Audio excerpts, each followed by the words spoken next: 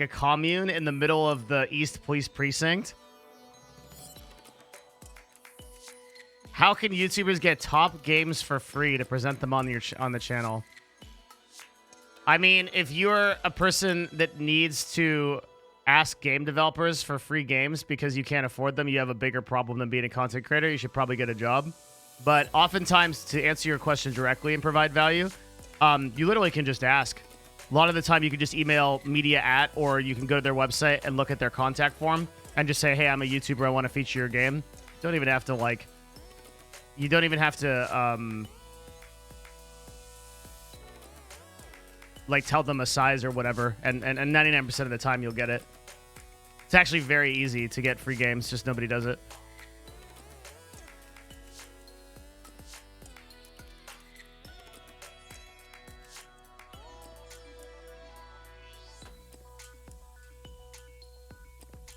All right.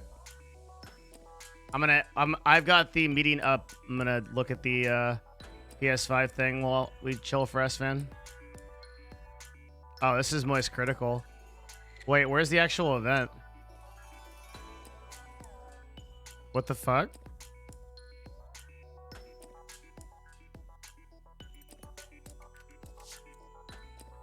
God damn. Lyric has 62,000. Oh. Oh, right. Things aren't by view count now.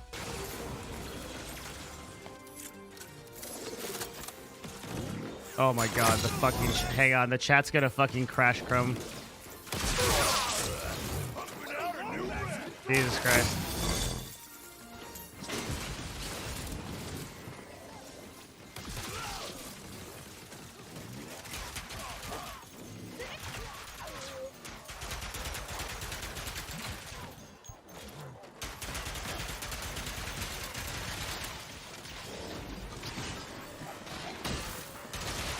The way that I look at this, dude, is like, unless Sony goes back to the world of ARPGs, I don't care.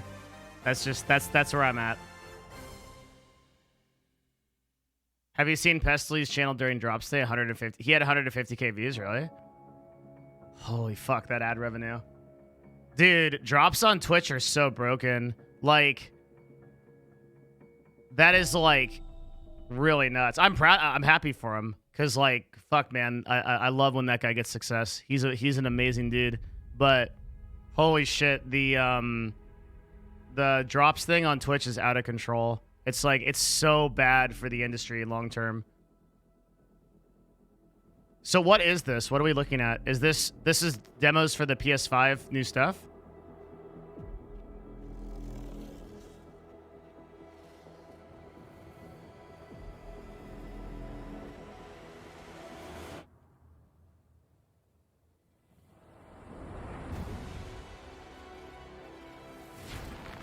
$5.7 million viewers on Twitch right now is an all-time high. It is, yeah.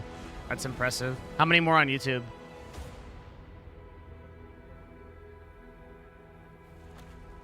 Oh, so this is like Sony's E3 event, right?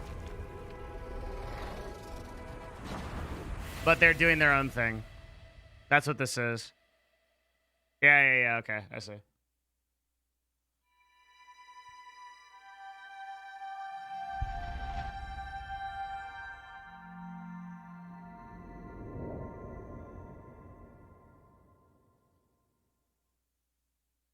Today would have been E3's last day. Oh my god, it's fucking crazy.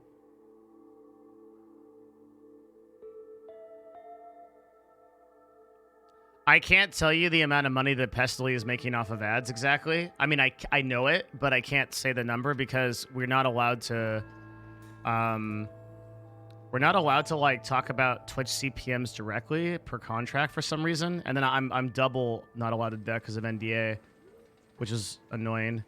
But suffice to say, it's an unbelievable amount of money. It would surprise everyone. It's like for 170k viewers, like per.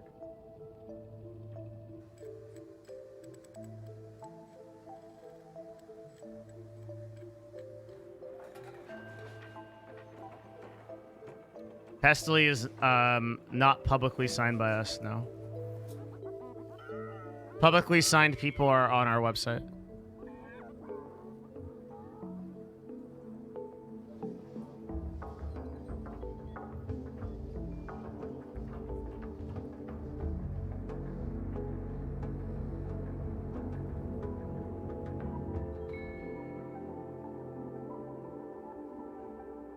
Is this a game where you explore as a cat? It is. the thing is, like, games like that, like they focus too hard on theme, right? But then like the gameplay is actually like, oh, you just explore this cool world we created as a cat. When will Nerd Fusion sign Devin Nash? It's such a weird question because I'm technically an influencer, right? But I don't. I live between a lot of different worlds because I'm like an agent, but not exactly an agent, and I'm not an influencer, not exactly an influencer, and like I'm like a Twitch representative and not exactly a Twitch representative. Really, really weird. I don't know. Ultra high speed SSD, ray tracing. Wow, this is all stuff that I can get in my computer. I can't get that on my computer unless I hook it up via USB. Is that the new controller?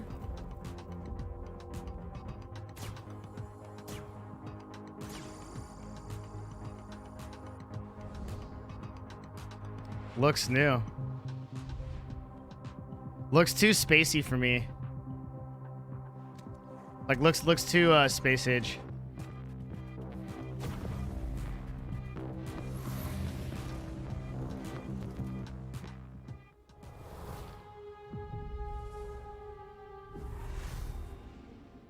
Too Tesla, yeah, and we know you know what we think of Elon here. Oh baby. These constant trade-offs between the artistic vision and technical limitations. With PS5, we're not going to be burdened like that. We're going to be able to realize our artistic vision a lot better. It's got a ton of horsepower, which is very easy to unlock, and it's a machine that's really easy to develop on. The PS5 will present a paradigm shift as to what players will come to expect from gaming. Will let us tell stories, make worlds, create gameplay that I think will truly captivate the player and really surprise quite a few people. Please take a look at this new franchise for Worldwide Studios, coming exclusively for PlayStation 5.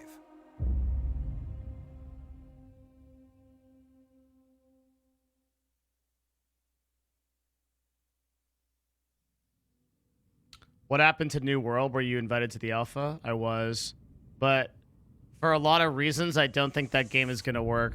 Over and over, I don't think that Amazon Publishing Studio really knows what they're doing.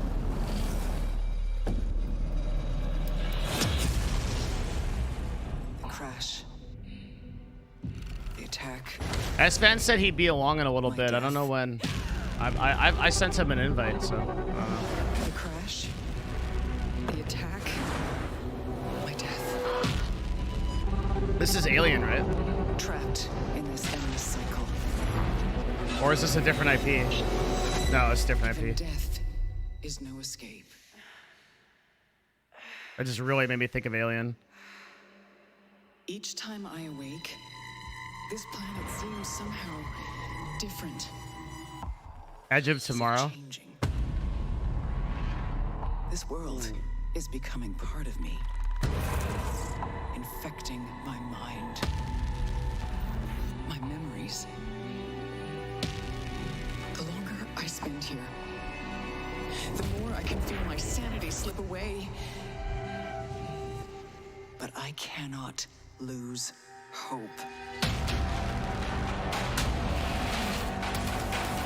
Yeah, he said he'd be along in a bit. I don't know. My only choice is to keep fighting. To keep looking for answers. This game looks spooky My as only fuck, hope dude. is to break the cycle. Before the cycle I like the IP breaks though. me.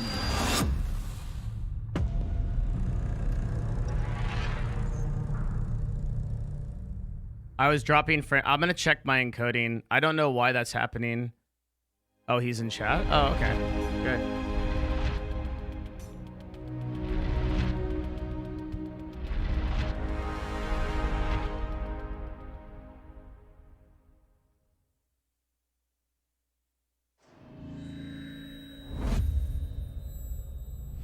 What was the name of it? Returnal?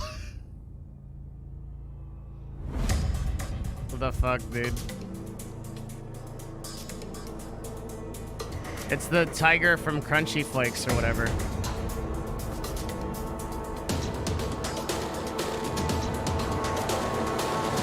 It's Trainwrecks.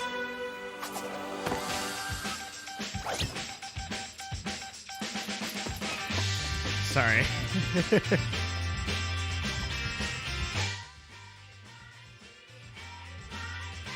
Oh, it's Little Big... Dude, I fucking love this game.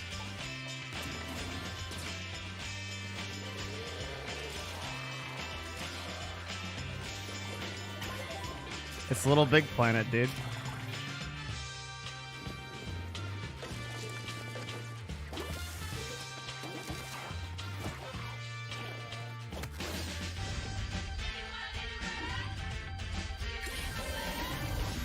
The one thing I learned from the PS4 is not to underestimate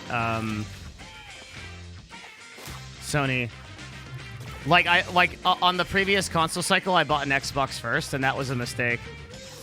Because like it ended up being that like it was actually such a better choice to buy a PS4. The PS4 dominated this cycle. Like literally dominated this cycle.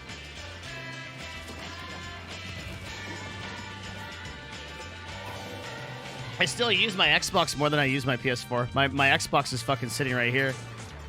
Or my PS4 is sitting right here. I never use it. I think the last time I used it was Final Fantasy VII Remake. Wait, this isn't Little Big Planet.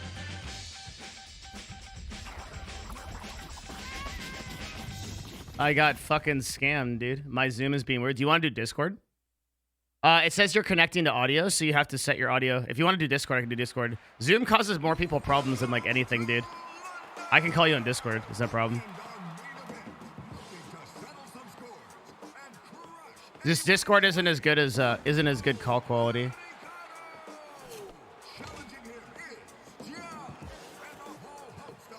Wait, now there's two Esfands. What the fuck?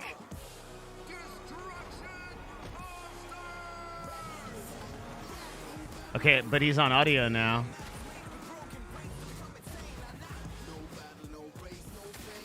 Maybe it crashed? Yeah, it did. Because I see... Now I think I see you. Okay, let me call you on Discord. Dude, Zoom is... I think there's... You know what? I think there's just too many people on Zoom. I think that's what it is. I think that Zoom is scaling too quick. Because, They have too many... They have too many people. Hang on one sec.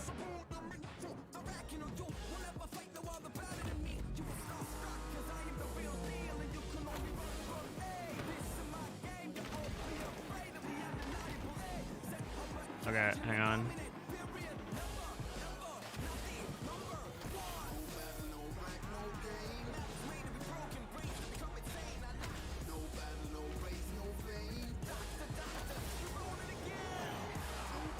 Discord is not... Fuck. Just a sec. My shit's broken. Video 1? Test video? Yeah, that works. Okay. Oh yeah, wait. Everything works. Okay. Yay. I think it works. Now we just need to get audio going. Is it working? Yes. How are you? Awesome. I'm doing great. Dude, let me get you on And we're very excited today on to here. share with you the first look at our new game. It's a story full of adventure and charm that has themes in personal Have you growth been watching this and thing? redemption. So please enjoy. No, I was I got stuck on a call dealing with some WoW bullcrap. Wait, like guild drama? Not guild stuff, just like other random stuff. Dude, my my girlfriend is super into like World of Warcraft Classic. Mhm. Like incredibly so. And I can't like some of the problems she has are like I think problems that the UN is having. Like they're so fucking like they're so fucking crazy, right? It's just Yeah. these fucking insane issues. Like holy shit. It's really ridiculous. Yeah, It's really ridiculous. why? Like, I don't understand it. Like, I think like there's a number of things going on. Like there's the fact that you have people who kind of arbitrarily are like, yeah, these guys are just the leaders, right? Just Mhm. because we said so. Having to manage a lot of people. Like one raid is a 40-man group, and it's not even like it used to be in WoW and like actual vanilla WoW. Yeah. It's like you've got these mega guilds now, and you might have like 3, 4, 5, 6 raids, and you Mhm. have one guild leader managing all of them. And if you have like if you Oh. scale up your leadership at the same rate at which you would have the amount of leadership for one raid, you'd end up having like a full raid's worth of leadership. Like it's super weird. Yeah. Like yeah, there's all kinds of weird problems right now with Classic. Dude, like she gets into it. Like the last like 24 hours, I can't even talk to her because she had like some like epic blowout, and like it's just we're just offline. Like that's it. It's like an EMP. Yeah. And like I played like a little bit of World of Warcraft. Like I know like this is not good, but I played like mostly during like Worlds of Draenor. And that's when I just like for some reason I just had like it was like the right place, right time, and like I got like max level character, did the raids and stuff like that. And then I played during Classic, like I played during the actual Classic, so like Classic, Burning Crusade, and then and like that's when I really remember it. But man, like Classic's very different from what I remember.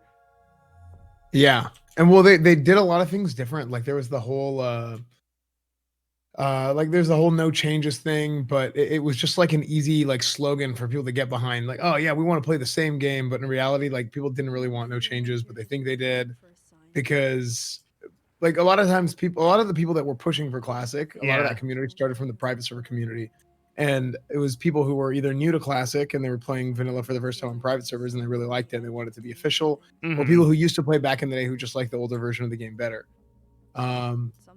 With that, people didn't realize that private servers had made a lot of custom changes to the game, like design decisions. They're like, hey, this is better for the game in current year versus what was originally in the game. So people just like didn't know. Like, they just had no idea. So yeah. Now, well, there's people who did know, right? Like I remember I talked about this and I got hate for it like early. Oh, on. really? Yeah, because it was like, oh, Esfand wants a bunch of changes to Classic, and it's like, dude, like no. I'm trying to explain like there's things that were different in the game in private servers than it was back in the day because you have to kind of make changes in order to give you that authentic vanilla experience. Like the feeling of authenticity is a lot more important than factual authenticity. Like it doesn't matter if you go into the game files and you data mine the boss health and armor values and it's like, oh yeah, it's exactly like 2,256 points of armor. That doesn't matter. What matters is like how it feels, right? If it feels good, then that's the important thing because that's what people remember. They remember their feelings. They don't remember the values. Do you know a Hotshot GG? Yes. Yeah. So Hotshot was like my previous business partner at CLG, and we still talk like all the time. He thinks that the problem here is like he calls them meta slaves. And it's like what it is that we haven't actually like the game publishing studios, there's problems with them like undoubtedly, right? But the problem actually is that like gamers have gotten to the point where it's like about min-maxing everything, like poop socking it, like how fast can we knock down the level 50 raids, right? How fast can we knock down MC? Like can we do it in 2 hours? Can we can we get the right classes? Can we get the exact setup? Can we do everything? And like that one of the things that was so enchanting about WoW is that we didn't have answers. It was early enough that like you couldn't Google everything, right?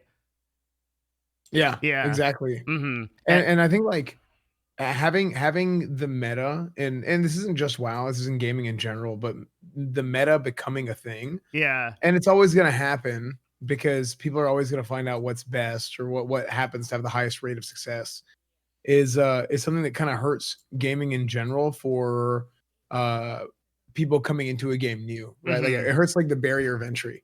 It increases the barrier of entry because people are like, okay, well, I remember whenever I was first playing League of Legends, I played Ezreal mid every single game up until level 30. Yeah. Like I literally played AD Ezreal mid every single game up until level, and then I didn't understand because people were reporting me every game. I was like, what? Like this is what I do. Yeah. So yeah. You And then I could started kind of playing still KO. do it. I mean, like, but you're saying that you did that because there wasn't like an established meta to play AD mid. Was it early enough in the game cycle that that was the case? It was well, it was because I was new, I think, because I started Oh, playing I season see. 2, and in no, I started playing season 3. No, season 2. It was season 2. I started playing, and at that point, like a meta had kind of been established after season 1, right? Mm-hmm. Um, but I was like brand new, so I was a new player coming in, and like I just like didn't understand and just kept getting reported. That's another right click report is something else that's like really bad in gaming too, and it's there to cut costs because Yeah. back in the day it was like every report went through somebody for like a manual review, and now it's like so many reports started coming in that they were like, okay, well, we're just gonna I automate the system and right click report I everything. remember when GMs in WoW were doing actual events. They were spawning NPCs Yeah. and they were making like this was like very early classic because and the reason for this was WoW was like really heavily inspired by EverQuest. And EverQuest was like that was like I'm like fucking old as fuck, so EverQuest was like my shit. Like that was like my fucking like my mom had to put quesadillas under the door so that I would actually like eat, right? Like that was my game. And that game was based on MUDs. Like I've talked to Moon about this a lot. Like this was like like originally the experience was supposed to be that like game masters would run the world, and the world would like be kind of like pre-set up, but the world's like kind of boring. And there's like more to do as the game masters like actually animate the world. And there was a game that came out after WoW called The Matrix Online, and it was incredibly shit. But the pretense of it was that like game masters would like actually advance the story of the Matrix, and they did and so like Morpheus died in the game, and it was like a huge deal, and like this was like canon story and stuff. So like that kind of idea. I think like we've sacrificed so much of that sort of personal touch for like the sort of like mechanistic like expansion of like having millions and millions of players, you know? Right. Yeah, no, I completely agree. Like Yeah. it's just the entire idea behind both what players want and what companies want to do is different. So Yeah, companies want to expand, and Activision has changed so much as a company since WoW Classic as well. Like it's just a totally different game. It's like a totally different company.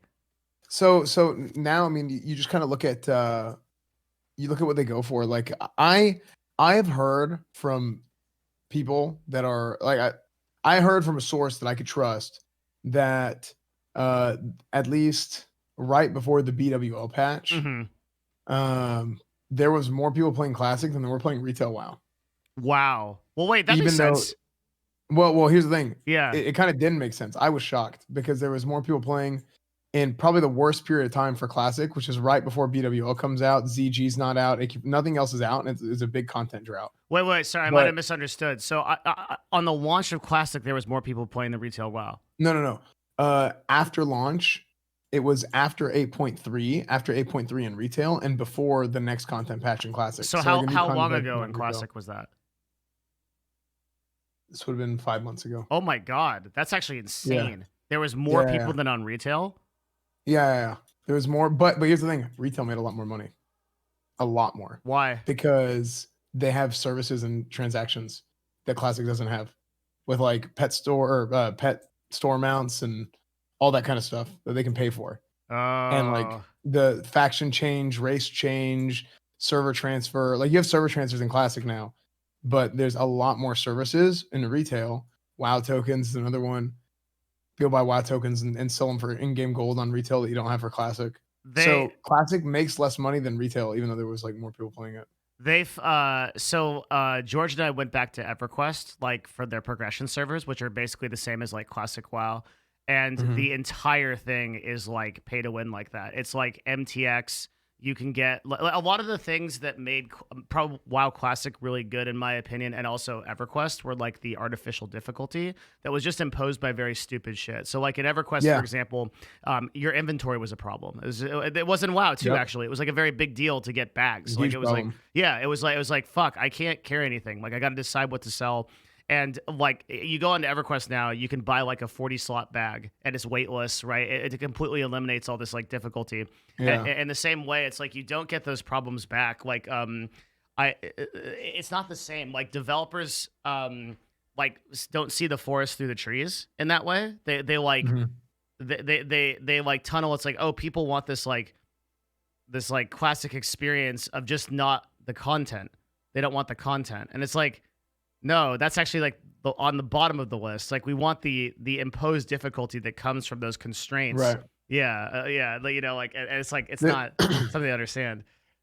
Yeah, there's like a lot of stuff with like I mean whether it's like just managing a guild or doing like if you're trying to rank. The Mhm. hardest part about ranking in classic WoW, there's the time investment, which is pretty brutal, It's but the huge. politics of it all is ridiculous.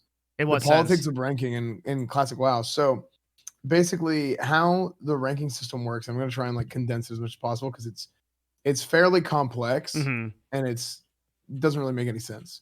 So there's two things. There's honor points and then there's ranking points. You get honor points from killing people, from killing Horde or Alliance, you know, by Yeah. killing the opposing faction or winning battlegrounds or whatever. And then at the end of the week, those honor points are converted into that you're ranked across your entire faction, but Right. only your faction. So wherever you place on your own faction, you get a number for your standing. Now, with that standing, it takes the amount of players in the player pool. You need to kill at least 15 people in the week, get 15 honorable kills to be thrown into the player pool.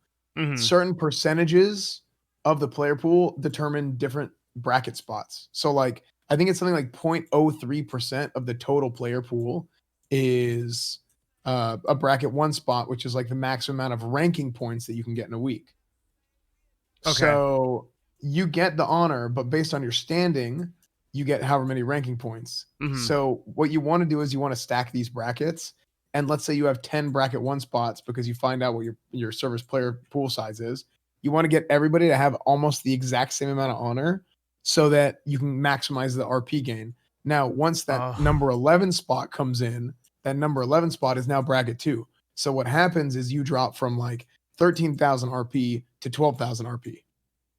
So it Holy immediately goes shit. down to the whole next bracket. But at the end of the day, it's still better because if the brackets aren't set up, then you have the guy who's standing 1 who gets like maximum value, he gets maximum RP, Yeah. and then the number 10 guy will be way low. Like he might get 12,100 instead of 13,000. So that yeah, it's really weird. And then the guy who's 11 will still get 12,000 RP. But this is So- all you have to work with the other the enemy. Yeah. Yeah. Well, we have to work with the alliance. Yeah, yeah. So like what happens is we have like a bracket Discord and it's like, okay, somebody's in charge of managing all the brackets, who gets bracket 1 spots this week, who gets bracket 2 spots. Oh my And like god. it's a whole can of worms. Was this the case in actual classic? Because I don't remember this ever happening in this way. It didn't become a thing until later on in classic. Okay. Once people kind of figured out how the honor system No, works. I'm sorry. I meant like actual. Sorry, when I say classic, I meant like was this on WoW launch? Yeah, like- it wasn't like this in Yeah. original vanilla until Mhm. later on. Mhm. Like some servers had figured this out towards the end of vanilla because people wanted to get their rank maybe, and the honor gear was not as good as like AQ40 and max gear. Yeah. But people had like figured it out. So like less people were ranking, and they were like, well, less people are ranking. Let's figure this out. Mhm. So that's kind of how it works now. So people will like pre-made, and then you set like the bracket 3. Bracket 3 is usually the open bracket because that's when it starts getting kind of big. And then you say, okay, bracket 3 is open bracket, and we're setting it at 700,000 honor. So if you want bracket 3, everybody get up to 700,000 honor. Don't break. If you accidentally break and you go over, tell the bracket leader, and the bracket leader will put out an announcement. Hey, everybody go up to 702,000. Oh my god. Yeah. And then bracket 2 will be like 800,000. Bracket 1 will be like 1 million or something. Isn't it doesn't this end up in there being only a certain number of people that can ascend to actually Grand Marshal? Just Yes, the way that it- but that exists anyway. So by doing it this way, you actually maximize it. So by following along with the brackets and everybody kind of working together, you maximize the amount of people who get Grand Marshal. But Like, you how maximize does the the amount of, server like, total determine rank, who yeah. gets it? Because won't there still be some people that are left out and they get mad at that? Like, how does that work? So people feel that way right at the beginning. Yeah. And we had this problem. This wasn't a problem on private servers because a lot of people understood how the rank works. Mm-hmm. But on the classic, like people were trying to argue for bracket 1 spots. The alliance side on Fairlena wasn't that bad. The horde side had a huge drama about it for weeks because they're like just There's people more had of them. egos and Yeah. yeah, there was more of them. That's Yeah. one of it. And then also just like people were having like just ego like EP measuring contests. It was dumb, right? Yeah. So Mhm. how this usually pans out is it's a free for all for the first couple of weeks, maybe 3 weeks. And then at that point, you kind of see like, okay, these guys are at the top. And then you say, okay, these guys get the bracket 1 spots. The Okay. guys who are pushing honor the most, they get the bracket 1 spots. They're good. And then you kind of go from there, right? And then you kind of fill everything in from the back. So you would the top people, I guess, would get to Grand Marshal. Did they have a limit on how high they can go?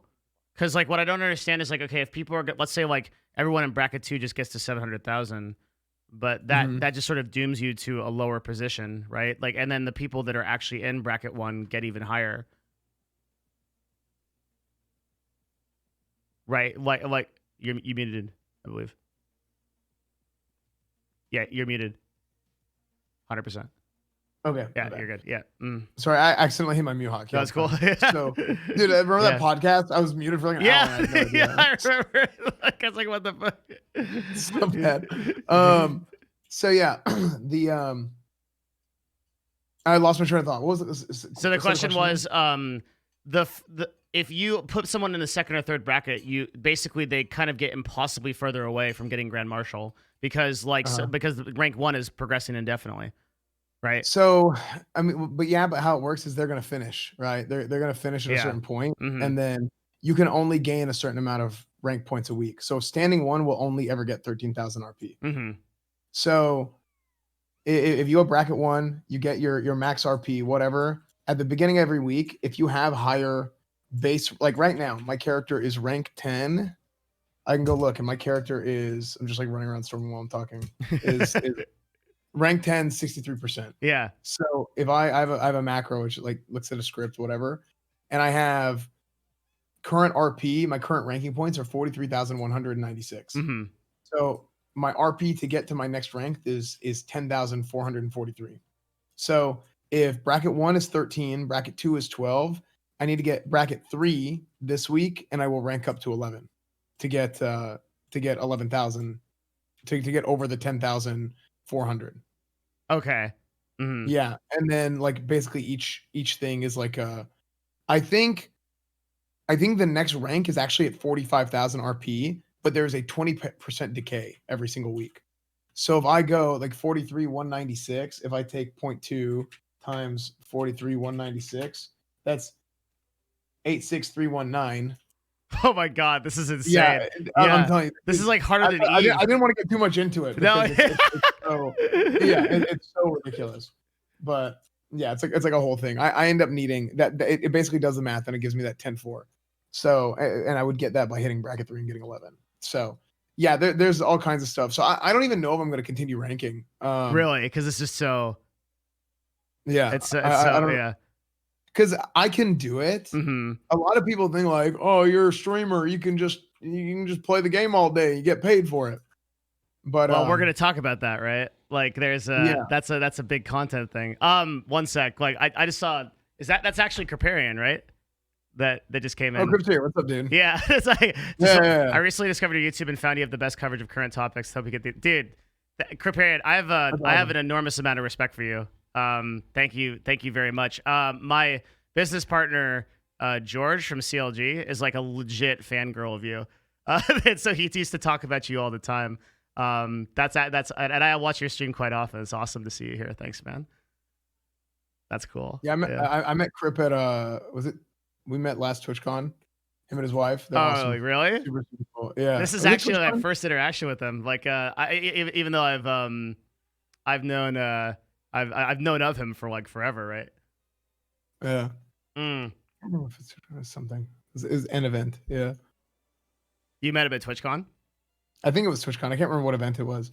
Dude, but that's actually an interesting transition because like one of the things that I think is so important about streaming is like consistency in streaming. Kripparrian is like literally like the most consistent individual, maybe the most consistent individual on the platform. Yeah, a lot of years. Like in terms of like actually getting there on time, like every single time. It's so impressive how he does that. Yeah. It's a big reason why Hassan grew so fast is because he's there 11 a.m. every single day, right? He just like that consistency is very, very hard to pull off. Mm-hmm. That's actually one of my things I'm really, really bad about. Same, yeah. It's really bad that I don't get on it. Well, part of it is there's two parts to this. One is I don't really know when the best time to go live is. I'm figuring it out more and more, like when the best time for me to be going live is. But then also, as far as just like on my own, like I always get caught up. Hey, I'm doing this guild thing. Hey, I'm doing this. Hey, I'm doing that. And then even today, like I got stuck on some stuff, and I'm like, I ended up being a few minutes late here. Mhm. You know. Oh man, there's so much here. You might be surprised that like or like I think you can go live and still do most of that stuff and just chill on stream while you get it done. And like the benefit of that is because so we ran a big cross-sectional study at Nerd Fusion. This was a long time. This is actually before I was in the company that this happened. Mhm. And we were looking. So what our objective was, we wanted to basically find like what is the like if you can nail down what is the most successful thing you can do, the one thing you can do to run a successful stream. What is that? And this is like assuming you're on platform, right? So obviously the best thing you can do is YouTube. But like if you had to stay on platform, what would you do? And like 100% the answer is consistent stream. It just by every metric. It's like if you're on at the same time and your viewers can expect you, like that's it. Like and we're talking broadcasters that did this had 50 to 75% higher viewership. So almost doubled their viewership by doing this for and the thing is here's why it's so insidious though. Most people don't see it immediately. So they switch their schedule. They like they do it, and then they're like, oh, like this is like okay, like it's not really working that well. They don't give it like the month or two to play out, so that viewership like actually gets attuned to that. Because what you want to create is you want to create a habit for people, and if it's their habit, like every like day at like 1 p.m., they're like, okay, like fuck, like I want to go, like it's time to watch Esfand. Like you'll do that, right? You'll just go do it. So it's so important for that reason. Right. Yeah, that's one of the things that like I've tried like moving my stream time earlier. I've tried this happened whenever. So I think I was doing pretty well with like the 3 o'clock schedule for a while, but I had to change my schedule for ranking because all the ranking groups don't start until or they start at like noon my time. Mm-hmm. So if they start at noon my time. And I like to start my stream with like Reddit recap and watch a couple videos, talk about something, and then move on into game. You don't want to go just into gaming like right away. Yeah. I did that. I think I actually made a mistake doing that with Classic Launch. Because I did that before Classic Launch. I did recap and stuff, and then I went into game. And then what happened was with Classic Launch, I didn't like kind of set the expectation that like, hey, this is what I do. Where I go through and I do recap and then play the game. With launches, you want to be on that motherfucker like right away. If you can be. Yeah. Mm-hmm. So that's well, I kind of that's what I did. Mm-hmm. But I noticed whenever I started doing recap, like I would have less viewers in just chatting than I would playing a game, which hadn't happened until Classic Launch. Interesting. And it was the same way until maybe the last couple of months. So it had just kind of started to level out again, where like I'd have more viewership or like the same in just chatting than I would with WoW, or as I would with WoW. Sorry. So this was kind of one of those things that I was like, maybe I made a mistake not doing as much like just chatting content as I did WoW content, maybe like while I was sitting in queue or whatever, because what I was trying to do is I was trying to sit in the section as long as possible because there was like a huge influx of like new viewership and people who are new to the game, new to Twitch, which that's kind of like what I was working off of, I guess. But yeah, I don't know. I mean, it's been working out now. It's like leveled out now. But the hard thing for me now is I still want to do recap and stuff, but then I also want to wake up at a time to do that. If I want to wake up at a time to do that and give it like an hour, maybe 2 hours of recap and whatever before I go into WoW, that means I should start my streams at 10. I get into a ranking group at noon. Mm-hmm. If I start my stream at 10, that's also the same time Asmon goes live. And Asmon and I have like a big, like I share a lot of audience with Asmongold with my stream. Asmongold, not to like feed into the meme, but Asmon doesn't really stream that often, doesn't he? Like I could be wrong on this. He streams. Let me pull up the numbers. Like he takes these like really weird like long breaks, right? Like Right. so over the last 30 days he streamed. He has over the last 30 days he streamed 155 hours. So Yeah. he's pretty like he streams probably about like 30 to 40 hours a week. That's say. a lot. Yeah, that's enough for you to like pay attention. Right. So, and so he starts at 'cause 10 he in the streams, morning. Yeah, he starts at 10 and streams for about like 6 hours. Okay. And he takes 2 days. He takes 2 days off a week, usually Fridays and Mondays. Mm-hmm. So yeah, as far as like when my stream starts and kind of scheduling my stuff, like I'll stream WoW and I'll be at like 2,000 or maybe even just under 2,000 viewers streaming WoW. But it's for 2 reasons. And it like that's fine, right? But like you compare that to like like my average view count, it's like half of my average view count whenever I'm streaming at my normal time.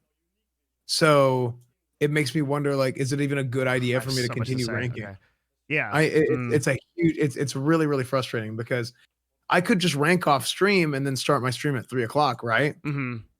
Not really, because if I get in the group, I have to stay in the group as long as possible, and then if I start my stream and I want to do recap, I have to leave the group, and then it's hard for me to get into a group again because there's not really that many good pre-made groups playing.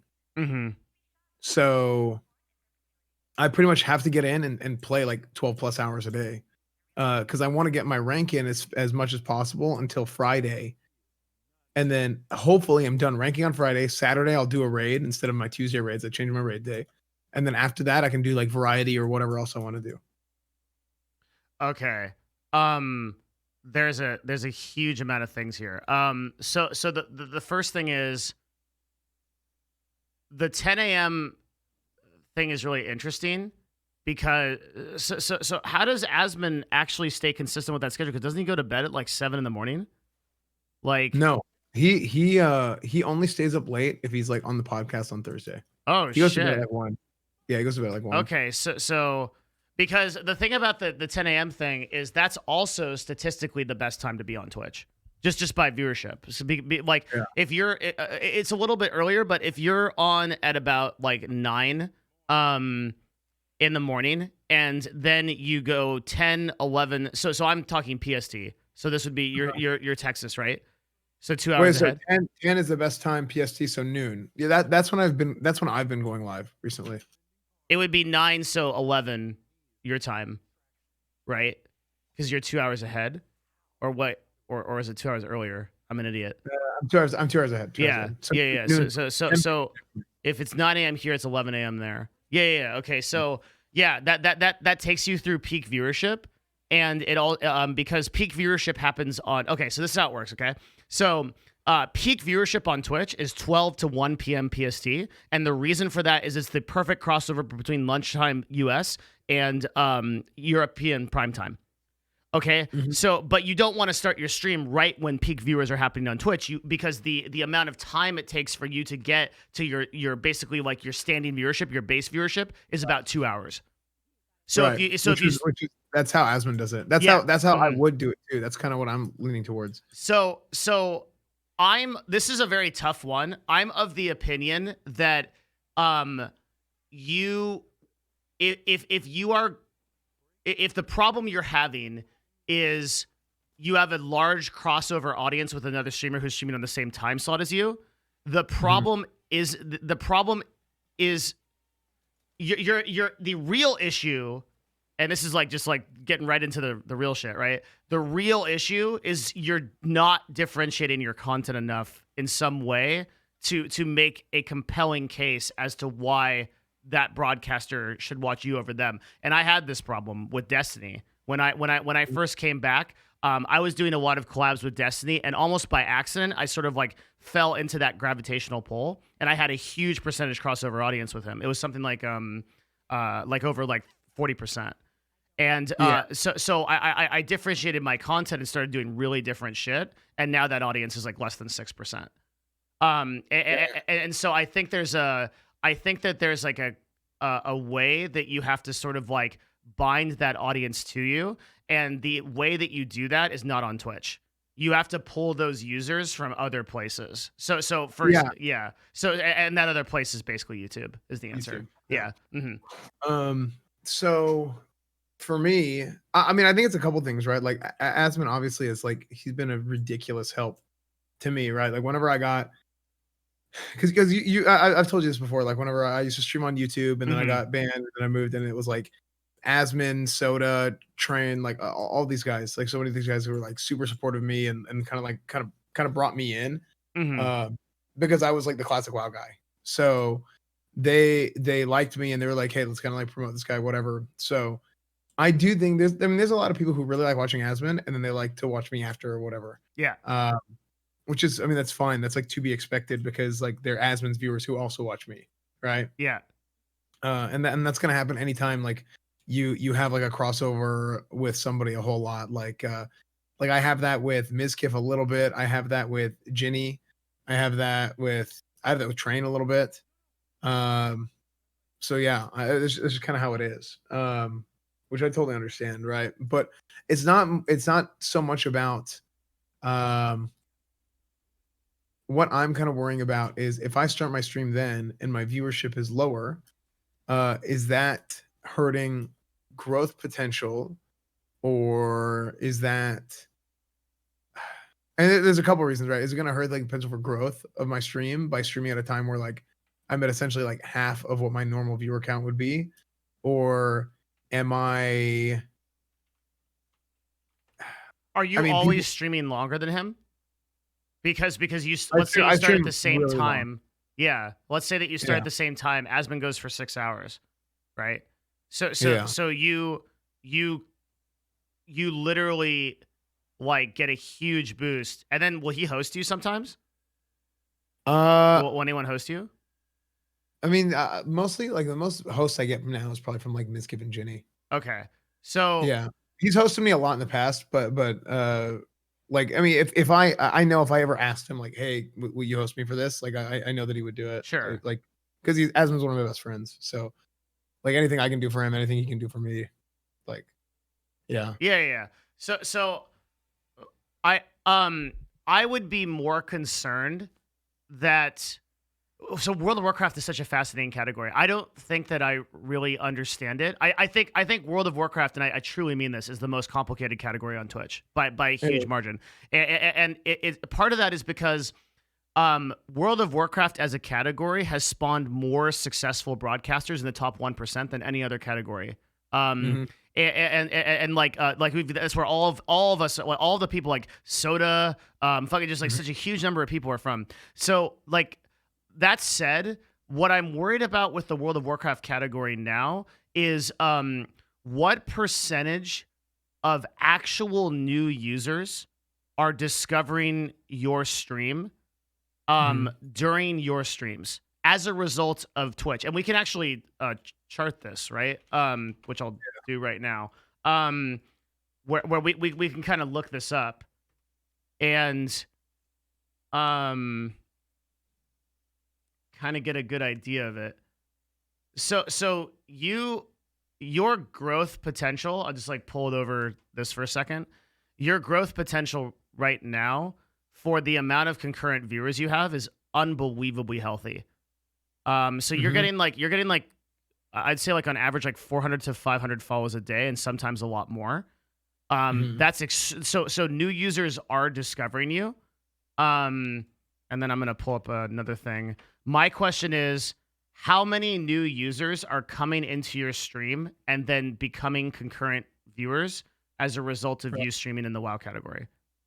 And how many is because of like collaboration or like other work that you're doing? Right. Yeah. And I think for this is another thing that I kind of worry about. I Hmm. worry about the environment of the stream and like if I'm ranking and like chat is too slow or uh the music thing is driving me nuts. The music thing is driving me nuts We could talk because about that. Yeah. Hmm. yeah, that's one thing where people are always like, oh, S-Fan best playlist on Twitch. Oh, like, whatever. And then I feel like um I mean at the end of the day, like it's not a like the content of the stream is the broadcaster, right? But I do feel like specifically with the ranking streams, like the music played a big part Oh, into it, undoubtedly it does. Yeah, Yeah. with ranking for sure, because it's like there are times where like I kind of like I'm focused and like I might not say anything for like 10 seconds or something goes on. Okay, good. Okay, now Yep. continue conversation. You know, How much tier one music do you have on that list? Like top artists, top record label type stuff. uh, it's like a lot of really good stuff from like 20 years ago. So for the most part, that Mhm. would be. Have you looked at my DMCA resource list? I watched your video, but I haven't gotten a chance to follow up on No, I have the list. like, dude, I made like, I made like like the the Lovecraftian end all be all to like. Here, I'll link you it. Yeah. Yeah, this is this charts out your percentage likelihood of getting DMCA dependent on like what kind of playlist you have. And there's like an Yeah. actual literal graph.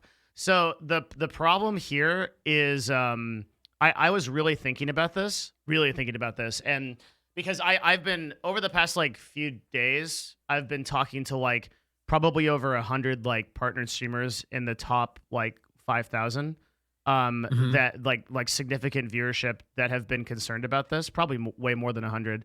And I saw like a trend, and what I realized was the real problem here is not the DMCA issue. The real problem is that broadcasters aren't diversified.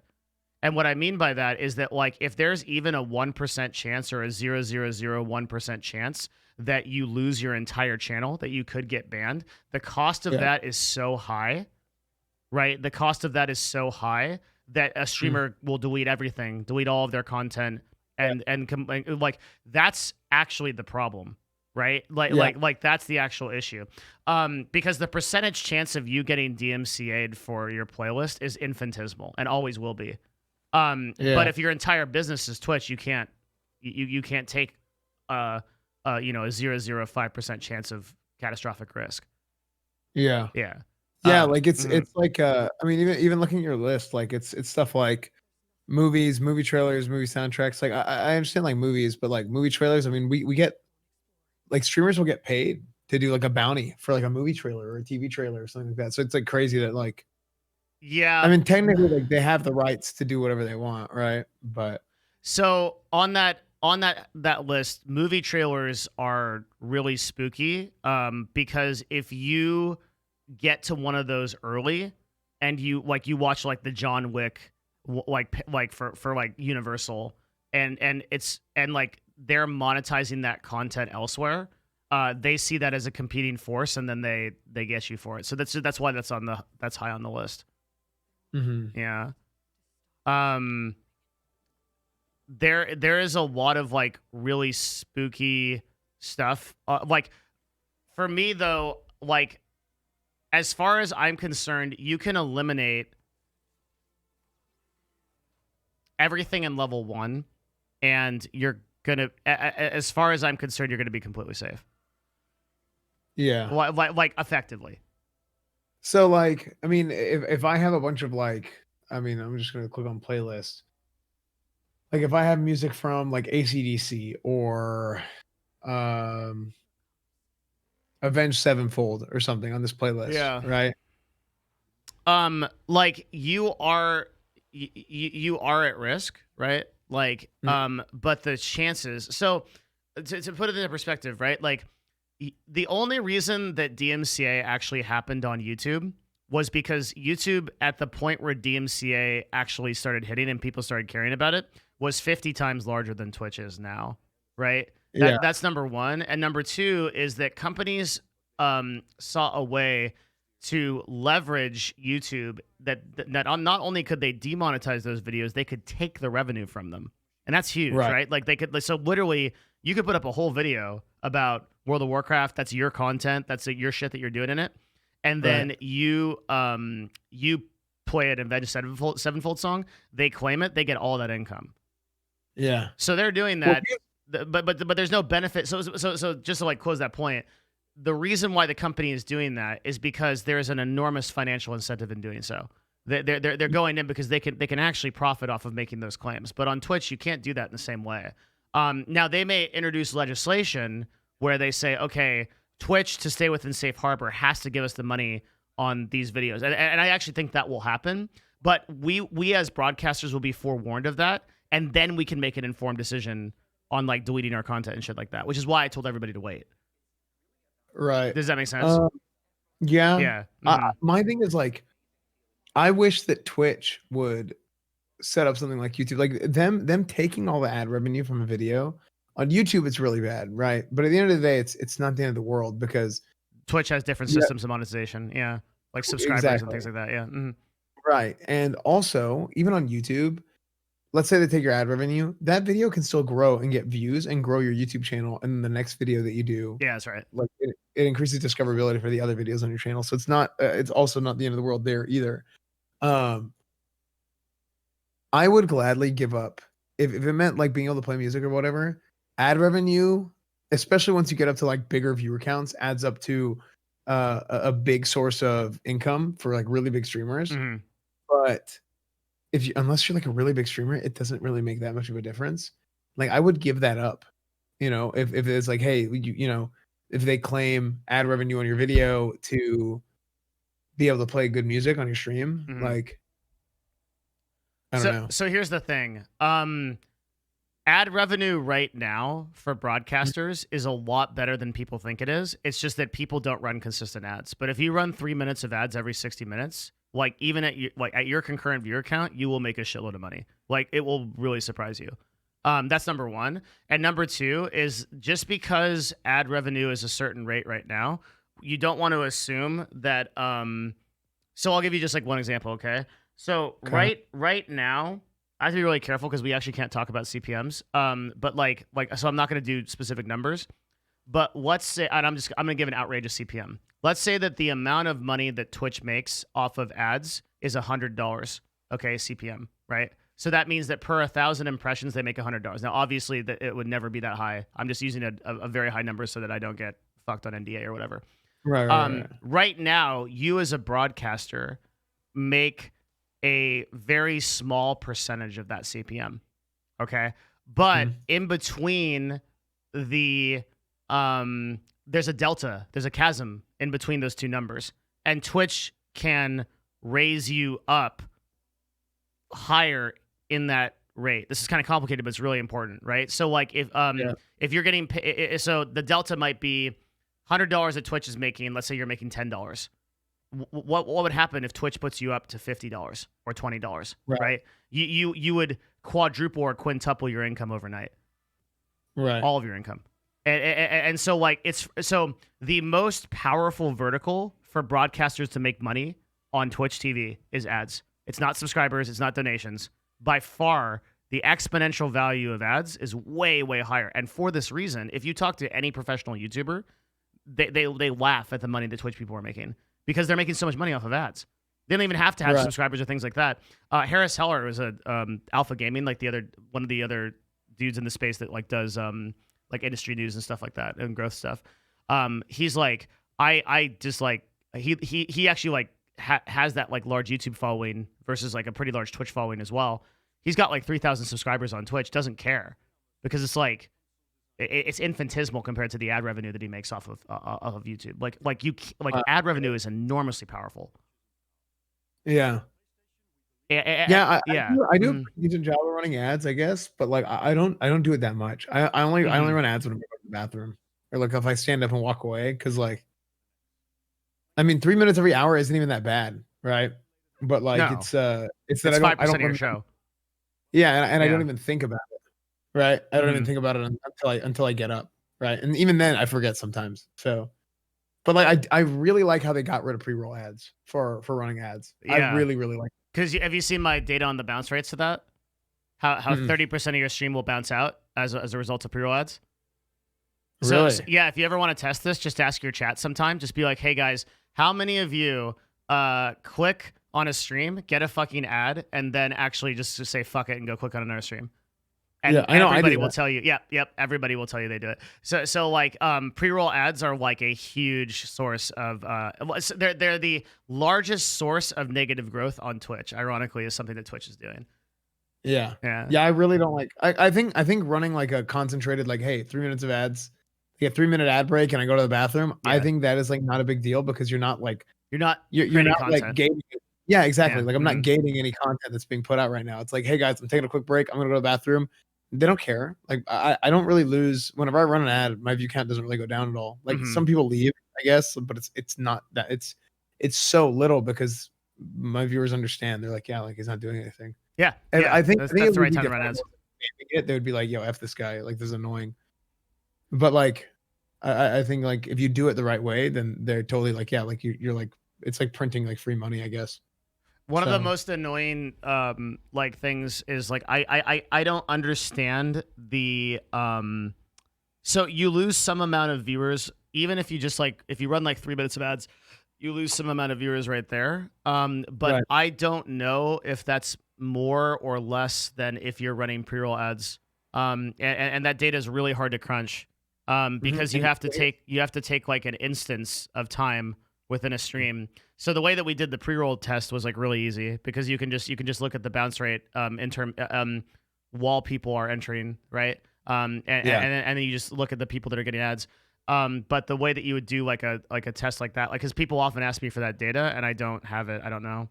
I would assume that pre-roll ads are more damaging than running ads while you don't have content. Yeah. Yeah, I think so. And here's another thing. People are gonna leave when you run an ad when you're AFK, right? Like a little, like just a few people. Those people are probably gonna leave anyway because you're not doing anything for 3 minutes and they're just AFK. Like they might get bored in the 3 minutes that you're gone, or however long, right? I think so. That there is a crossover there in the people that are gonna leave. Like some people might leave whenever they get an ad, or some people will leave when you're AFK, and a lot of times those are the same people. Yeah, that's what I think. They're also not necessarily contributing like in terms of watch time. Like they might just be like sort of like casual. Like there's like a very large percentage of Twitch that sort of is like this kind of hive mind that sort of like floats in like a cloud. And like when something is going on, like it's like, okay, we've got like oh baby, it's a fucking hot chubby like special like talk show thing, right? Like everyone's gonna come in and see what's happening there, and then they'll like float as a cloud like over to the next thing.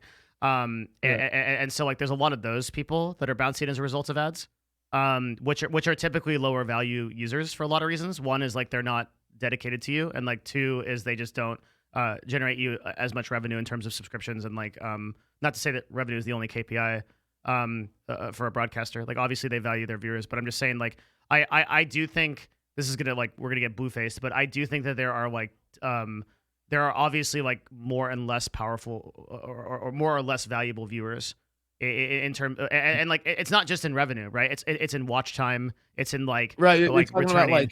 about like a tourist versus like a member of the community. Exactly. Yeah, and it's like I would much, and I don't actually particularly care if somebody is subscribed or not. I would take a person who is coming back every day and watching the broadcast over someone who's subscribed every day, because that's a person that is creating way more lifetime value and minutes watched per unique users, and eventually as I could monetize that anyway, because every single viewer that you have is that potential exponential growth in discovery. Right. Yeah. So in that sense, those viewers are more valuable than even subscribers are. But they're also the highest likely people to subscribe, right? There's like crossover there, yeah. And for that, and that's another reason, like circling all the way back to like your crossover audience with like other broadcasters. That's another reason why I'm less concerned when I'm looking at broadcasters that have that problem, because that sort of like tyrannid kind of like cloud audience is not yours anyway. So what it's doing is creating an illusion but your like your real core community is is separate from that. Usually, there's some crossover, but it's a pretty small percentage. Does that make sense? Yeah, I Yeah. understand what you're saying. Mm-hmm. Yeah. Yeah, like I think for me, like I have there's like there's definitely different types of viewers on the website as well. Like um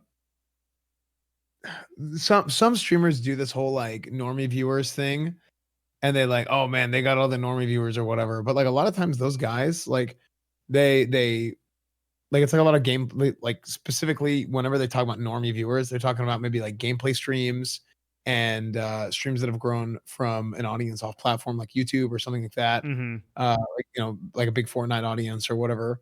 And like I feel like those kinds of viewers, like there's it's this weird thing to me whenever it's like the whole normie viewer thing, because those kinds of viewers, everybody was one of those kinds of viewers at some point. Like Yeah. you didn't open up the internet and then you just showed up on Twitch, right? So like I think you become more and more like the longer you're on Twitch, you might become more of like a Twitch like power user, I guess. Denizen, troglodyte, yeah. Mm-hmm. Yeah. Mhm. So like Yeah.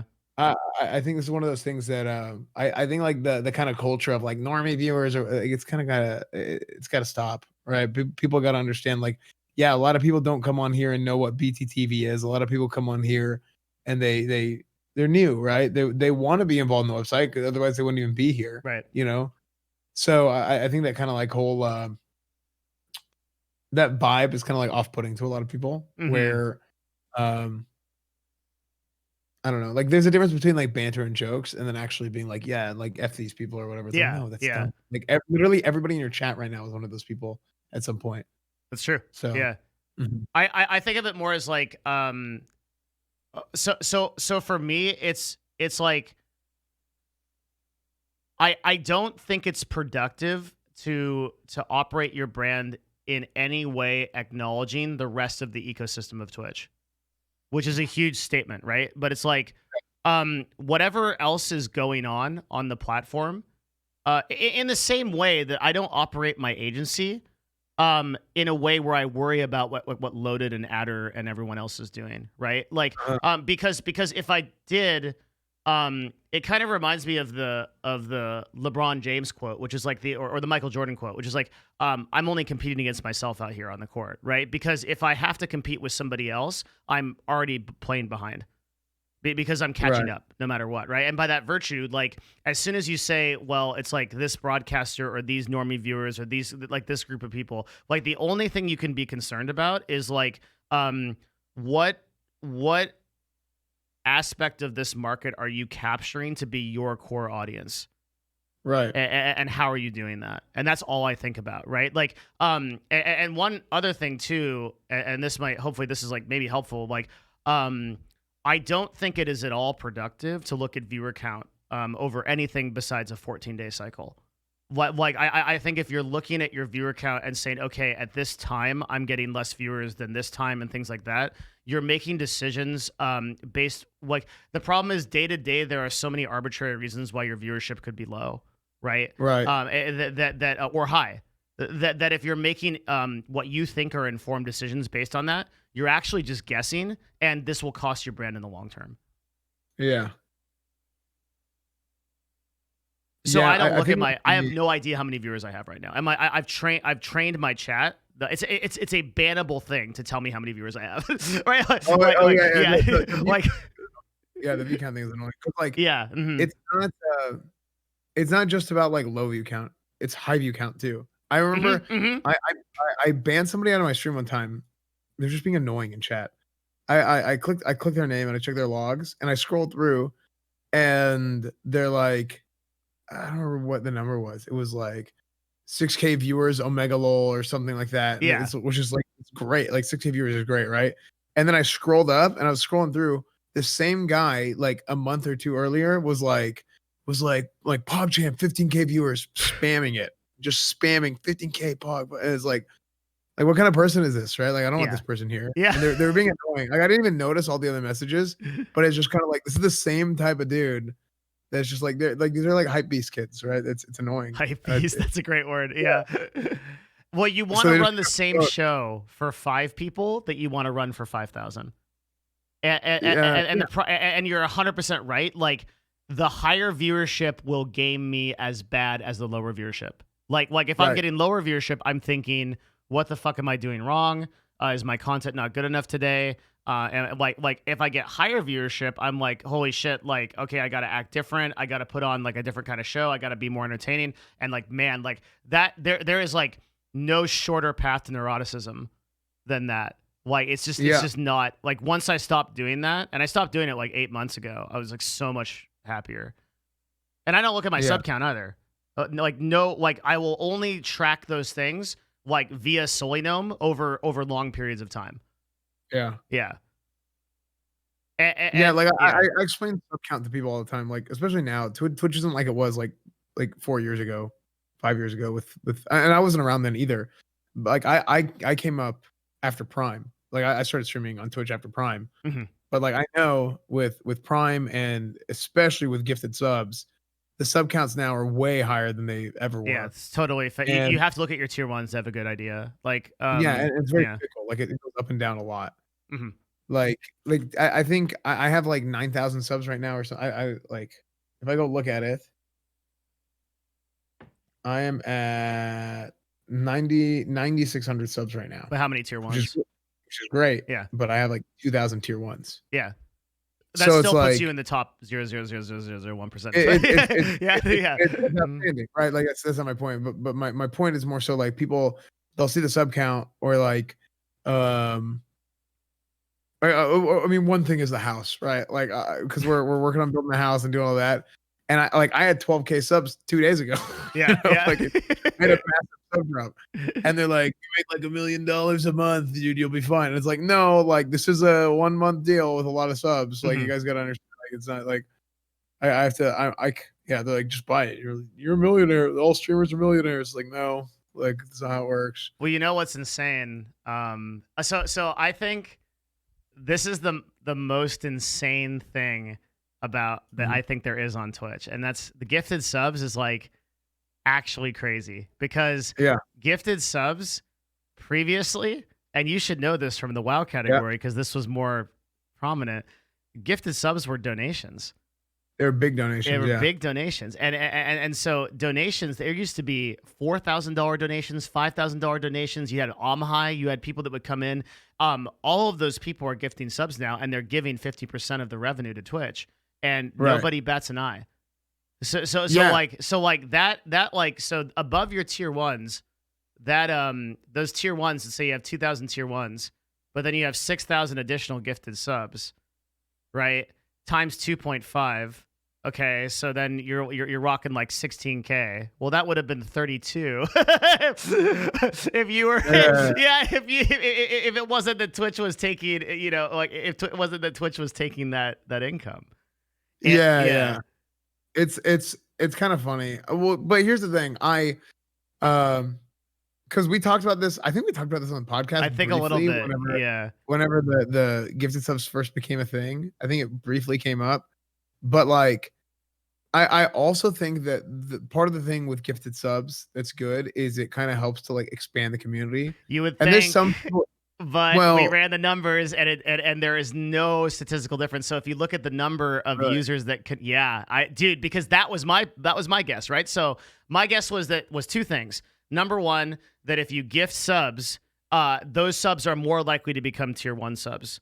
And I can give you the data, but I'll give you an anecdotal, like just to like, how often have you seen the message in chat? So and so is converting a gift sub into a tier 1 sub. It almost never happens, right? But and the data will reflect that. And then number 2 is, okay, well, are gifted subs more likely to stay around, to watch for longer periods of time, to engage? Yes, but by like a very like low margin, like below 10%. Really? Yeah, it's not worth 50% of your income, dude. It's just not by any metric.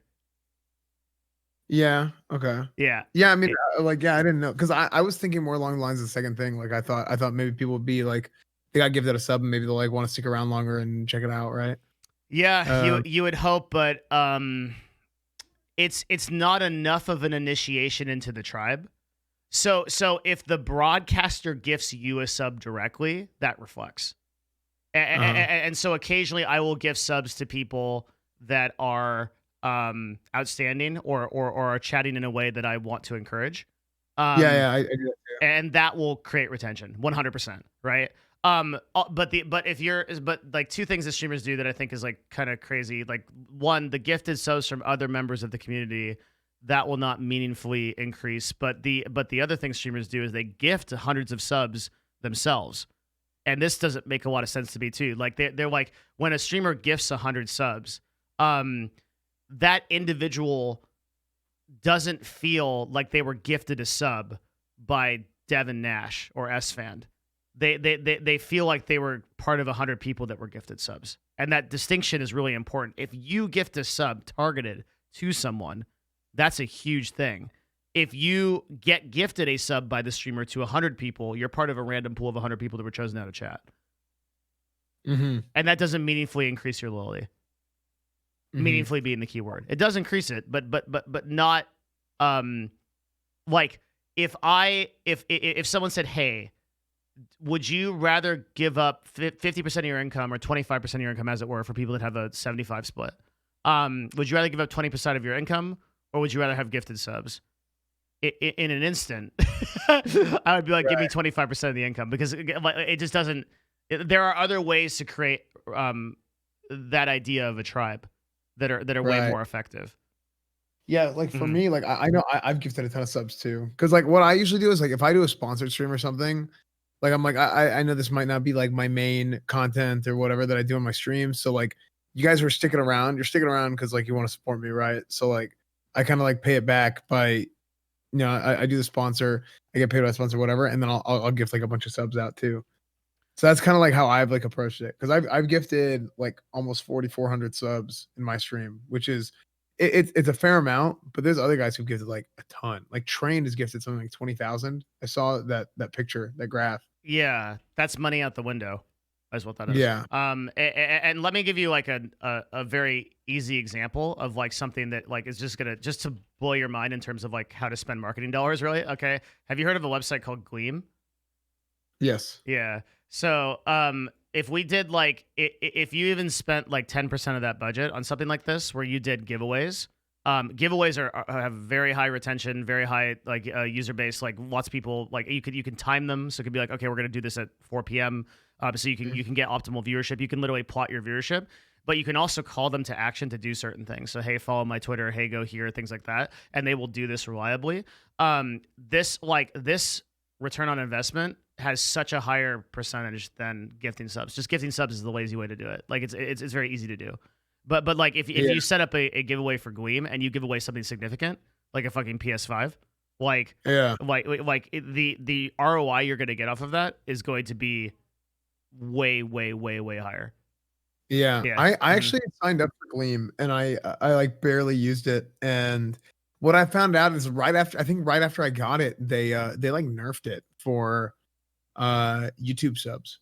There's some legal problems with it, so that's why. Yeah. They nerfed it for YouTube subs because like YouTube changed their policy and stuff. Yeah. So you couldn't do like what I was gonna do is I was gonna be like, here, like check out my YouTube channel and then just put the link and then hopefully they sub. But like I kind of like stopped using it. I only used it. I think I only used Gleam a couple times. Yeah. So. It's just this is one of the things I was talking about a couple of days ago is like in any other business that you're running where you have 100% equity, right? You would have a marketing budget. There would be like there would be some budget that would be dedicated to like driving new users to your business, right? If you're running a restaurant, if you're running anything, you'd be crazy not to have this. And yet on broadcasts, like nobody has a marketing budget, right? Like even XQC has not spent a single dollar on marketing. And this is fucking crazy, right? So when I say marketing, I'm talking about like creating infographics, advertisements, running traditional ads, things like that. These are all things that are that would be below 1% of the total money. Like most broadcasters that I talk to just have a fucking huge amount of cash sitting in a bank account, and they're just not doing anything. And so like like Train gifting 20,000 subs. I mean that's literally like he's getting some percent of that money back, but like let's say even conservatively. That's a $50,000 expense. And it's like, what can you do for 30,000? So 20,000 times 1.5. Yeah. Yeah. $30,000 expense. So like, what Right. So what like, could you do like with if 30K? if he spent that like and like If paid for all more he like did was YouTube go on or Fiverr and hire a bunch of dudes to put up signs around cities around America and hold up twitch.tv/trainwrecks, he would have more coverage than he did spending that $30,000. yeah. He just literally had people wave their dick in traffic. It would be better. Yeah. Right? Like it's like literally I can't think of it. I could any advertising, anything. Like movie theater screens, like the worst advertising, billboards, anything. like $30,000 is so much money to just like Yeah. yeah, it's like that. And whereas like if you literally if we could put all of those subs in a room and say how many of you are watching Trainwrecks because he gifted you that sub that one day. You and not he gifted you a sub, because again that's really different. Like if I point someone out of my chat right now and I gift them a sub and I'm like thanks man, they're gonna be like fuck. That's like instantaneous retention right there. That's connection. If Yeah. I just gift 100 subs, that's 100 random people that got chosen in the lottery. They're like oh that's cool, right? Like but you put all those people in a room. You say how many of you are watching Esfand because he gifted 100 subs that day? Not a single person's going to tell you. Like they're watching you because of your content. They're watching you because of what you do. Because you're you're a cool dude, right? Yeah. Right. I see what you're saying. Mm-hmm. Like you would imagine putting $30,000 into your YouTube. Yeah. And like what would that look like? What kind of people what kind of fans would that create? What kind of like connection would that create? Right? Like that. It's like, I feel like the streamer industry is like so notorious for just taking the easiest way possible with everything. Uh-huh. And it's like the people that are anomalies, they are the ones that are like actually doing the different thing. Right. Right. Yeah. Like they're taking the harder route. Yeah. I think like for me, one thing that I've been focusing on a lot more recently is my YouTube. Because for me, I feel like I did some things wrong around classic launch time. Like I did not. I mean, I had somebody who was supposed to manage my YouTube, and then things got weird, and it just didn't work out right. And then I ended up not doing anything on YouTube for a while. Like I think I went over a month without posting a video at one point. Yeah. It was really bad. But then now I have a guy doing my YouTube videos, and you know, I was like, okay, I just need to hire an editor and pay for somebody to do YouTube videos for me. And it's gone way Nuts. better than I expected. Yeah. Yeah. Like I usually decide when to post them, and I've tried something different with the last 2 videos. And what I did was I posted them right at the end of my stream, and I said, hey guys, posting a new video here, go watch it right now if you guys want to go watch it. And they did really, really well. Now the last, sorry, I guess the 2 of the last 3. The last one that I posted today on an off day, and I kind of want to see what happens. And it's a WoW video. So historically, my WoW videos have done a lot better than my kind of like variety videos or whatever videos, like react videos, whatever else it is. But these last 2, just like variety videos that I did, have done better than my most recent WoW videos. Are these highlight compilations?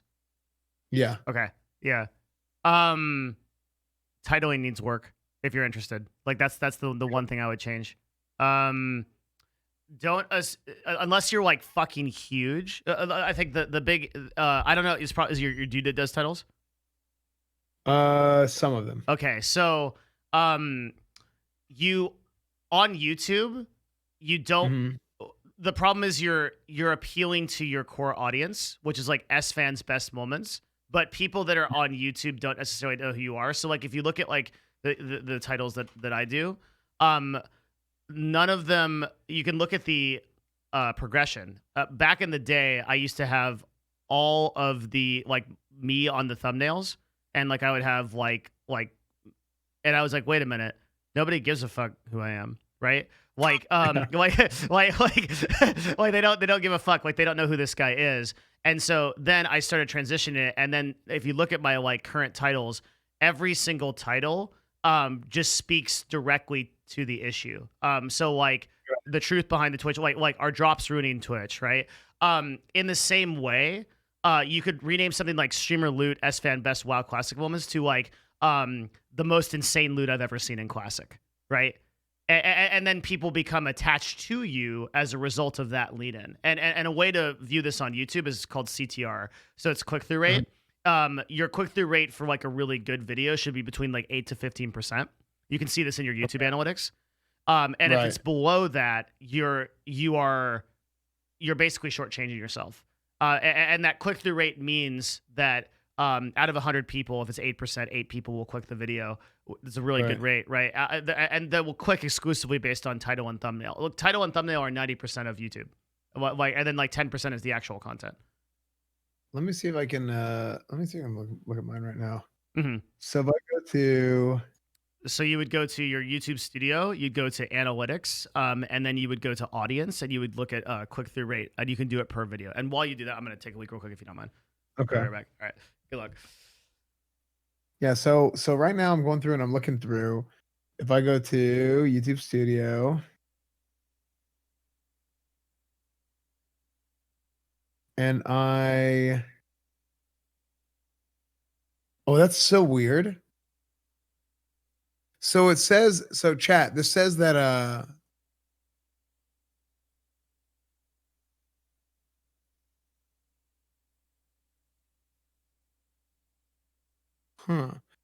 on the stream, okay, well, I can't scroll down. It says that there's like 2K views in 2 hours on that last video. Right now, if I go to my, let me show you this. Can you guys even see this? Hold on. Maybe if I can. How big am I on the screen, chat? Okay. It's really, really good. It says that I've had 14.9 thousand in the last 3 hours. Yeah. So it says a different number. Let me grab my binoculars. Okay. Well, frick. Yeah, like I've just been so into like the analytics of stuff recently with YouTube and whatnot. Like because I really do want to work on my YouTube. YouTube's views are delayed because of caching. Really? So that video did really well too. It's done as well as, I swear I was looking at the clock. But here's the thing. This is really good for me. I consider this to be really good because historically my views have been really, really bad on YouTube. What's up? Hey, I was just talking to the chat so they didn't get bored. Thanks. So the views on that video from 2 hours ago, it says 2,400 views, but on my on my dashboard, it's 15,000. Whoa! What? Yeah, it's way higher. Oh, holy shit! So there should be a discrepancy, but that kind of discrepancy is fucking crazy. Yeah, that's the usual because the view count on the API is always behind. So I think so. Twitch's okay, let me see. Yeah, you can see it here, and then this is my last 10 videos. Yeah, so this is a number one. And what's the CTR on it? So if you go to the actual individual video analytics. If I go to engagement. Yeah. Or is it reach? 12%. That's incredible. It's great. So you're doing fantastic. That's awesome. Yeah. If I go to, let's see, let's look at, I'm telling you that's not me. That's one that you think is more to core audience, right? Yeah. That click-through rate is 9%, 8.9. So so more importantly though, when was that video uploaded? 2 days ago. Yeah, so 8% CTR for a video that's uploaded 2 days ago is fucking insane, like incredible. Like, really? Okay. Yeah, it's really good. Yeah, that's very, very good because the idea is that just stop me if this is not productive, but the way that YouTube serves videos is like so let's look like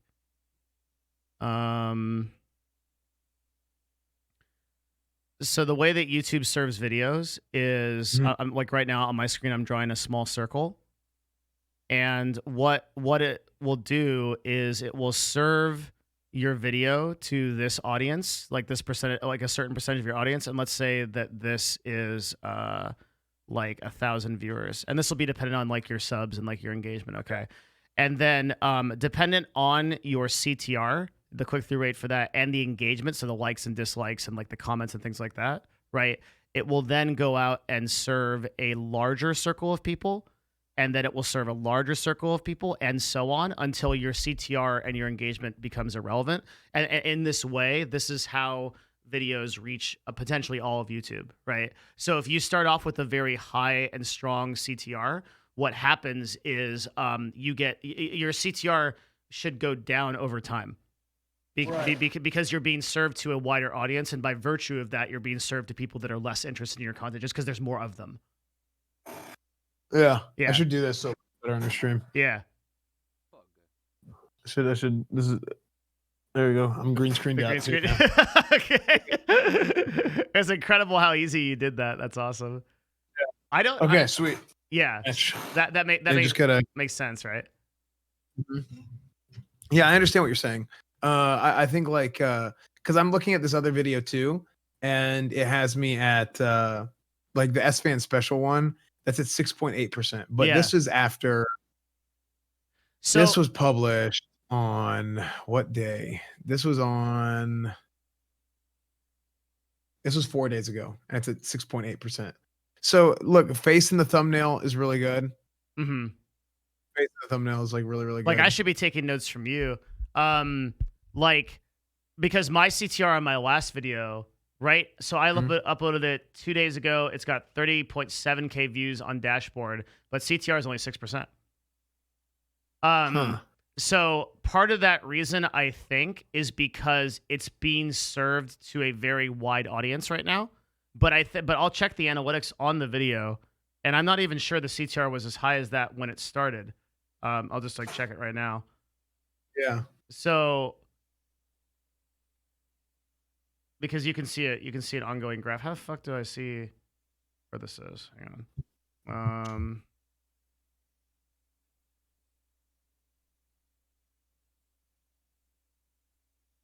There should be like a graph of total CTR. The fuck is it? Because CTR doesn't tell the whole story, but your CTR is incredibly high, and the reason for that might be that your core subscribers like click on every video, which is a really good sign, right? It means like the people that like you like really like you. Yeah. Yeah. Mm-hmm. Yeah, I think like it was just a really like I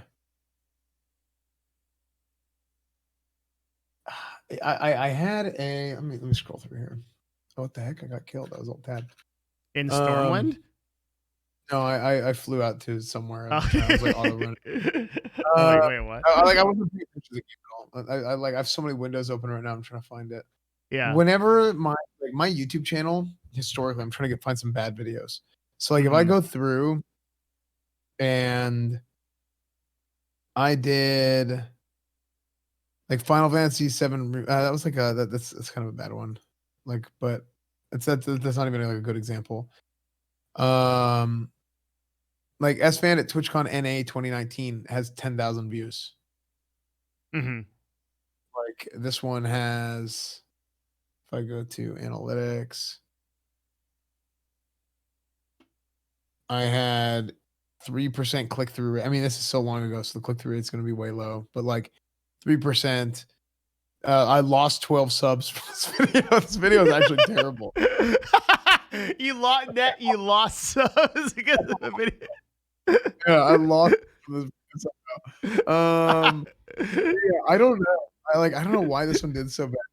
CPM was ridiculously high. What was it? I have 1116 CPM. That's really high. Yeah, that's fucking super high. What video are you looking at? Esfand at TwitchCon here. I'm gonna screen share again. So okay. Whenever I look at this one, 10,000 views, 3% click-through rate, impressions only 211. Like, I mean, that's less impressions than this video right here. And I had like I only have 10,000 more subs than I had. Yeah. Yeah, that's Look at very. this. Okay. That's really strange, huh? Now the thumbnail, I had a different thumbnail before, and I changed it for some reason. I can't remember what it was. But if you look at a lot of these other videos, like even like the Ultimate WoW Classic Dueling Tournament did Yeah. really bad. That one's weird because it was like, oh wow, Esfand at the Method World first race, only 8,000. I got to the point where I started doing. I mean, this was all like a year ago, right? Mhm. But I got to the point where I was doing. I had another editor, and I told him like, hey, you just go handle the channel on your own, Mhm. and just go make your own channel, and then that way I don't have highlights on my YouTube channel, and my YouTube channel was just going to be like these daily dose of classic and stuff like that, where I was talking about classic WoW stuff, and I posted one of these every day, and these were okay. I mean, 60,000 views on the first one, and then after that it was like 30,000. Number 3 got 13,000. So, So yeah, that so was just what is working like your top video here is chat picks the videos Esfand Media with Jenny, right? Um no, But that's not Tifa cosplay for Final Fantasy. yeah. Yeah, that's an incredibly successful video a month ago, 139K views. That was like the first one that like kind of popped off. At least like popped off from my standards on YouTube. The fucking Like if I go the first 5 seconds of this video is like actually fucking amazing. Yeah. Like, Actually, I didn't know it was at one. Like this is still getting a lot of views. dude, YouTube is really, really weird in that way. So I have a video called Legal View Botting on Twitch. And this video, this is such a fucking weird thing, okay? This video, up until 4 months ago, this video had about, it was like 3 months ago. This video had like 20K views, which is like pretty standard for like older videos of mine. And I was like, okay, that's cool. And then one day, like over the course of like 3 or 4 days, like YouTube was like, everyone watch this video. And I'm like, oh, holy shit. It went up to like 100K in like a few days. Yeah. And now it's at 330K. And dude, I have an older video on my channel because this is not my first YouTube channel. I have an older channel that's Mylexia. So look at this channel, okay? This is how crazy YouTube is. 2.29K subscribers, right? It's just dog shit. I have like really stupid thumbnails. It's just random shit, okay? Like fucking worthless YouTube channel. And then randomly in here, beating Path of the Damned on Pillars of Eternity, 138K views. Why? Yeah. And I still get messages like people are like, yeah, Path of the Damned. Like it's like the game's like 9 years old. Like, yeah. That's crazy. Here, I will. So I don't have to keep like sharing my screen and like nobody on stream can see it. I will send you a screenshot of like this. That's the same thing that happened to that Tifa video. Cause like, look at I just DM'd you on Twitter. I got it. Yeah, I'm pulling off Discord. Yeah. Yeah, like I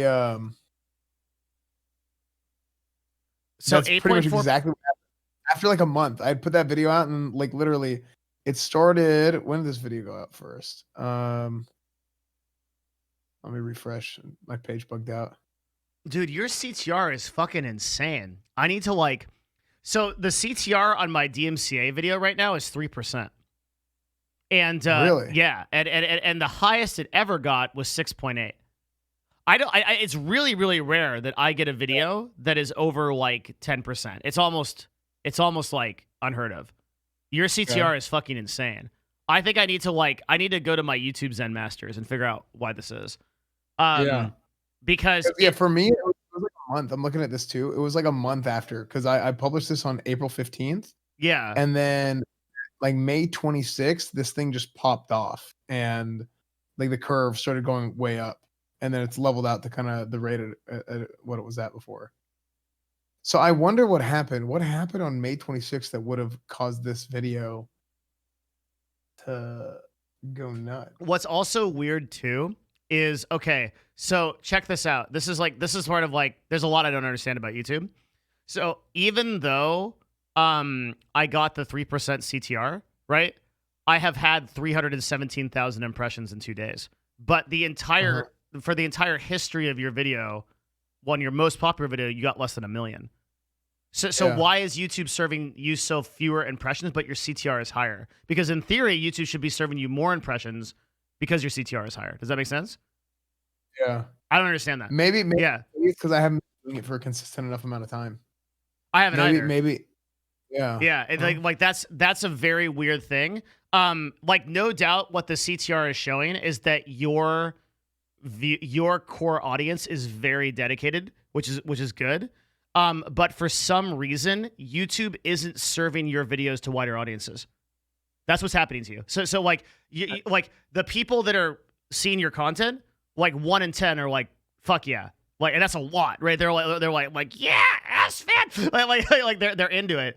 But for some reason, it's and that's why your viewership isn't like 100K per video. But like when you look at somebody like 39 Daff, Yeah. her click-through rates are like 20% because I asked her. Yeah. Yeah. Her YouTube. So Her YouTube is I don't I don't understand the world. It's like video ever, what's that? video ever got 1 million views. Her content is really good. Like the content of the videos is very good, but it's like trained my whole life for this. She uploaded it a day ago. It's just her with a clown face, and it's got 180K views. And I'm like, Well, I mean, in terms of like how does she get that much traction on her very first video? oh yeah, You know, to have 0.2 million views is like insane. I truly don't know. Like I just don't have the answer. Like it's just I just don't know. Hi, I'm 39 Daff, 1.2 million. Yeah. And those views came pretty much instantly. Yeah. Right. Like I couldn't even guess. Dude, the people in chat that are saying be a girl, like actually shut the fuck up. Do you know how many girls are on YouTube? Do you know how many women are on YouTube that don't get these kind of results? Like you guys are fucking like there's people that unironically believe this. Yeah. Like the only thing that I could think it could be is because she was being propped up by LSF, Reddit, and her stream, she did what you're doing now. She posted the video, she talked about it because it was initially a new channel, first video. YouTube is trying to rank it. And then it's like, holy fuck, this is getting thousands of views. She must be a celebrity. Pops it off into recommended. And it blew up her Twitch channel, her YouTube channel. Because she's saying... her Twitch or what? Twitch is doing amazing too, but specifically for YouTube, yeah. They're symbiotic. Yeah, because she's saying that she attributes more of her success to YouTube now than she does Twitch. Mm-hmm. Yeah, she's like, there's more people coming in from YouTube. There's a dude in a chat that's a really, really experienced YouTuber and saying that was what happened. I saw it happening live and it was that pretty much. Yeah. Okay. Yeah.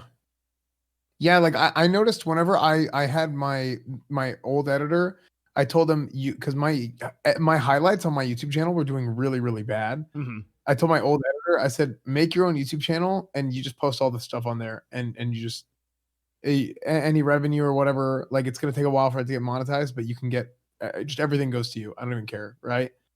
And his videos started doing a lot better on that channel with like no subs than they were on my channel. Interesting. And I wonder if it's because how YouTube was like reading like the history of content. Cause like on my channel, I was posting a lot of like more, like whenever I started, I would talk, like I would do more like opinion videos on like WoW stuff, or I would, or they would be like podcasts. Like I used to do the WoW podcast, the Classic Cast, and that was really good. Like we got tons of views on that. Mm-hmm. Oh, hold on. Okay. So I muted the thing, my phone. So yeah, that was really good. But I think whenever I tried to like switch what I was doing, like YouTube kind of like brain meltdown, like it didn't know what to do. So like wasn't recommending my videos.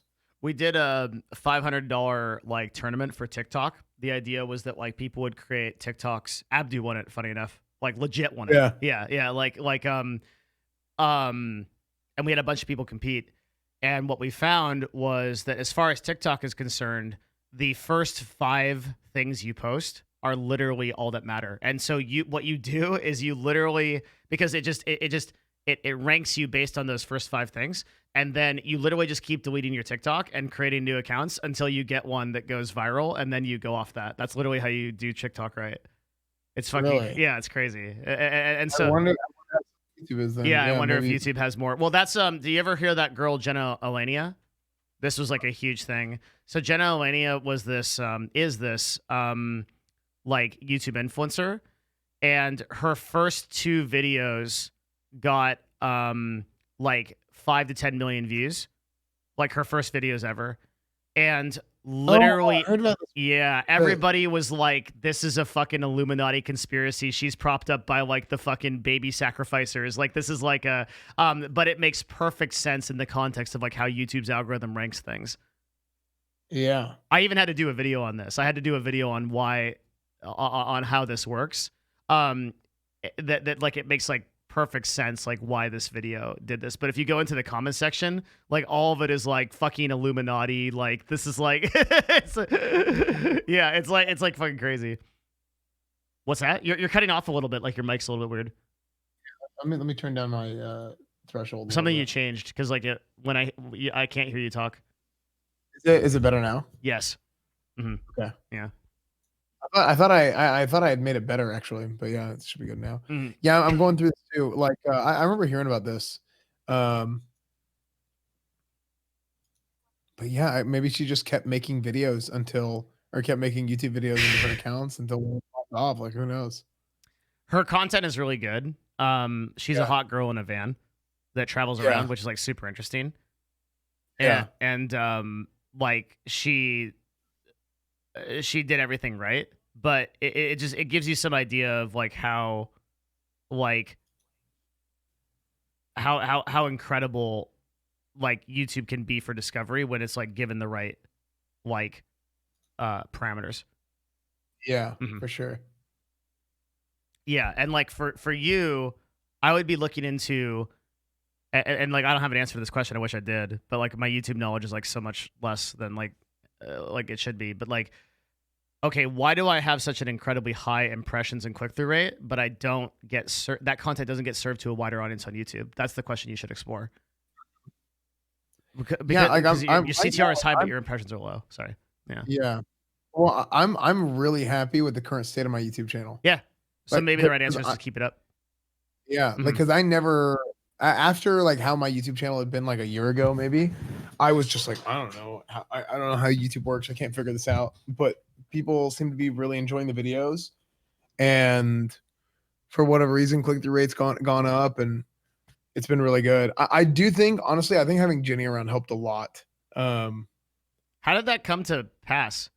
Like It was so weird. She randomly DM'd me one day and said, "Hey, I'm a Korean streamer. I'm visiting Austin IRL. Do you wanna do a collab or something together?" Yeah.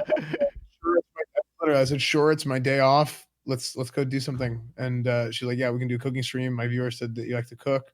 And I'm like, "Yeah, we can do that." So we went shopping on her stream, and we did cooking on my stream, and then How did she find you?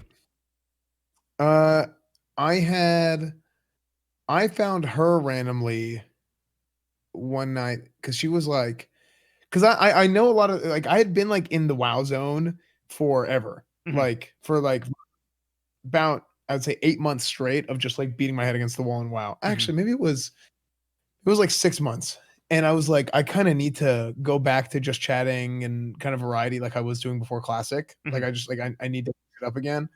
And it was one night I ended my stream and I go to just chatting. And I saw her stream. She was in Taiwan doing something. I was like, "Who's this?" Like, because I knew most everybody else like around the top of the section, right? And then this is like a new person to me. It's like I don't know who the hell this is. So I went, I watched the stream, and I typed in her chat before. So, but I was like, whatever, right? I just kind of randomly watched, and then nothing else to it. Yeah. She messaged me because she said she recognized me in her chat from before, and she had just made a Twitter account, and then she saw that I was following her. So then she DM'd me because she was like, "Oh, well, maybe this person would be cool with like wanting to do something if they're following me, right?" Yeah. So yeah, that's kind of how that all started. How did she? But she got stuck in Austin, I guess, is what happened. So what happened was she came here Mhm. and she's like, oh, there's a whole bunch of streamers in Austin. Like, I'll just go like hang out and visit and meet people, whatever. Yeah. Do that thing. Come here. She was supposed to go to San Francisco, then Las Vegas, then New York, then Los Angeles, and then go to Europe, and then from Europe go to EU TwitchCon. Holy So shit. yeah, like that was like she was like gonna go on this whole like world tour or whatever. And she was gonna do a bunch of different cities in the US and then go to Europe and then TwitchCon and then go back to Korea. That was her plan. Yeah. So when she went to San Francisco, she had a really bad time in San Francisco. And I was talking like we were just kind of like keeping up or whatever because the Corona stuff started picking up around the same time. And she mentioned how she's like, yeah, she might have to cut it short or something. She doesn't know exactly what's gonna happen because this Corona thing. Because she had just left Korea right before it had started becoming a thing in Asia. Mhm. So now it was the whole thing. So I told her, I was like, well, let's look at it this way. You can either go back if it gets really bad. You can either go back to Korea, or if you want, you can come back and you can stay at my place. Because if you come back and stay here, you can stay in America. The streams while you were here were ridiculously good. Yeah. Realistically, probably better than what her like. Outside of like actually going to TwitchCon and some other stuff, like it's not always about like where you're at and what you're doing when it comes to like discoverability of your stream. It's like who you're doing it with sometimes. So if you're in Austin, you're around like other streamers and stuff, like that's like more, like your stream's probably gonna go a little bit better, right? Yeah. Or at least it's not gonna go bad, right? Yeah. So I was like, come back. I have a computer set up for you. You know, it's my house is pretty quiet. You can stream here, whatever. So she was like, she goes to Las Vegas, and then the first day she was in Las Vegas, as she's checking into the hotel, somebody at her hotel got Corona. Oh. So she was like, okay, she had to get another hotel that night, and then decided, you know what, whatever, I'm just gonna go back to Austin. Yeah. So that's kind of how it all went down. So then she came back, and then like the streams were like ridiculously good with Jenny and I. So yeah, it was all a bunch of like really random coincidences, I guess, but it was really good. What did that teach you about doing content? Because that what were some of the things you picked up from that? Because I think that was sort of like a month or so of transformation for you. Because I was watching that whole process, and it was really, really interesting. To like, because you almost like you basically like 180'd your content for a while and like completely blew up because of it. Like, did you take away anything from that? Yeah, find an Asian girl. Got it. So yeah. Well, for real though, it was it's more so like if like being more adaptable, right? Because I was kind of looking for I was kind of looking for a not like an out from the WoW section, but like I was not really doing WoW stuff until Classic came out. I was kind of doing WoW stuff, or it was like the WoW Classic waiting room and all this stuff. But I had been doing WoW so much that I was getting like, as much as I love WoW, yeah, if I'm doing the same thing over and over and over again every single day, I'll get like just kind of beat down from it, right? And there's like some weird stuff about like just classic WoW dumb drama stuff that I was like, it's just dumb, that I didn't like. And then I was kind of looking for, okay, I want to get back into variety, just chatting and do other stuff. So I'm pretty, I don't like to take a lot of risks in general, but it was just one of those things where I was like, look, I mean, this is a good opportunity to do something else, do like collab content with somebody else while this Corona stuff was going on. And for me, I didn't even think we were going to do that much stuff together. I thought I was just offering to help her out. Yeah. Honestly. Because I was like, yeah, I mean, I have a place where you can stay, and it just kind of sucks if you go. And then, you know, we can do stuff together, but I don't know with my WoW stuff and your whatever you do on your stream, like I don't know how it's going to work out. Because she mostly does IRL. She doesn't do a lot of desktop streams, but now her desktop streams do better than her IRL stream. Not better, really? But as good as her. Yeah. Yeah, sometimes they are better because like her stream grew a lot while she was doing desktop streams. Now I'll get more viewers streaming just chatting. Like my peak viewership is usually during just chatting, as opposed to WoW, because my stream grew a lot in the last couple of months doing just chatting.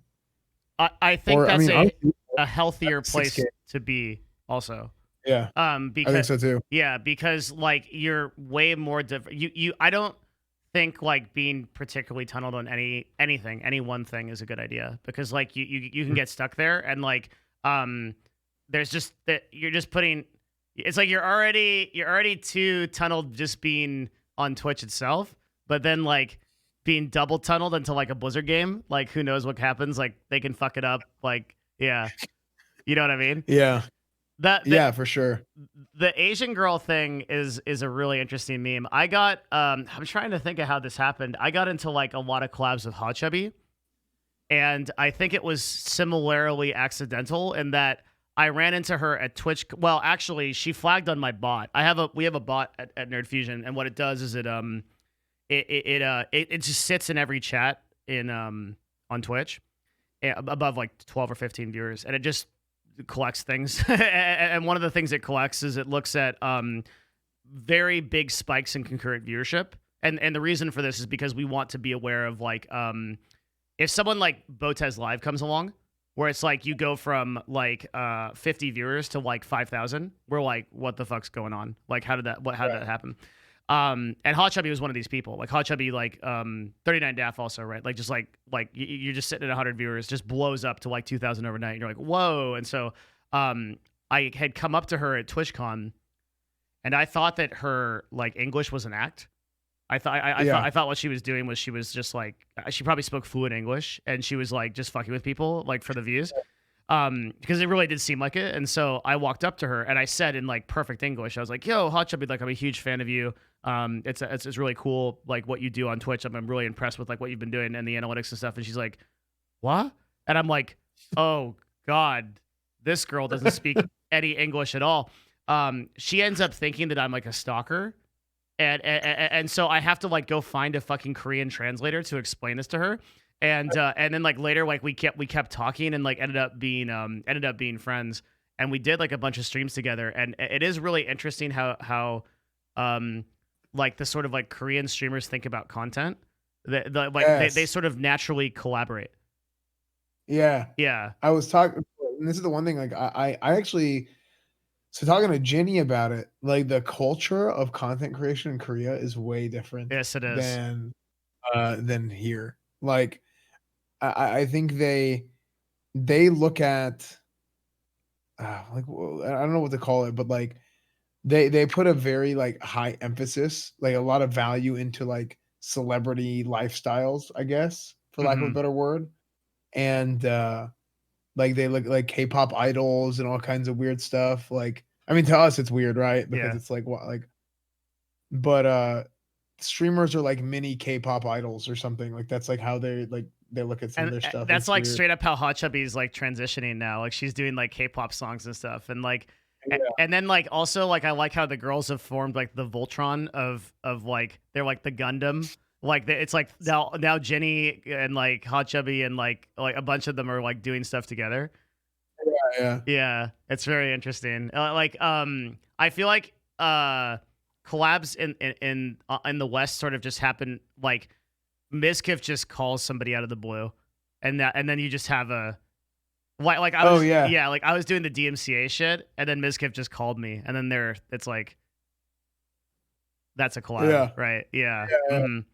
For us, it's very like relaxed. I mean, like like for like this particular situation was a little bit more scheduled because like I stream a lot, and and although I mean I'm happy to jump on your broadcast too. Like I don't give a fuck. Like because like like for me in particular, I do things part time, so I'm not here as like for anything, right? Like I'm just ready to stream because this is like something I like to do.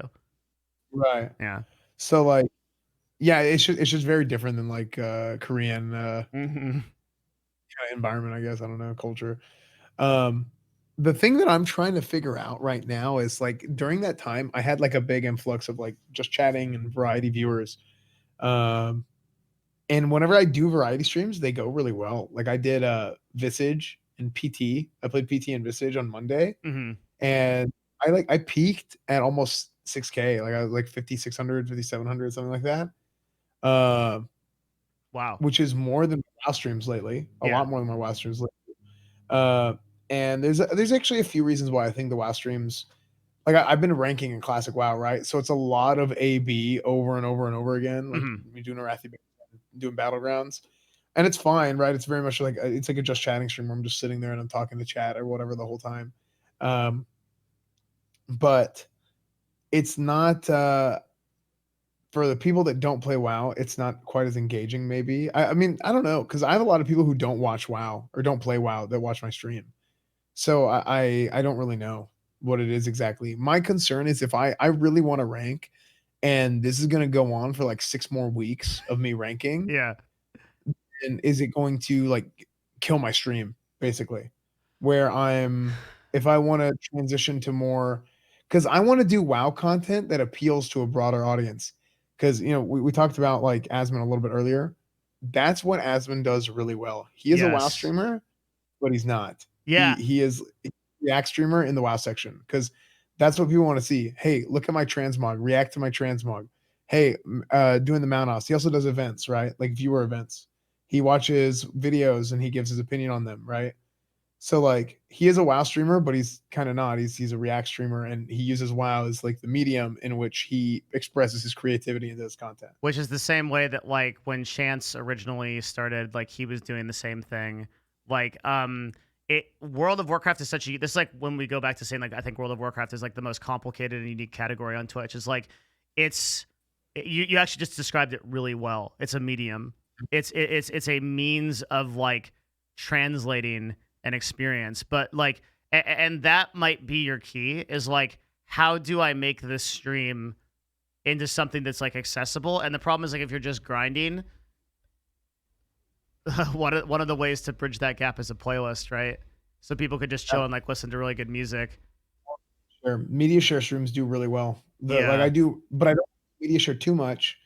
I think doing media share once a week is really good, but if you do it more than once a week, it's like too many of the same videos. It's just the quality of the media share goes down. Yes. But I'm taking one day off to rank, so I rank off stream today, and then I do media share ranking on Friday, and then Tuesday, Wednesdays are like hardcore ranking days. Saturday would be a raid day, and then I would start my stream and I would raid, and then after raid I would go and do variety, or I would rank if I'm behind on honor. That's kind of what my plan for schedule was. How devoted are you to like playing World of Warcraft as like just purely personally versus like running a successful broadcast? So go ahead. That's the question. Yeah, because it predates some more questions after that. So this is a huge, I guess, like problem, I guess, that I'm trying to overcome, or maybe not a problem, but a hurdle, because whenever I first started my stream, I was a gameplay streamer on YouTube. Mm-hmm. And then my stream kind of grew as more of a personality stream leading up to Classic launch, where it like hard shifted back to gameplay. And then now it's like I don't I care more. I'm starting to care less about being good at WoW. Okay. A little bit. And I used to care a lot about it, but I am starting to care less about being good at WoW, and I care more about having a good, fun, entertaining stream. And I feel like as much as I love WoW, and as many like I have a lot of opinions about Classic or whatever, there's a few reasons why I kind of feel like not doing that. But one of them is like I feel like the Classic community does not like content creators. Really? Like just there's a lot of like hate or like I mean, oh man, I got so much hate for like the stupidest things. Like people wouldn't understand something and like I would get I get an item, and whenever I was on Pride servers, whenever I streamed on YouTube, I would get something and people would be excited for me, they'd be happy for me. And then in Classic, like I get a piece of gear and then people get mad about it. Cause like I don't know, they don't have that piece of gear and they get mad. Nobody in my guild, nobody that I'm playing with cares at all. But it's like the people watching end up getting like jealous and angry. It's bizarre. really weird. It's really, really weird. And I don't think any other section is like that. So, and I also have talked about this before too. Like retail WoW gives a better retail WoW is a better streaming game than people give it credit for. The reason why a lot of retail WoW streams don't do particularly well is because a lot of them are gameplay streams. Mm-hmm. And watching gameplay of retail WoW is like I'm looking at like a rainbow diarrhea. It's so bad. There's colors and everything's flying over the screen. Like classic WoW has that a little bit, but it's not nearly as bad as retail. It's so just horrible. It's just absolutely horrendous. Mhm. If you don't understand the game, trying to watch it. But then you have like really good streams of people streaming streaming WoW, like Asmon's. There's not a lot of them where he does more of the events and that type of stuff, and it goes really well. And kind of doing fun content, which is like not necessarily like hardcore gameplay. Classic, there's a little bit less opportunity for that, but there is opportunity to do some fun, ridiculous stuff too. It's just if I want to raid and I can only raid once a week and I have to raid with my guild and okay, this is a good run and we're going to complete it and I'm going to get the loot that I need because we're going to kill all the bosses and everybody's going to get geared out and it's going to be great.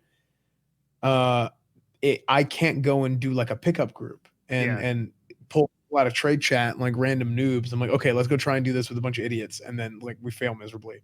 But that's inevitably more interesting to watch because it's like, can Esfand get these guys together? There's a storyline with So and really, I've been thinking about this a lot. My old YouTube streams, I was the biggest WoW streamer on YouTube because one, nobody streaming retail really streamed WoW on YouTube. Everybody streamed on Twitch, and then two, it was I stream private servers and people like my private server content, whatever. But what was so interesting about my stream was I had like become the guild leader of a guild that broke off from another really big guild, and it was not good. Like it was a guild that was like considered like a pretty bad guild. Yeah. But what was interesting is like this guy who plays a ret paladin somehow managed to lead these guys into actually completing the content. And I love that guild. It was super fun. We had some really good players, but like we also had some guys who was like, what the hell is going on here? Yeah. And we got to the point where we had gotten pretty good right before I got banned, basically. But and then okay. Yeah. So like there was like a storyline there. Whenever I made this guild, like my guild ended up being like too good almost. Like Crusade was like a much better guild than I thought it was going to be. So I wasn't, but also Classic was way easier than I thought it was going to be too. Like they should have. I feel really strongly about this. Like they definitely need to have like accounted for the times and fix some things. And I still don't think it's too late. But there's some things that they can do to fix and make the game give the player a better experience in Classic. And it's not like adding a bunch of abilities and random stuff. People think changes and they think like class balance. It's not that. It's more so like grade balance. It's more like managing resources in the world and a little bit of like design decisions, right? More than anything else. Like I don't want to get too much into that because people aren't really going to understand what I'm talking about because it's not really like a WoW audience. But it's a marketing audience though, so they'll understand in that respect. Like that's yeah. Well, it's one of those things where it's like if you there was a product before on the private servers that made really, really good design decisions with like 10 years of research, development, testing, everything that went into it that people have seen and people really enjoyed. And that's where the growing desire for official legacy servers came from, was from the private server scene. So when you had that product and then Blizzard comes out with a product, an official product, and then they make worse design decisions than the private servers, people are like, wait, what the hell? Right. Yeah. But they're kind of obsessed with like this whole concept of like almost like fan service of like no changes, but it's not really no changes. It's just that people are using that as an excuse to really inhibit the progress of the game. Right? Like the game could be done a little bit better if people don't use no changes as an inhibitor to keep you from actually making good design decisions and fixing things like certain resource spawns out in the world. Now, Blizzard has started to shift away from that a little bit, and they're starting to actually make some changes, which is really good. There's just more stuff that they need to go and fix, right? Or if something would be broken, they'd be like, well, back in the day it was like that, and we're just going to leave it that way. It's like, dude, like, why? Like, private servers fix this bug because it's stupid, right? Like, you got to have common sense about this. So, yeah, there's like a bunch of random stupid stuff that doesn't make any sense. So the direction I was leading with that question was like, do you foresee a time where like your content meaningfully splits off from doing like World of Warcraft? Because right now you're kind of in this like weird sort of multiverse where you're noticing that your just chatting content is overperforming, and you're like, and like, but you still are like a World of Warcraft staple, and like you want to be around for like the classic like updates, the launches, the retail launches, the expansions, things like that. Are you just going to Right. continue to exist in this world? Have you put thought into that? Like, what's gonna happen? Yeah, and that's kind of where I'm stuck, That's where right? you're Like, stuck. Yeah, that's why I asked. because I'm yeah, because I'm at the point now where like I I think the jumping off point for me might be AQ40 launch, Hmm. and what I can do is I want to rank, and if I finish my rank and go 6 weeks of like hardcore rank, and I have like 2 or 3 days of variety streams a week, I do variety 2 or 3 days a week, and then I mean I start every stream with just chatting, and I do recap. That's one thing. I, my like the community of people that watch my stream are. I need to post more of these videos on Twitter because they're so freaking funny. Which Like ones? my Reddit in the last month or 2 months has popped off, and it's so funny. Like people are so talented, and like kind of using that for to kind of get the stream going. And I love just chatting because it like warms the stream up, right? Yeah. Doing recap, and it warms the stream up. It's great. When Um, you say recap, you're going over your own threads on Reddit, yeah, like subreddit and people's threads on your Reddit. Yeah, and LSF. so I need to. I really need to go through here and just start downloading a bunch of these and start posting them on Twitter because they're so funny. And I mean, really, that does two things. One, that's like a platform for the people making those videos. It gives them more credit, right? And Yeah. then two, so advertises the Reddit at slash like my stream, I guess, by posting them on Twitter too. But I don't get like much Twitter engagement at all. So I don't know. Oh, I really? mean, as far it's weird. That can change But fast. Your video, posting like good meme videos and shareable videos on there is probably the number one way to improve that. And I think one of my biggest marketing, uh, like kind of mistakes, I guess, has been that I underestimated Twitter as like a source of like I'd probably put it second to YouTube in terms of like and what's interesting about it is it's particular to the gaming audience. It's like the gaming audience just exists on Twitter in a way that like they don't exist on Instagram, like a cohesive way. That like if you start posting on Twitter, like you get in the mind space of people, and they start thinking about you, and they start checking you out more. It's really interesting. Yeah. I really over the last few years, I really underestimated how important Twitter is. yeah, Yeah. yeah, I would like to work on my Twitter like a lot more. As far from like I just it feels weird, right? Because I feel like I have like a lot of followers on Twitter and stuff, and then very little engagement.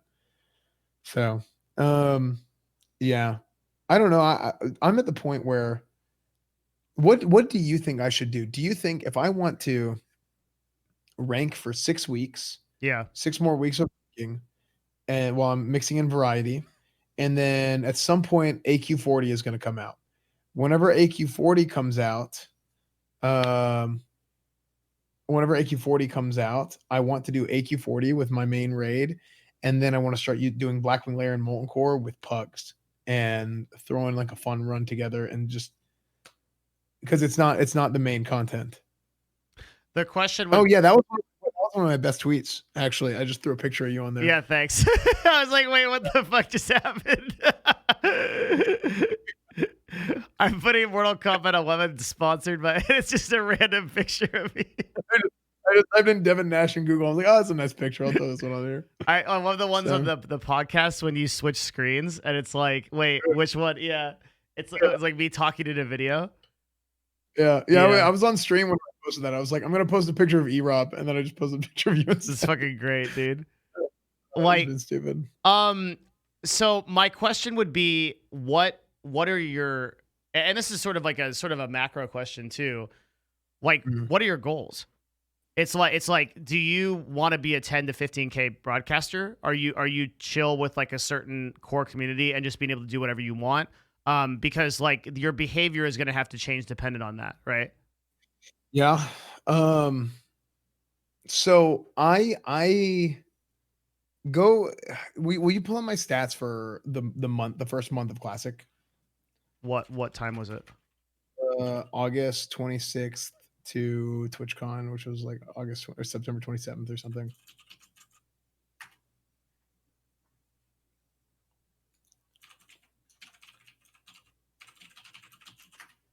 August 2019. Yeah.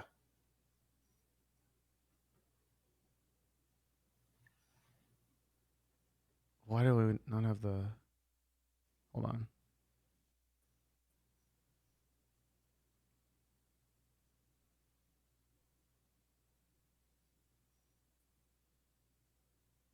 To September or so, or Yeah, October. do August 26th until September 27th. Whenever TwitchCon was, because that's whenever I left. Okay. Yeah. Yeah, I think I left on the 27th for TwitchCon. Jesus. At least this is insane. Yeah, so like everything went crazy well at the launch of Classic. Yeah. Like I had a ton of hours streamed for that month, and like view count was really, really good. Mhm. Average viewers was 9K. I think looking at it over the course of a 2-week period, I think I hit 10K average. I was 10K average for like 2 days before I went to TwitchCon. Yeah. I went to TwitchCon, came back, and like immediately had like a massive drop off. I remember like a significant drop off So whenever I came back from TwitchCon. We can check, right? Yeah. We just expand the data out a little bit.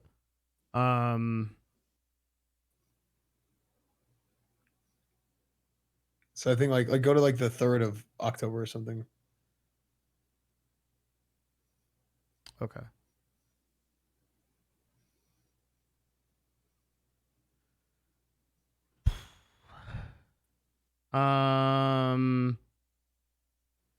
We need to go further. We need to go deeper. Yeah, there's not enough data in this range. Like here. Okay. So are you defining drop off in terms of average viewers? Because yes, right.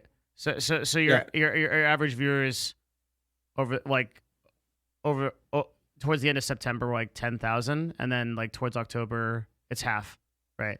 Yeah. Yeah. It was a big drop off Mhm. after that first month. Like it was exactly whenever I came back from TwitchCon. Like you started to see like a huge difference in average view count. Yeah. I think like as far as like the big pop offs come, it's always going to be attached to like a game.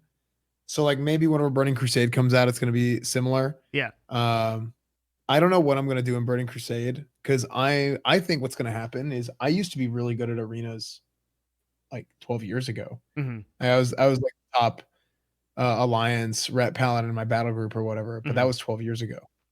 So I haven't been doing retail arenas for the last 10 years after that, like a lot of these other like arena guys have. And I think it's going to be like really competitive. I don't know how good I'm going to be because I might just be like out of touch whenever, or like out of practice rather. But can't you pick it back up, or how's that going to work? Like, but I don't know. Right. So I have no idea how like my like arena stuff is going to go.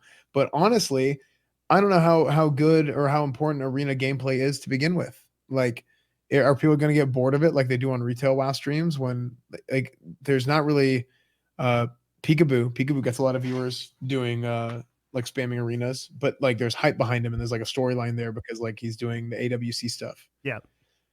But Burning Crusade arenas are really, really fun. At least everybody remembers them being really fun. It's the same thing gonna happen where it's going to be a big pop off at the beginning of Burning Crusade and then it's going to fall off. Probably. I don't even know if it's going to have the same. Like Classic is going to pick back up because it does pick back up around the time we're in right now into BWL being, or sorry, into AQ40 being the period of time when people get burned out because there's actually too much content in Classic. Wow. People are going to start quitting Classic in about 2 months when they're going to realize that there's too much content. They don't have time to do it all. Wait, how does that work? So in retail WoW, whenever a new raid comes out, you leave the old raid behind. You don't even touch it. Right. Right now, you have Molten Core, Blackwing Lair, and ZG. So you have 3 raids, 2 40-mans and a 20-man. Mhm. There's also all the battlegrounds are in the game, so you can PvP. There's stuff to do. Now you only raid once a week. Each raid you have a lockout for once a week, Yeah. but it's whatever. Once AQ40 comes out, probably in about a month and a half, you're gonna have a new 40-man raid and a new 20-man raid in AQ20. So now you go from having, everybody's like, oh, there's no content in Classic. Like people would always say that, and it's like, yeah, because there was no honor system, there was no battlegrounds, and there was one raid that was way easier than it used to be back in the day because everybody's gear was based off the end game patch instead of the current patch of the game that it should have been based off of. Mhm. So that's why at the beginning of Blizzard kind of blew it in that regard, by not doing progressive randomization and stuff because it was too hard. So, and which it wasn't because all the private servers did this, Mhm. by the way, but Blizzard, it's too much work or whatever. CBA. Yeah. Yeah. Mhm. Now Classic right now is in an amazing state. It's super fun. Mhm. But right around this time was really, really bad because it's like, okay, what else is there to do? But now Battlegrounds are in, Honor Systems in, BWL is in, MC was already there. ZG, AQ20 are in as 20-man raids that new players or players coming back to the game can go and they can catch up and they can get into the 40-man raids. BWL is in. Or I already said BWL. AQ40 is now in, right? This will be a month from now. AQ40, here's another thing that happens. AQ40 is the first raid that's actually like pretty difficult. Yeah. BWL has difficult mechanics to it more so than MC. AQ40 takes a lot more organization and preparation Mhm. than BWL and MC do. So yeah. Well, I don't It's- understand the and- idea of like that too much content will produce people quitting. Like what'll happen? What happened on the private servers too. What happens is guilds can't complete AQ40 and they start falling apart and then people quit because their guilds break up. Oh. Or what happens is there's too much stuff to do and they get overwhelmed and they CBA I don't want to do anything. Mhm. It's a time investment, and that's probably doubly so because it's classic and not original. So people are just gonna be like, "Fuck it!" Like I'm not gonna put the same Yeah, amount of time in exactly. as I did before. Well, that surprisingly is the other way around. What? People now are like, well, this is my last chance to ever do classic. Like, when are we ever going to get this chance again? Like, we're basically getting to go back in time from like 15 years ago and get to do everything that we didn't get to do back then. So I mean, now assuming it's they flipped. don't do things like progression servers where they release just another classic. But yeah, I see what you're saying. I think they're going to do that. I think they're going to keep doing like fresh servers because if they don't, then private servers are going to come back and be a thing. Yep. Mm-hmm. Well, that's like you just look at what EverQuest did, right? So EverQuest is on their like 4th progression server now, and every single one is bigger than the last. And that's what they do is they release like the progression server is exactly the same. EverQuest Classic, it has a timed progression through expansions. So it's like so it's like okay, vanilla. The way EverQuest goes is Kunark and then Velius and then Lucklin and then Plains of Power. And then like after Plains of Power, people are like, okay, fuck it. Like everything's kind of fucking insane. And then it just goes like that takes about like a year or two, and then bam, right back, and you're on another classic and so on. This basically follows that progression. I assume that Blizzard would do the same thing. But either way, this is probably going to be like the largest classic. Yeah. Yeah. And that's pretty much it. People are going to keep playing classic, but it's not going to be to the same degree that they're Yeah. playing it now. Burning Crusade's going to come out, and that's going to be the new hype. Yep. There is Shadowlands hype coming out. That's another thing. Shadowlands. I'm still going to play retail. I always do the new retail content. Right. I think a lot of people think I'm like a retail hater or whatever, and it's like no, I think part of the reason why Blizzard liked me so much, even after I got DMCA'd by them, was I was like the one vanilla guy, the private server content creators that was like not just like blindly bashing retail all the time. Mm-hmm. Like I had one of the devs tell me like the reason they like me so much is because I do a really good job of actually explaining my viewpoint in like a productive manner as opposed to just like shitting on them. like bashing things. Yeah. It's dumb because what ends up happening is like whenever people do that, like people just naturally tune you out, right? It's like no, like if you're constructive about stuff and actually talk about things properly and like why this is good, why this is bad, then people will listen to you more. Mm-hmm. Like I had one of the devs like straight up tell me that. That's awesome. Yeah, and here's the thing. I love WoW. I've always loved WoW. But the problem is I don't like the current expansion. I haven't liked the last however many expansions there've been. Like I didn't play WoW basically for 10 years. Like I didn't play hardcore. Like I kind of dipped my feet in Warlords again. I was like, I don't got it anymore. Yeah. You know, I did it with Cataclysm. I skipped Mists altogether.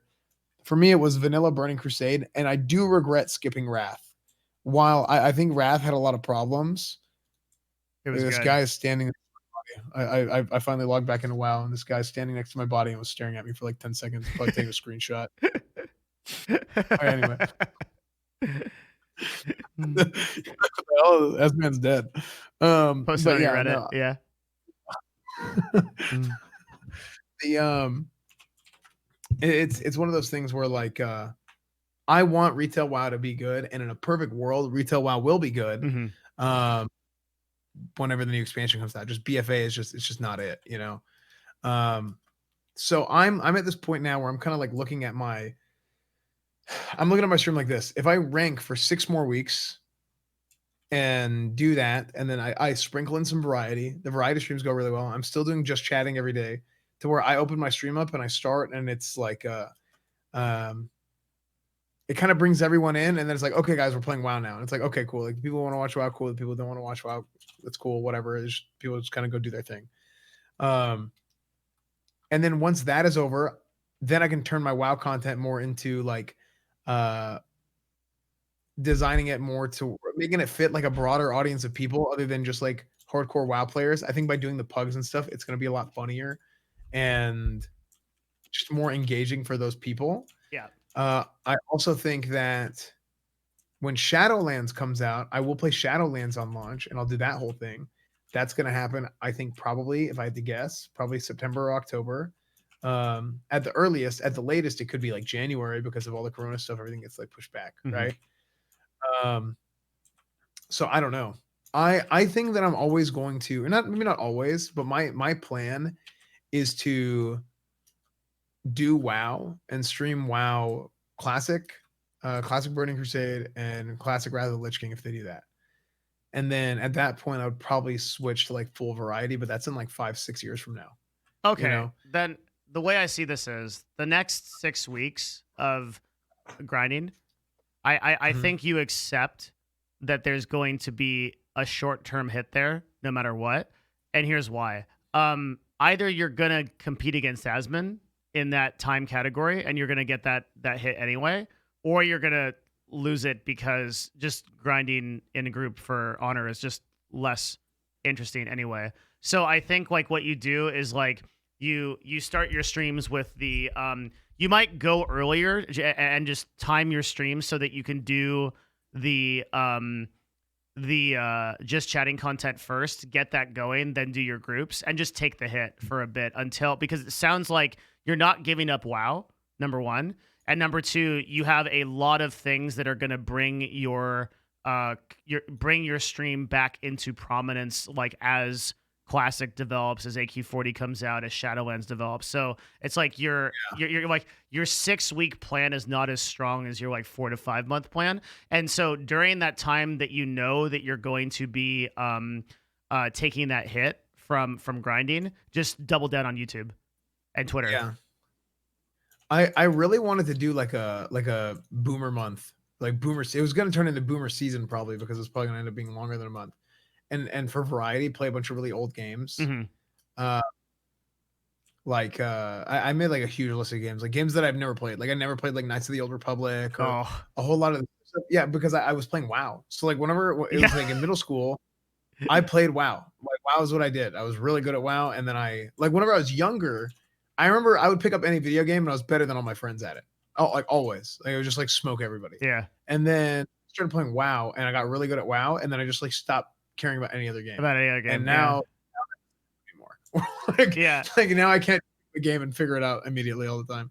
Right. Like, I mean, maybe I do a good job at like thinking games, like kind of figuring out thinking games, but it's not like this. I don't have the same freaking like skill that I had. So just how it goes. I loved some of the older games, and like I'm kind of the same in like that. I went like really, really heavy into MMOs, and like when you go heavy into MMOs, like that's all you do. So I played like DOC and like EverQuest 1 like super hard. Haven't had a gaming experience like that. That is, I think the answer is like if you know you're gonna take a short-term hit, you double down on YouTube and Twitter. and then you just run your stream as normal. You get your grind in, and then your stream comes back around, and then meantime you've built assets like to improve and diversify. That's the answer. Yeah. You double down, you triple down on YouTube and Twitter while you're in this phase for the next 6 weeks. Well, here's what maybe I can do that, and because I think long term, like I'll always do WoW, and I'll be around for like the WoW like main, Burning Crusade comes out, new expansion, whatever. Yeah. And I'll do, but I think like this is one thing that I heard, like so many people have told me this. It's like watching me stream WoW is almost like watching a variety streamer play WoW as opposed to like watching that's a WoW good. streamer play WoW. Yeah. Mm-hmm. So yeah, I guess it's a good thing. Because I thought it was weird at first, the first time I heard that, but I keep hearing it from like a lot of people. And I think like the type of people that watch my stream or like things that go well on my stream kind of I guess kind of goes to show that like, yeah, I guess they're right. I think that if I can go and do this thing for 6 weeks and then start trying to shift my WoW content more to that's not going to take as much of a time commitment. I just hit a guy for 5,000 damage. As a rep paladin? Yeah. He was just sitting AFK and I hit him for holy shit. I hit him 5 times for 1,000 damage each because all of them were crits. Okay, so it was like they all swing at once. Mm-hmm. Yeah, so I'm literally just like running around the mountain just like while I'm thinking, and then I just saw a guy AFK. Just fucking blasted him. Yeah. so Evil yeah, man. I know. That's been awesome. Just an ass. But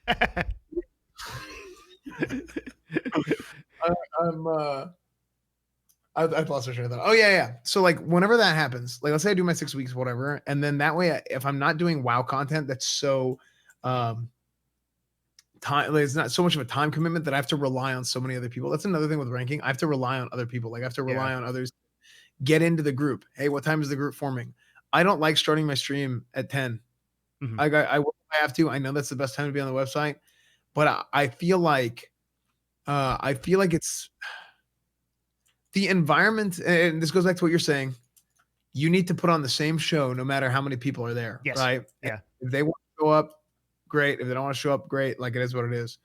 But I do think it can affect the environment, right? Like how many people are there does affect the environment 100%. sometimes. Mm-hmm. And what you're doing, because your chat's less or more active depending on that.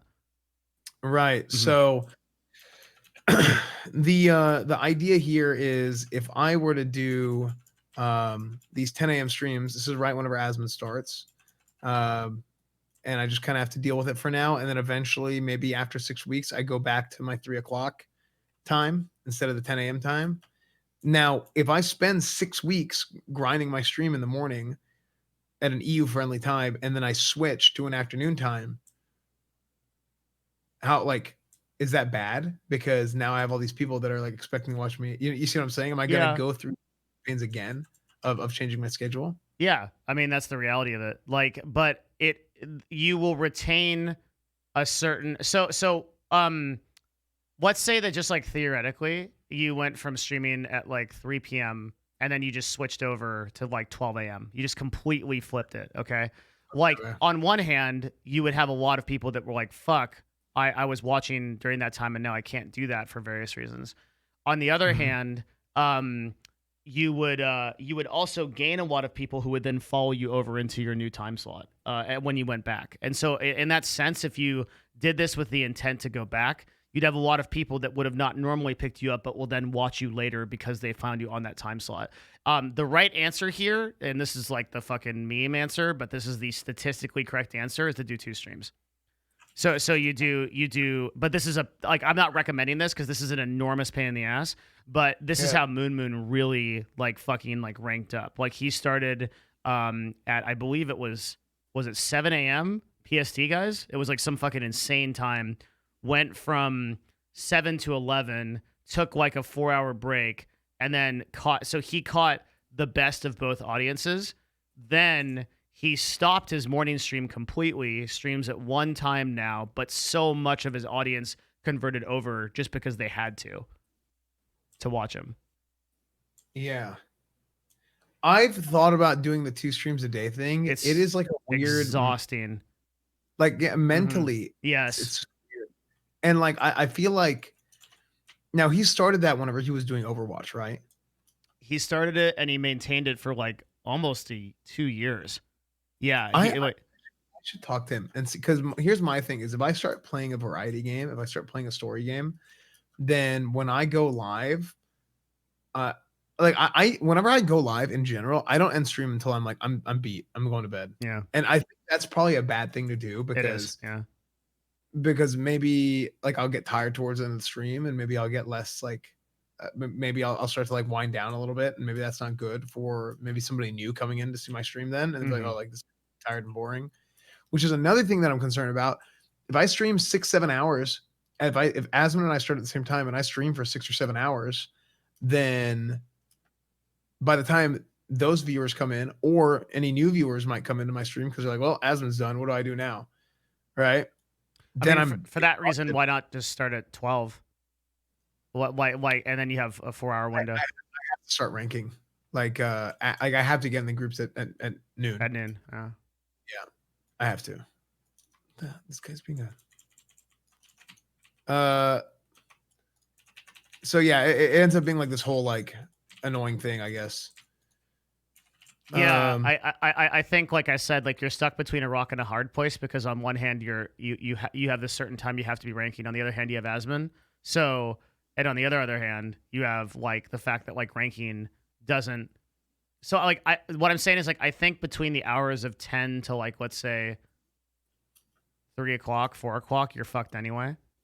Yeah. So I think that the right decision is just to take the hit there, double down on Twitter and YouTube, and then stream one stream after that to pick up on Asmund's viewers. Maybe actually move your. What about this? What if you moved your recap to the to like the end of your ranking and your grinding instead of the beginning? And I did I don't like that because there's so many people come in at the beginning of the stream, and I think it's like, oh, stream starting, I know recap is happening now, as opposed to okay, just whenever he's done ranking, I guess. You know, I've even thought of like doing recap stuff while I was ranking, but I don't think that's good. No, it won't work. Size, just boom, here it is. Yeah, you have to have your attention on the subject. Yeah. I'll have to think about it. It's a tough situation because there's just so many variables at play. Yeah. I like intuitively, I believe the answer is Twitter and YouTube. Like if you know your content's going to suffer on one platform for whatever reason, you double down on where it's going to do well, and then that creates a buffer for you. Like that basically you're investing, like right, like you're taking a hit in the short term on your Twitch stream, but your YouTube will build, your Twitter will build. Like you're growing those things so that when you come back to the Twitch stream and it's strong because of like AQ40 or something like that, then bam, like you get that boost, and then it's double because of the YouTube and Twitter focus. Yeah. So I would literally like be like, okay, during this 6-week period of time where I know I'm going to take that hit, how do I like 2x my video production? Right, but what if I do this? What if I'm doing really good YouTube videos, and then people come to my stream and they're like, they're not getting the same product on stream that they see on the videos? That's not something you really need to worry about. Like, if people follow your like viewers are more forgiving than that.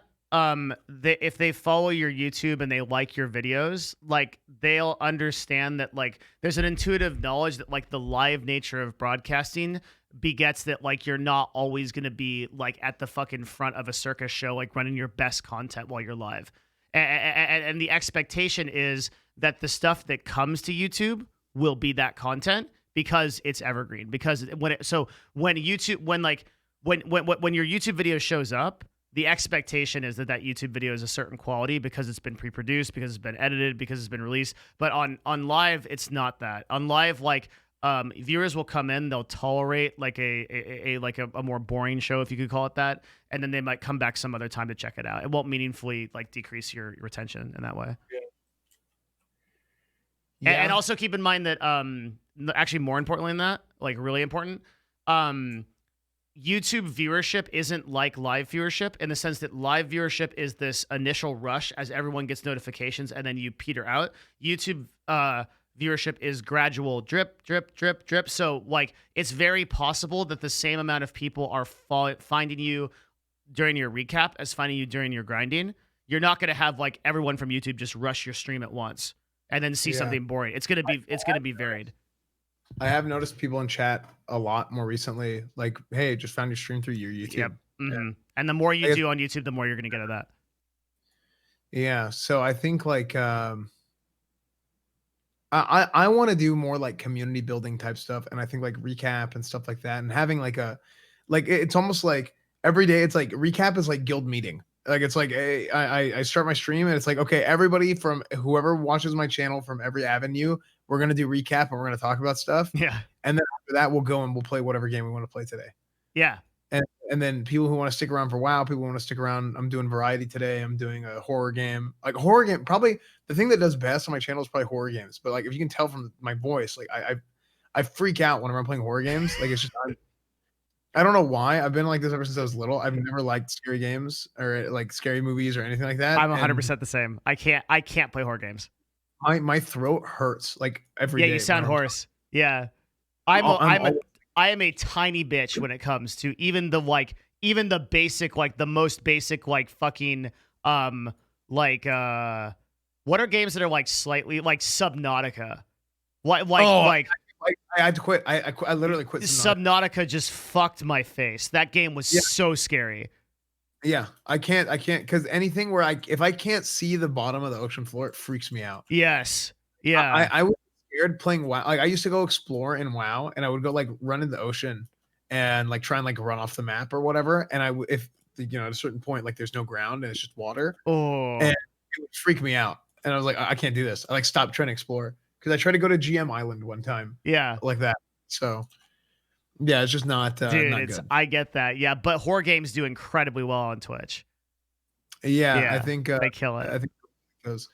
So I think there's two reasons for that actually. So if you're playing through a story game, sometimes people people will join the stream midstream and they're like, oh, I don't really know where they're at in the story. I don't know what's going on. And they just watch, right?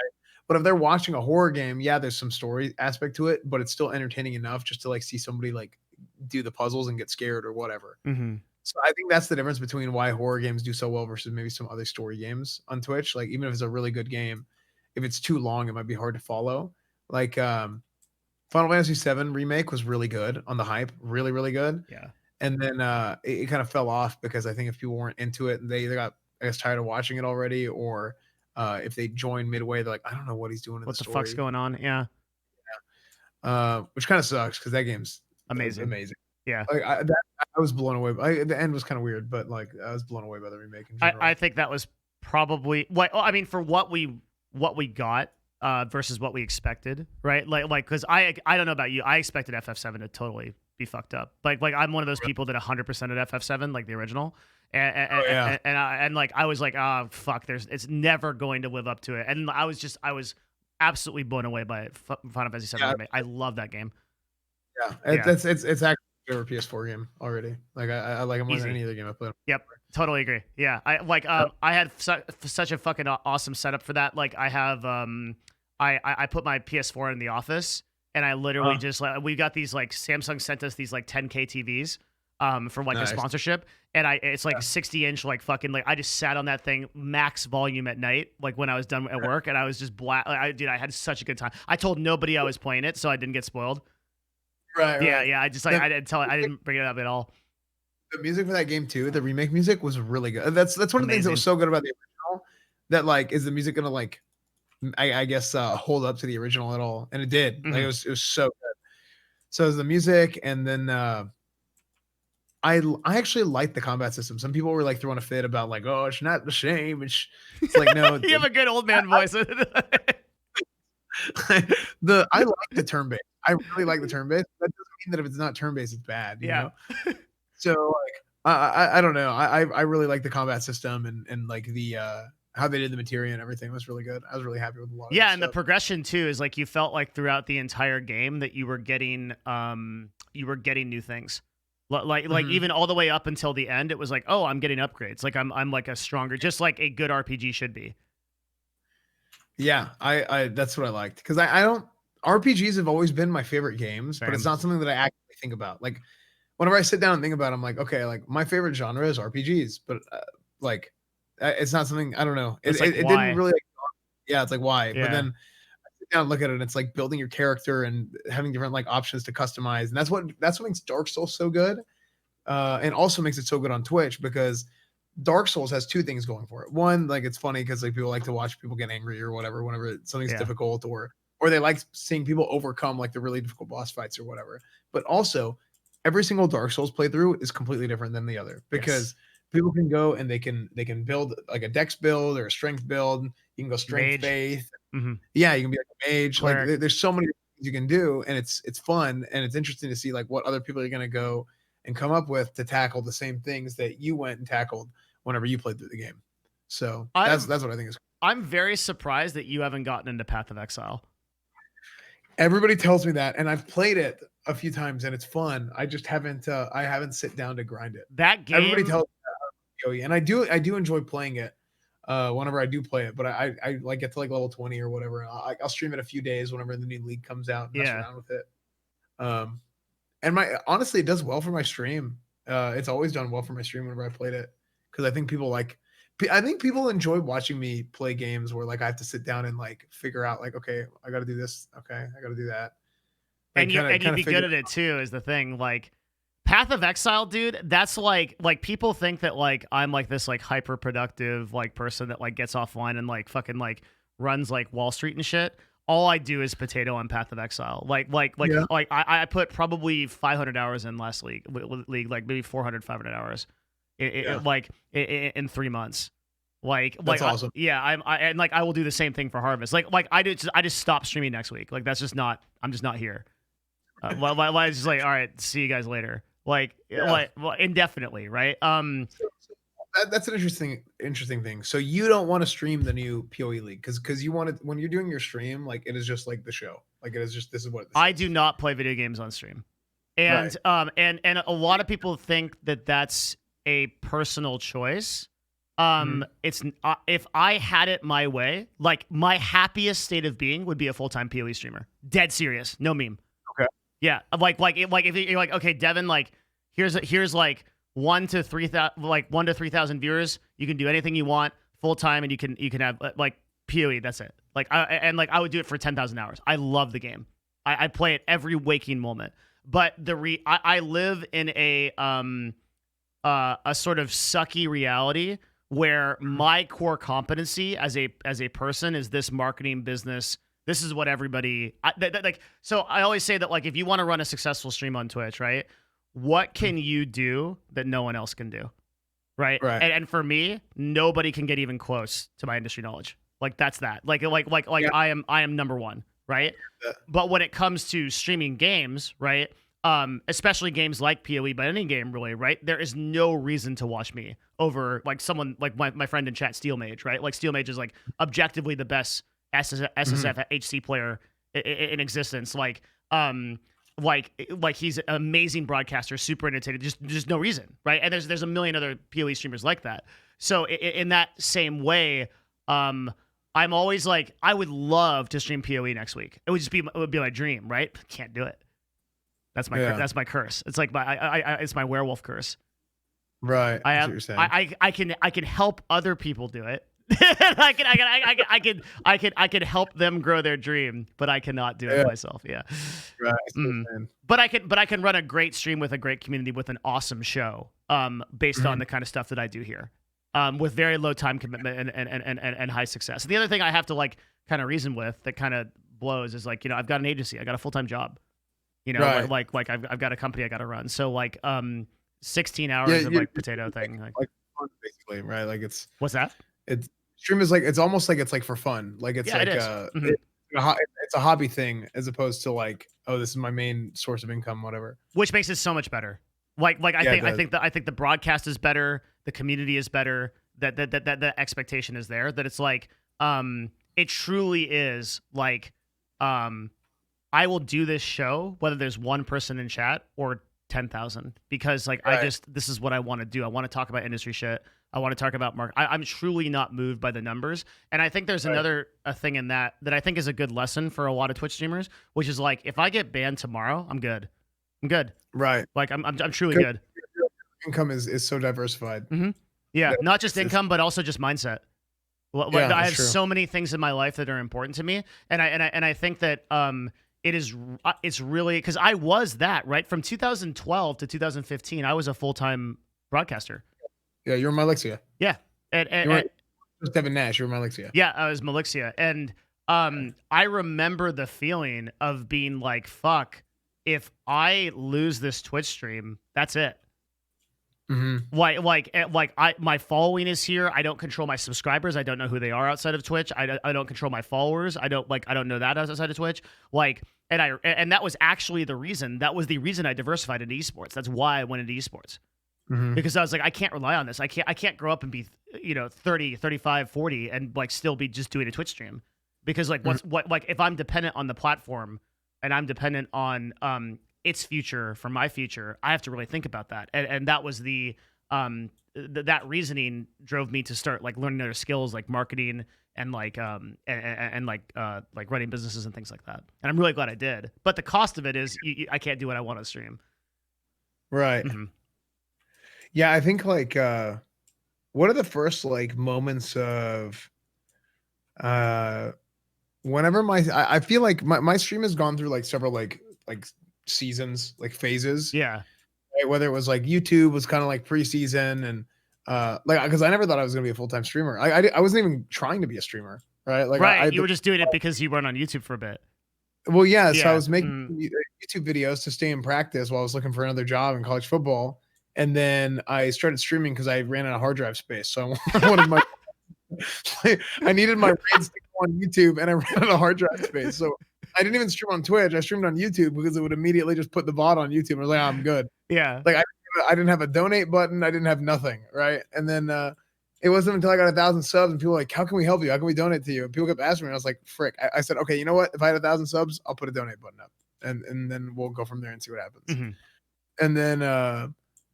And then now it's funny because now it's like I'm so now I'm 100% in on stream. It's just so different, like how things change in like 3 years. But one of the things that happened is like on Twitch, I made like no money that first year on YouTube, and then I switched to Twitch, and there was like a period of time where I was like, I got to figure this out. Like I've graduated college, I'm like drowning in student loans, and whatever's got to happen, right? And then I hit like. I hit like 1,000 subs and I was like, okay, this is kind of one of the points of I can stop worrying about like, okay, am I going to be good? Right. Like, am I making enough money to survive and have like if I'd kept up with what I was going to do with school and have like a normal job or whatever, then I knew I was going to be fine doing that. Like if I was in college football, I would have been doing just fine.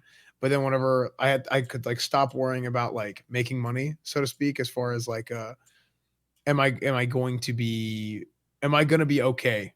Right. That feeling of that question, like, am I going to be okay? Yes or no? And like not knowing that answer. Once I got to that point, I was like, you know what? Okay. It kind of like having that, I don't know what the word is. What's the word or phrase I'm looking for?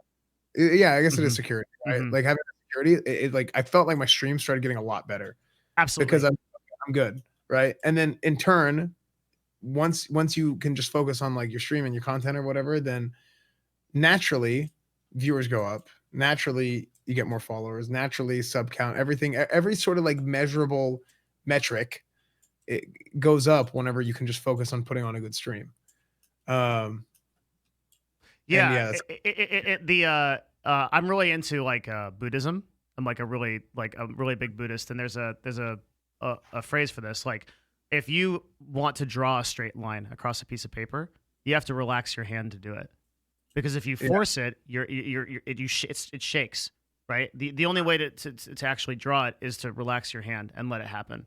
And in the same way, like if you want to actually broadcast and be really entertaining and be evocative and be authentic, you have to do that in the context of not having that stress of worrying about it. Like if you always need subs and you always need finances and things like that, and that becomes doubly true for the very few broadcasters that can actually totally distance themselves, where it's like the people that are at that point where it's like for whatever reason, it's like if I get banned tomorrow, like I think that's one of the reasons why Asmon's so strong. I think Asmon really feels like if he gets banned on Twitch, like he's fucking fine. Like he in like one of the reasons why I have so much respect for that guy is because I think he just truly runs he's just the most authentic to himself. Like if I'm okay, like I eat hamburgers and fucking have a shitty room set up, that's my fucking shit. Like, right? Like, whatever his most authentic self is, like what he evokes onto the stream, and it makes the stream beautiful. Mm-hmm. Yeah, I think so too. I mean, Asmon's one of my best friends, and like, I think we kind of connected over WoW, right? Like, I got banned, and he kind of recognized me from like the private server stuff when we were Classic. Kind of grew up, and he definitely helped like to platform me, right, and be like, hey, you guys want Classic content? Like, you guys should watch this guy. Like, you guys check this. That's guy awesome. Out. You know, and we made friends through that, right? And anything I could do for Asmon, I would, at the drop of a hat, do anything I could do to help him, because I know he has done that for me, and he's going to continue to do that for me, you know. Just like with a lot of my friends, right? Absolutely. So. Mm-hmm. Do you have to do a call? I don't want to. I do have a call in a little bit. Actually, I'm running a little bit late for. I figured that's why I want to give you an out. I want to keep talking. We can talk like again, because like I think this is like it's fucking awesome talking to you, but I just didn't want to. I feel like we've been talking for 3 hours. I feel like we've been talking for like 10 minutes. Yeah, I feel exactly the same. Like we could do this. We could do this a lot. Like this is that we are very much on the same wavelength with like a lot of things. I think so too. Yeah. I love talking about like a lot of the analytics and looking at numbers and stuff. And my thing is like I just got to come up with a plan. So, well, do you feel like you have more of one now? Maybe. Here's my thing. Do you think if I were to go into, if I were to do the ranking thing for 6 weeks, do you think that it would do long-term damage to my channel? You don't think so? Not if you supplement it with YouTube and Twitter and evergreen content. It will be so minimal that you won't notice. Because live crowds are very finicky in the sense that they sort of, especially now that Twitch is aging up as a platform, and we're at like the 8-year mark or something at this point. There is sort of an intuitive understanding by viewers that it's like, okay, you're not going to be putting on like fantastic, most interesting content all the time. And like the decision, like very few people will like click the unfollow button and be like, fuck, all Esfand does is like these battlegrounds. Like, because you're not just doing that either. You're still doing your recaps. You're still boosting your YouTubes. You're still on podcasts. You still have your Thursdays where you jump on people's shows. You're still diversified. People are gonna, and also I think a part of this too is communicating to your community, which is like, yo guys, for the next 6 weeks we're going fucking hard on this shit. Then we're going into AQ. I'm gonna be doubling down on YouTube and Twitter during this time. You're gonna get that content there. We're gonna be doing our Reddit recaps every day, so you still got that. And you could almost prep your community in the same way that Train does, where like Tyler at the end of his like stalling and recap at like that point we're at like 5 hours into the stream. He's like he literally thanks the Just Chatters. He's like, okay, Just Chatter guys, thank you for being here. If you want to check out the stuff we're doing next, that's cool. Otherwise, we're gonna play Call of Duty, right? And so he's setting the expectation for his community in doing that. But like Train is doing what you're talking about, and he hasn't suffered at all, right? Like when that podcast hits on Thursday nights, bam, 20K viewers, right? That's how it is, because people are going to have that expectation. In the same way, if you just like pop something off like 4 weeks from now, you did 4 weeks of Battleground streams, people are like, people see what you're doing and they're like, oh fuck, I want to be a part of that, and there they are. So you won't do long-term damage. Yeah, I think that's a good point. So like I still kind of have that, and that's kind of like I said, that's kind of like the guild meeting to bring everybody in, and then we go do whatever afterwards. And then I think if I can keep it to at least 2 days of variety, I want to do 3 days of variety where I start Saturdays I would start with raid. Like I would start my stream and I'm already in the raid and I won't do recap that day, and like everybody will know there's no recap that day. And then, or maybe I might do recap after raid. I don't know. I haven't decided. And then after that, I would either rank or do variety based on if I have enough honor for the week. I think you'll find that because recap is such a versatile topic that you could do it any time during your stream and still be just as effective. Because we tend to think of streams as like these, okay, all your viewers are here and then they stay here. But that's not how streams work, right? The viewer number is an illusion. It looks consistent, but what's actually happening is people are turning in and out all the time. So there are people that are coming in every second. And they're now like seeing what you're doing for the first time. This is one of the reasons why XQC and his like chaotic mind that's like fucking like the warp, like the immaterium, like the fucking chaos in that mind. And occasionally like you reach in there and like you pull out like random items and sometimes there's like some wisdom. Like he pulled out one day where he was like, what I want to do on my stream is every single day, every single 20 seconds, I want to make sure there's something entertaining going on. And that's how he actually counts it. He goes, okay, like 20 seconds, it's fucking boring. And he's like, like fucking throws a desk or something, right? Right. And he does that because he understands intuitively that churn, that there's the people coming in at like in the same way, your churn will be such that like if you did a recap later after a raid or something, right? Your viewers would be set up at that point for that. It wouldn't be like this big problem. Yeah. I see what you're saying. Yeah. Okay. I think I still don't know if I'm going to continue with the rank or not at this point. But if I do continue it, it's going to take 6 weeks of like hardcore grinding. Now, I just hope that I can keep at least 1, if not 2 variety days, and hopefully 3 every week while I'm still ranking. Well, this sounds like a entirely personal decision based on how much you want that, because it's like the choice to do it from a content perspective is objectively negative, right? Yeah. Yeah. Like if you choose to do content that's ranking content for the next 6 weeks, you're not tanking your viewership. I think that's overdramatic, but you're lowering your viewership by some average for that short term. Yeah. So this has to be a decision of like, how much do you, the man, want this? Yeah. And here's the thing, at the end of the day, I'm going to have more, I guess, like opportunities to get like back into the swing of things with variety whenever, I mean, there's going to be Shadowlands. So that's more WoW stuff. AQ40. And then there's going to be AQ40. Yeah. That's classic stuff. And then also with variety, like at a certain point, and we're doing the house thing, right? Miskip's getting his house before I get my house. So wait, what's the deal with the house thing? So the house is Mitskip and I are getting 2 houses right next to each other and basically making like a streamer super house. And we're going to share back. Yeah. So it's going to be ridiculous. The amount of content that's going to come out of that, you don't have to worry about anything on your stream. Right. So like it's going to be me. That's fucking insane. Yeah, like I'll own one house, Miz will own another house, and then like Rich Campbell is going to be there, Mitch Jones will be there, Maya will be there. Like it's going to be ridiculous. There's going to be a bunch of people there. Like it'll be like 10 people probably. Ginny wants to be involved somehow. Ginny might come back to America before the end of the year at some point, and then I'll do stuff with her.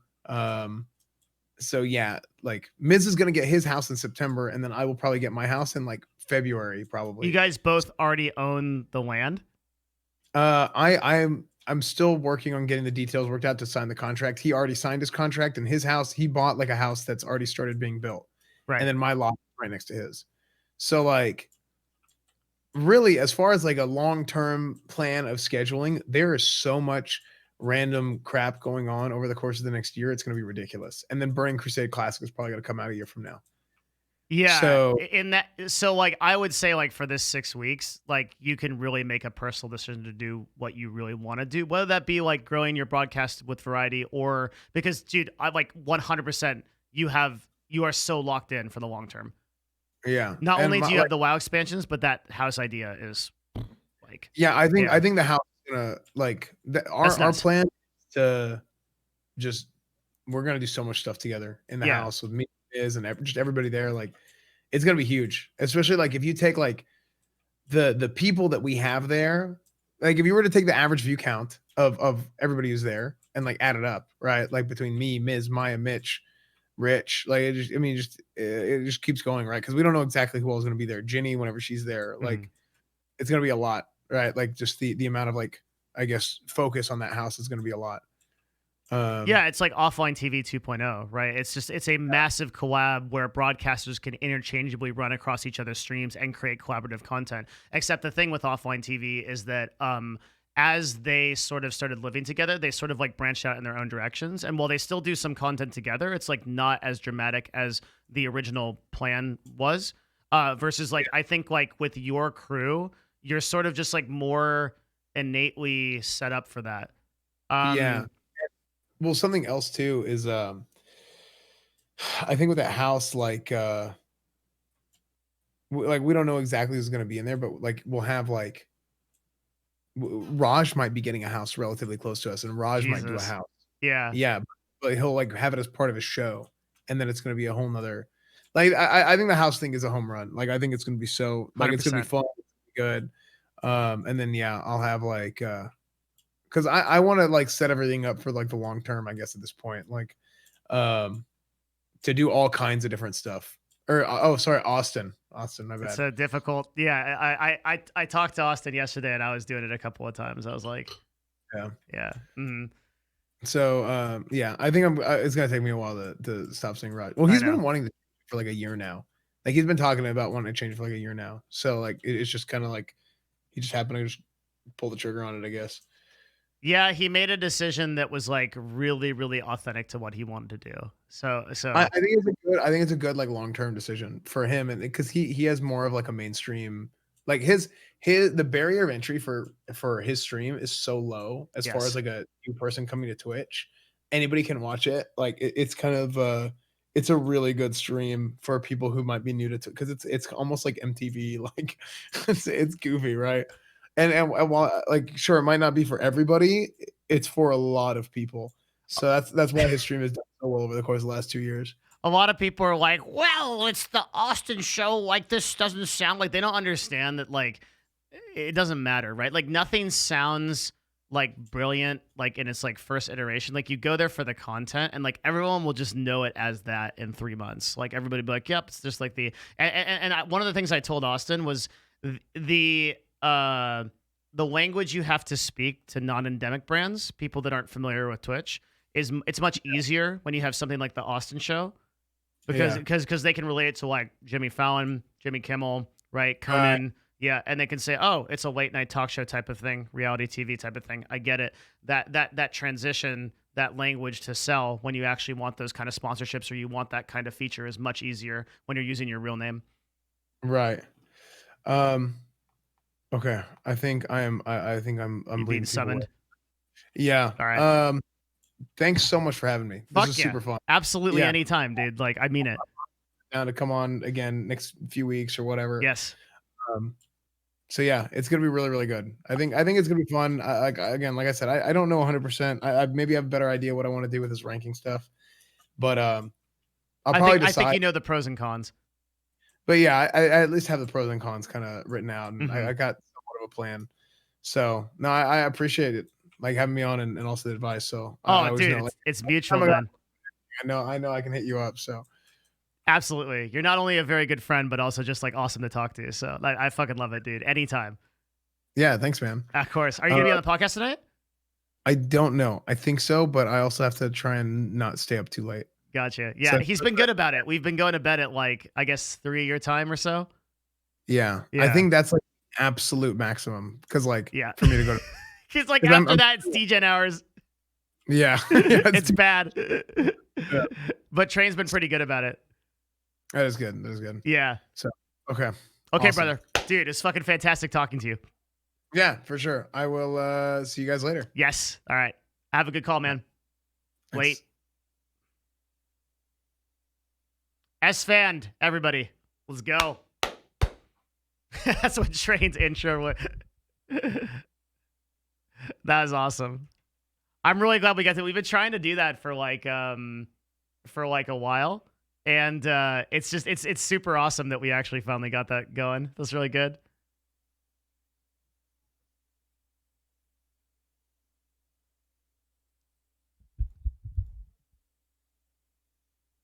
Holy, that was good. This should go on YouTube. It will, yeah.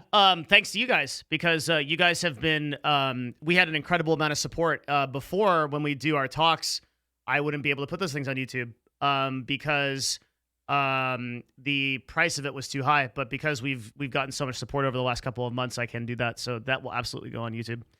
I need to take a leak because I've been like sucking down tea, dude, on like 5 hours of sleep. And then we're going to do podcast notes.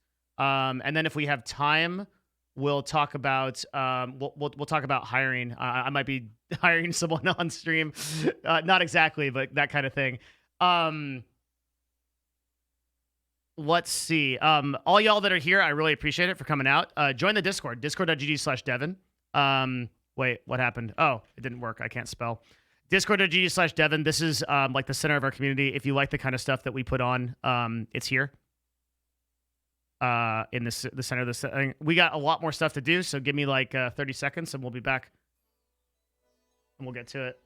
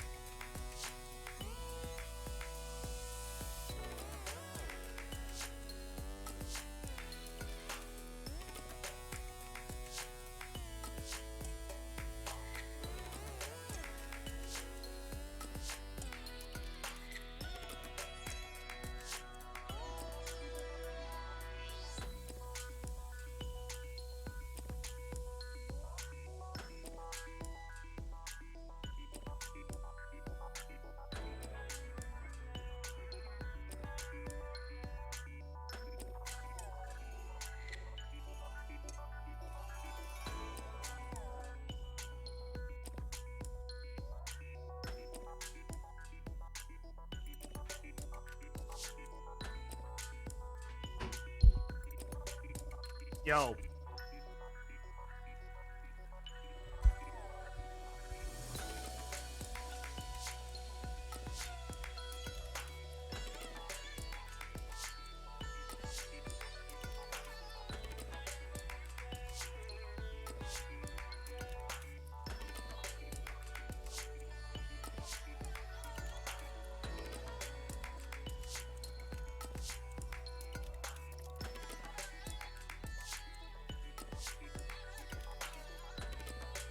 That was a dope talk. Thanks, dude. Yeah, it was really good. I've liked Esfand for a long time because I know he like thinks deep, dude. He gets into it. I absolutely know it. And so like when I talk to him, like he memes super hard, but like when he like focuses and like really like he really cares about like a lot of the same stuff. We're very similar. And like we have that same like crossover with like RP. Like I vibe with him super hard on like the on like all of the RPG shit. Dude, that streamer house thing is going to be absolutely insane. Because the thing that got here from Esfand, I'm totally gonna follow you. Thanks, man. Appreciate it. Yeah, if you're seeing me for the first time, I'm a part-time broadcaster. What I do is I cover like industry news, Twitch stuff, YouTube stuff, marketing stuff. We do business shit on the stream. It's good shit. It's a little bit different. There's not really quite another stream like it, so sometimes that can be kind of bad and sometimes it can be good. The streamer house is an insane idea because the thing with OTV, like I thought that OTV was going to kind of be the ultimate like Voltron of broadcasters, but I think if there was one real problem with OTV, it's that the delta of viewers, like there are just broadcasters that are so vastly bigger than other broadcasters. Speaking from like, I know a lot of people with an OTV and I really like them, but you have these broadcasters that are so large and within their own like ecosystems that like it's hard to do collabs across. Like you kind of get it, but it's hard to do like dedicated collabs. Whereas like Esfand and Mizkif setting up those two houses, the group that they're bringing in are all of like a sort of similar caliber, and that's gonna like it's just gonna rise all boats. It's gonna be like a huge fucking thing. The other thing too is like Mizkif and Esfand are sort of like naturally kind of collaborative, and like they just are memers. They do meme shit. Like that is going to blow up. That is going to be an insane collaboration. That's going to be like Streamer House done right. That's going to be insane.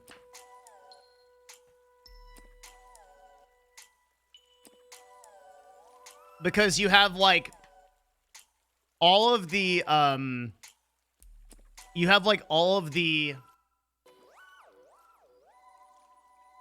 best like parts of like Twitch are all combined into one. You've got the Korean memers, you've got like the React streamers.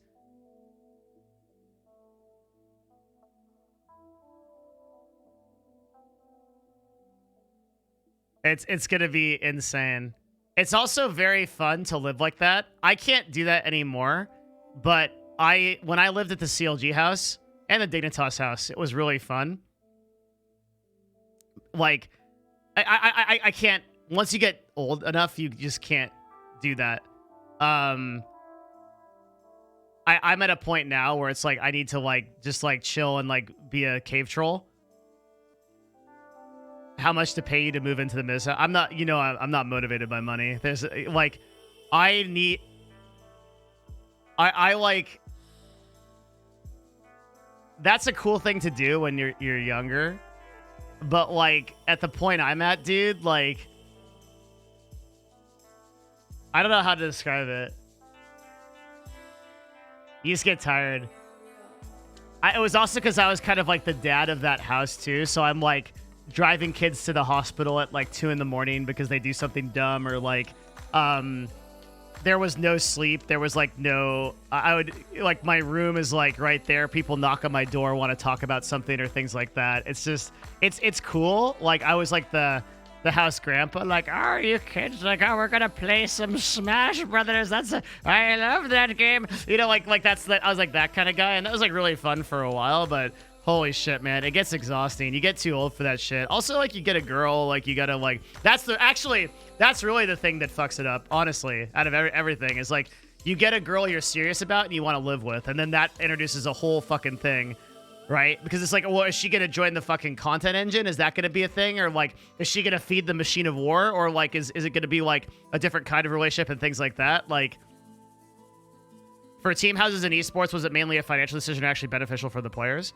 It was just the thing that everybody did before, and that meta is gone because like, in the current ecosystem of esports, when it used to be we would bury all the bodies and not tell anybody, and we could get away with it.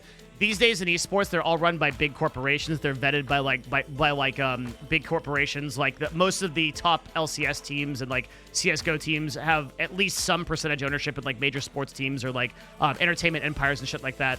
And with bigger companies comes bigger liability. So eventually you hit a point where you're like, okay, like if I have 5 kids in a house that are fucking around and like we're serving them food and like they're like the liability becomes insurmountable. The amount of legal shit that like it just becomes a fucking trap and you got to get out of it. So that's why we can't have like esports houses don't exist in that same way that they did before, and they never will again, right? There's just too much to it. If the federal government knew all of the fucking liability protocols I was breaking in 2015, dude, like I would have a fucking like Navy SEAL team coming out of my toilet. It would be so bad. Because it's just impossible at that point to comply with all of the regulations.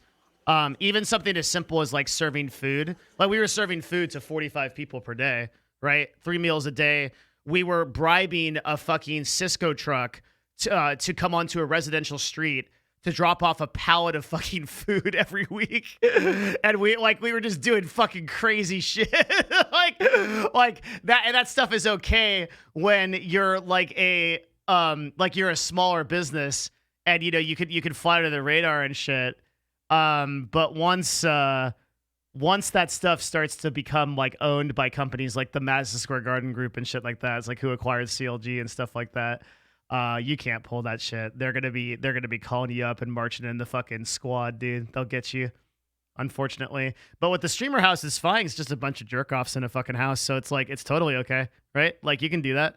The liability is their own because they're all independent contractors, so it's not a business in that sense. It's just a bunch of people living together.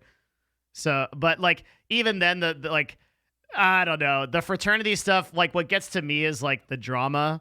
Right, because there's always drama and things like that. Depending on the crew that you put together, that drama could be very minimal or it could be very bad, right?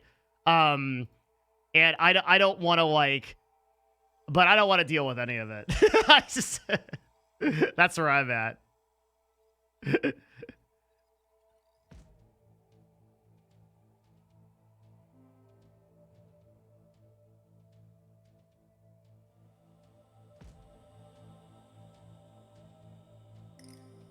Like, the drama can bring that stuff down faster than anything. Doesn't it suck that orgs just gave away the new industry to the corpse? There's no choice. When the choice is either put up $10 million for the LCS or $30 million for the fucking Overwatch League and for Call of Duty, what are you gonna do? You have to sell, because there's no esports team that's gonna be able to organically afford that. So you've got to sell equity. That's all there is to it.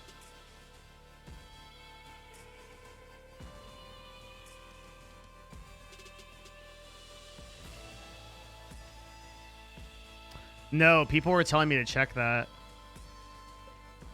That, like, drops are popping off.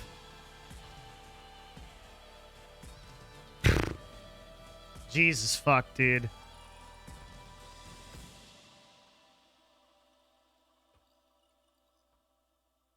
Where's the chat? Is it broken?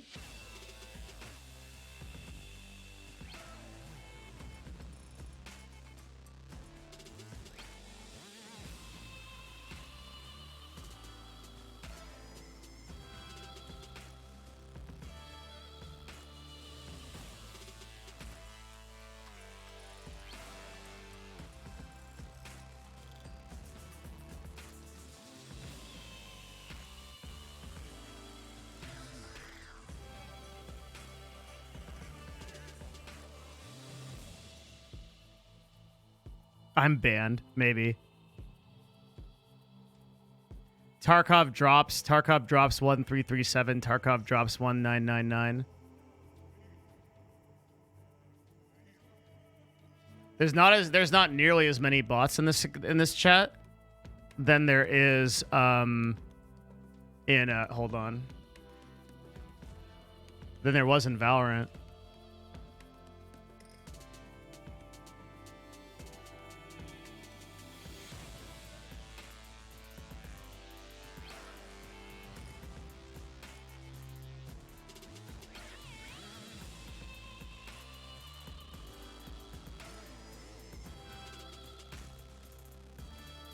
Oh, I guess this website like permanently broke.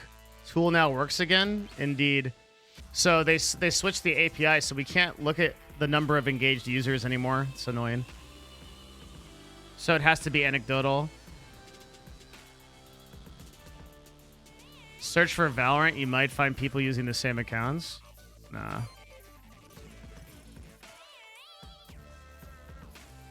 These are all Tarkov players who are authentic Twitch users. This looks very, very different from Valorant. These are all oh, that's right, say Sarah, you can. Yeah, that's true. But chat's broken. I don't know if it'll display. Yeah, it won't. Not for us right now. So there's way more people here that are connected. These are just basically Tarkov people that are showing up for the drops versus people that are like just completely fake accounts to sell keys on eBay. So I'd say this is probably, I think this is a lot healthier for Twitch than like the Valorant shit. Because this is like a lot of authentic users that have an excuse to come to the website, which is real fucking neato. Versus like Valorant, where it's like we just have a bunch of dog shit bots that are fucking collecting.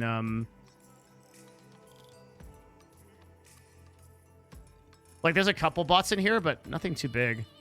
They must have changed the way that like can you trade the stuff that gets dropped? Like is that what's going on here? Happy 4 months. Thanks, Vinny. Appreciate your sub.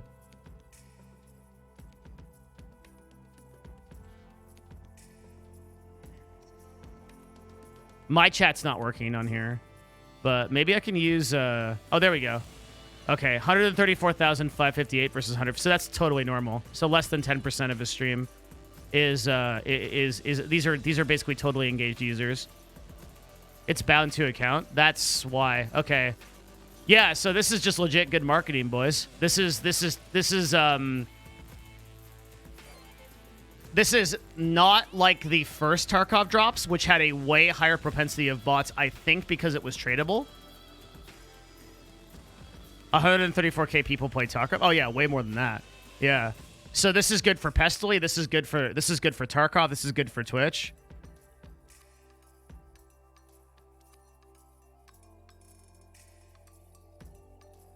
Just good all around. It's very cool that Pestily is the face of this, though, because it extenuates a lot of what we talk about in terms of like best practices for content creators.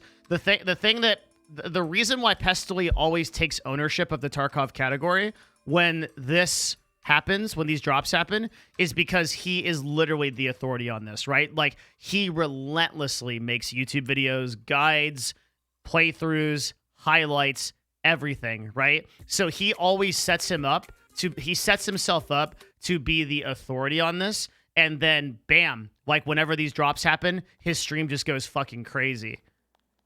It's real. You love to see it, dude. And like add to that he's an incredibly like ethical person, super actualized in that way. 100% of all of his donations go to charity, shit like that. It's very, very neat to see. Streams a shitload too. This is one of the only streamers on the platform, like 218 hours over the last 30 days, which is an average of 7.3 hours per day. 7.26, 7.3. And so that's 7 hours a day, but he's also uploading like 4 to 5 videos a day. Like you rarely ever see this. And he's raised $1 million for charity. Yeah, super legit, dude.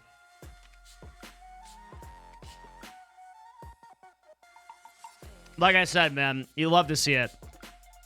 You love to see it. It's what it should be. Put in the work, get the rewards. That's how it should be. We are going to see like a fucking monstrous increase in his stats in the next 3 days.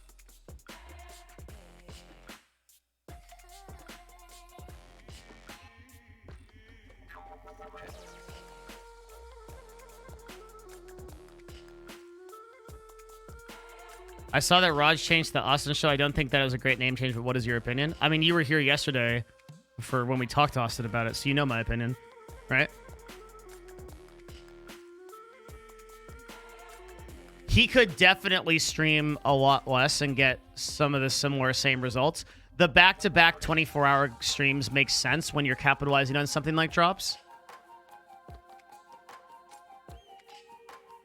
But outside of that, the peak amount of time for streaming where you hit peak viewership is like 6 hours.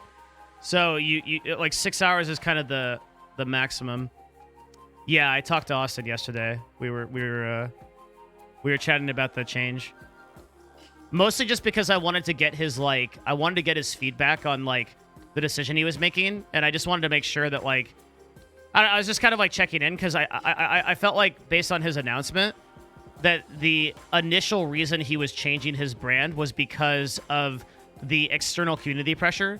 But in reality, it's like turning over a new leaf for him, and he wants to just he wants to like change his content, and it's like a highly personal decision, which is like always the right reason to do things. I don't think you should do things because your community pressures you to do things. We also talked about like a lot of other stuff, like gay sex and lasering your hair and stuff and things like that. So it was a pretty diversified stream.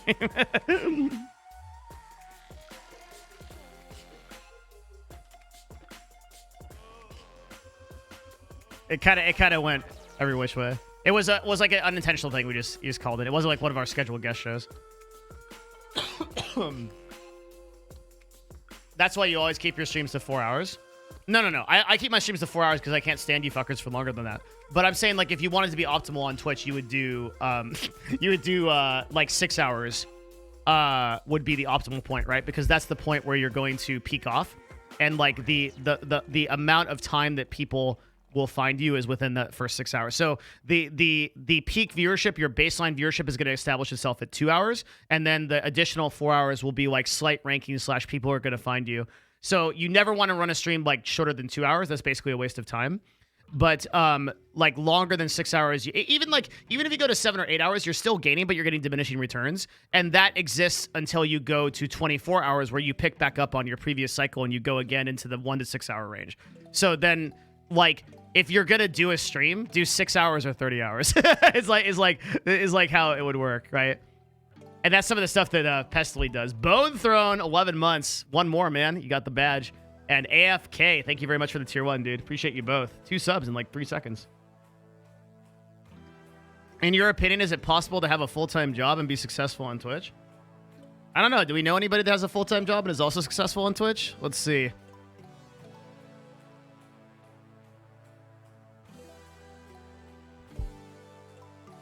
Nope. Don't know, man. Not sure.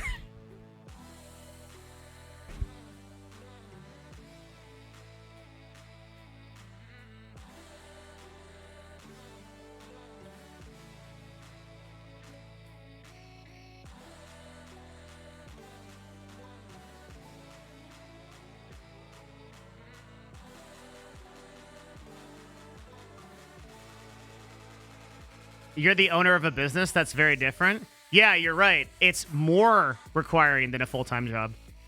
So I know you were using that. You're trying to get me. I know what you're doing. Trying to get me. But it's actually more. It's a heavier requirement to own a business than it is to have a full-time job. Devin Nash is a C-tier streamer. Nice. You can see these nuts, dude, when they're in your mom tonight. Is the podcast? Oh, fuck, it is. Yeah, we got to do our notes, huh? Thank you for reminding me. Do you respond to Discord DMs? Nope. Just the chat. That's our 1 per day.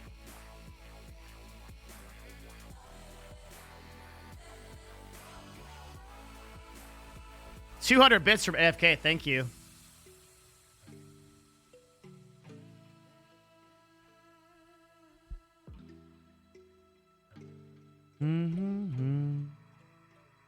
Can you recommend an actually useful course, something worthwhile to learn in this market? I'm trying to learn. What market? Walter, 45, 3 gifted subs. Yo, thank you, man. Thank you. Damn, a lot of gifted subs right now. Appreciate it. Thank you. And Comatech Music. Yo, thank you, man. Damn.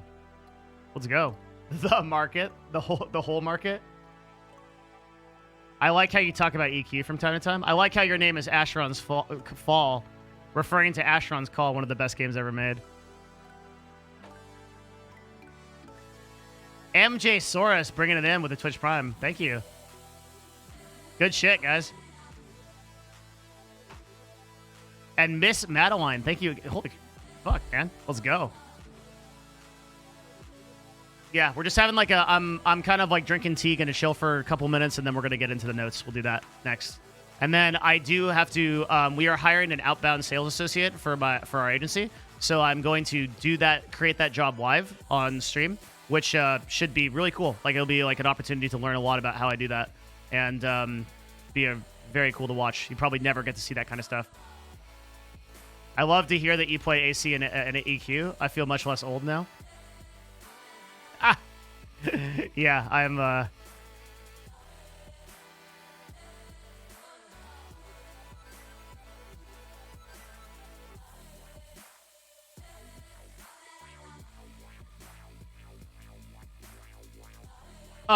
I wasn't paying total attention to the PS5 releases. The thing that I think got me most excited was Horizon's, a new Horizon and a new Demon Souls.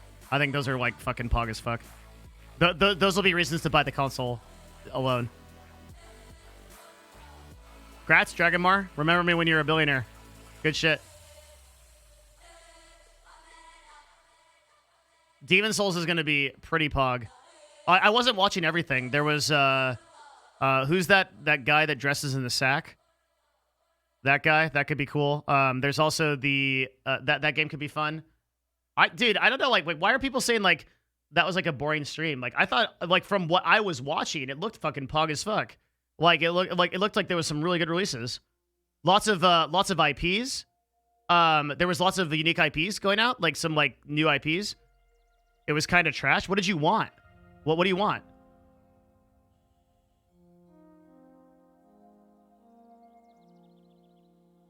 Lots of IPs, lots of good, a lot of remakes of games that are very good, like Horizon.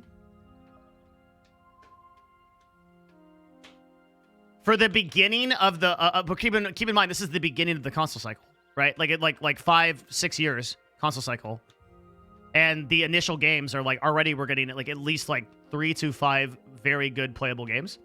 10 out of 10 stream. Thank you. Don't know about that, but.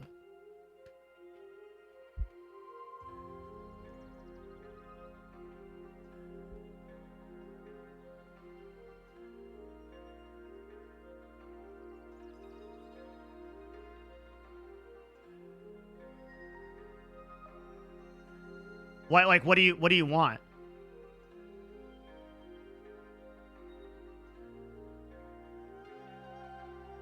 Did they announce a new Final Fantasy game? I didn't see them announce one. Did they?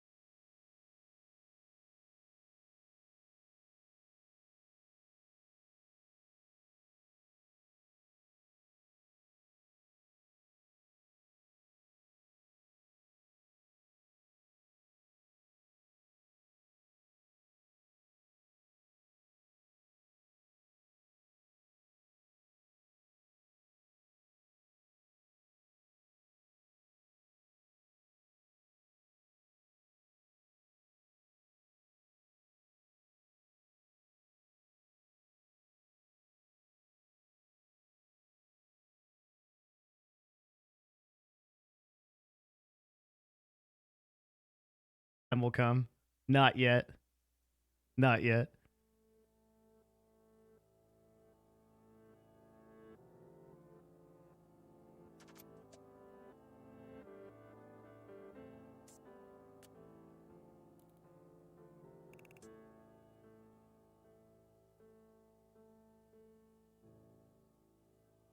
Not yet. All right. It seems to be helpful to a lot of people, which makes me happy. That's good. Are you gonna add the emote? I did not get a incredible reaction from it. I don't see the need for it right now. Probably not.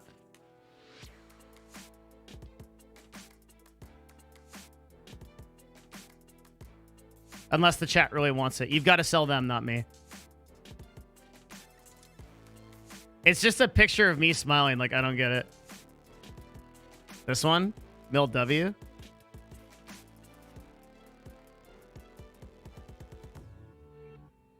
I think it's whatever.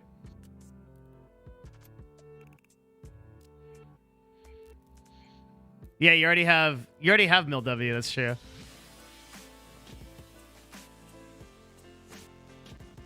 Which I like better.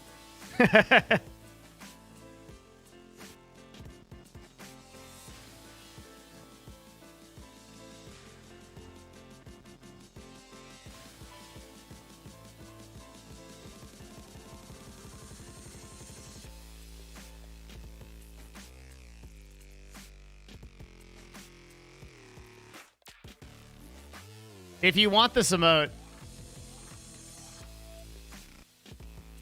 I'll add it. It's up to you. You gotta sell chat on it. All right. Let's do notes. I gotta start notes. It's already fucking 5 o'clock. Fuck. Holy shit. Okay. I got so fucked yesterday. I was here so late that I didn't order food. Oh, it was sad. It was sad times. I absolutely have to make sure that I order food today. $100. Do a poll? I don't know how to do that shit. I don't know how to do that Zoomer shit on this platform.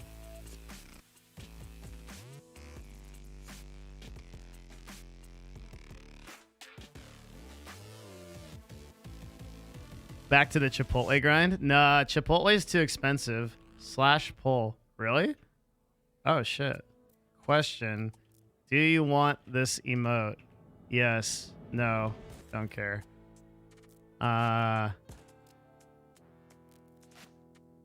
Where did the emote go? Link it again.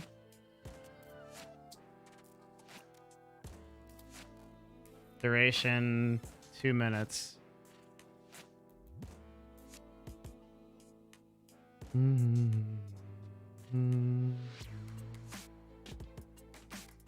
I'm indifferent.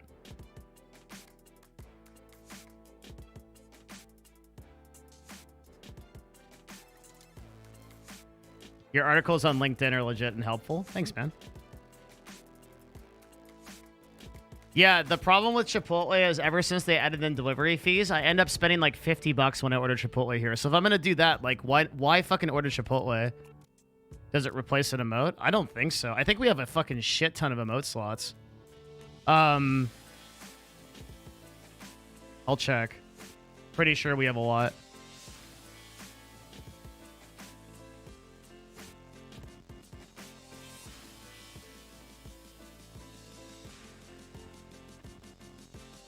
I have 1, 2, 3, 4, 5, 6, 7, 8 emote slots that are open. I just don't really think about it.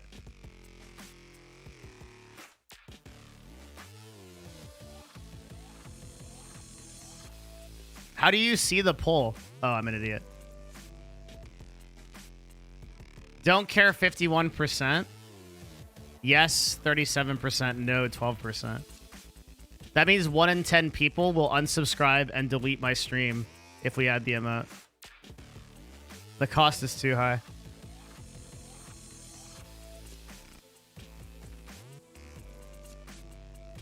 And if there's anything we've learned from marketing, if people post no, and that's one person, that's only the people that are engaging. So that means 1 billion people will not. So if it's 11%, that means that 11 billion people don't want it. That's how marketing works. And I don't know. That's a lot of people. I don't think that I can survive 1 billion people.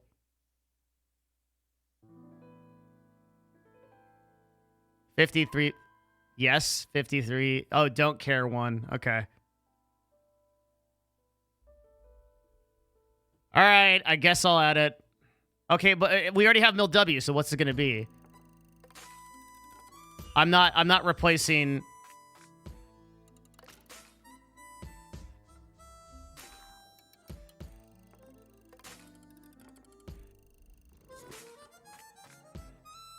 Mil W2. It's dumb.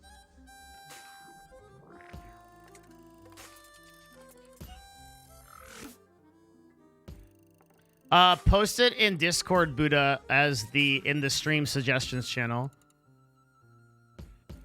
Mil V? We could do Mil V.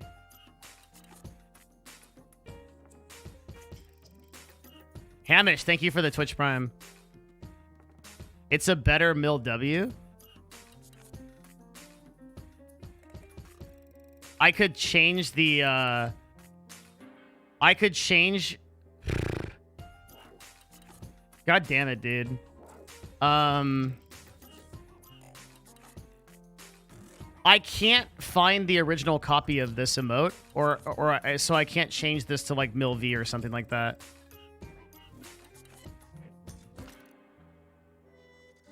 So like this could become Mil W, and then we could change this one to something else, but I would have to have the originals.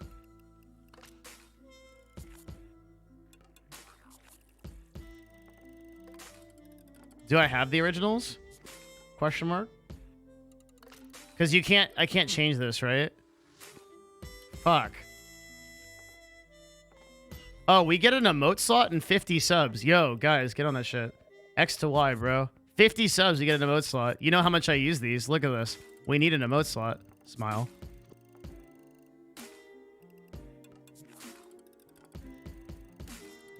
Arbitrary thing that gets you to subscribe. You can download them? How? If you download them, I will do it. Yeah, I'm looking for the emote right now. I think it's on my desktop somewhere. I really should save these. Fucking dumb is that I don't. Big stupid.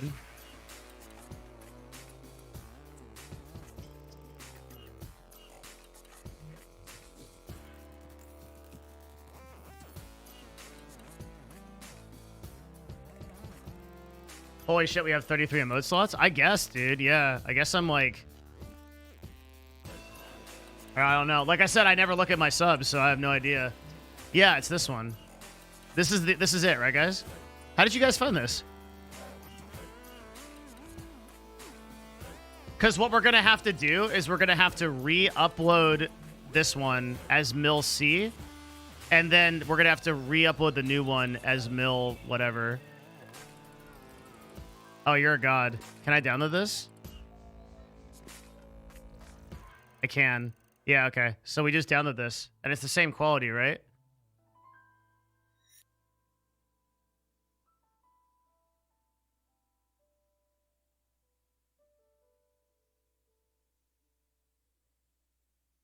Okay, so be it. So this is... Oh, wait. It's saving as like a 0 file? All right, fuck this. Look, if somebody puts this up on Imgur and we, like you put up like you did with this one, we got to put all 3 of these up on the proper sizes. I'm not going to do all this shit. If you want to do it, then you'll get your emote. Otherwise, fuck that. I got to do shit. I got work to do. This is below my pay grade.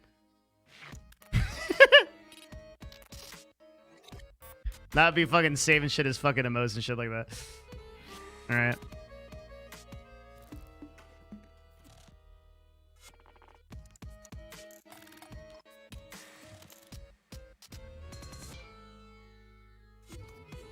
Can we get a sub for it? I'll gift you a sub for it if you do it, if you're first. But somebody's probably working on it as we speak.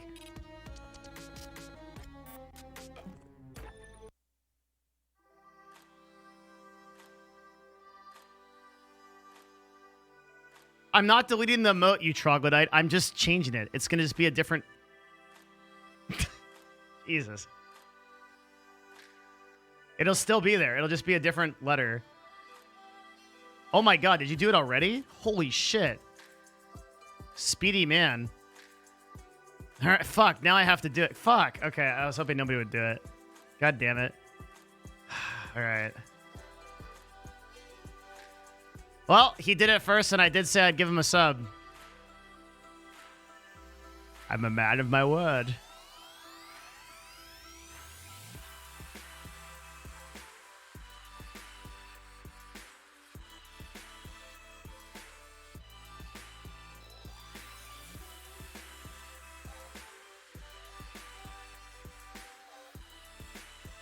Yeah, it'll be Mill C. Next one will be...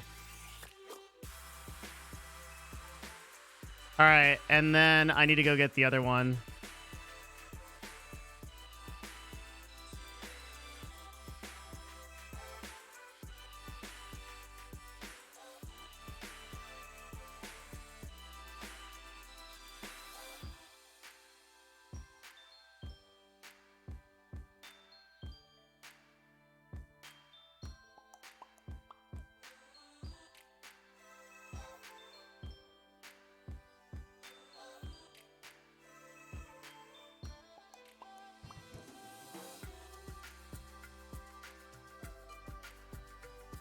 Imager or Imgur are both okay.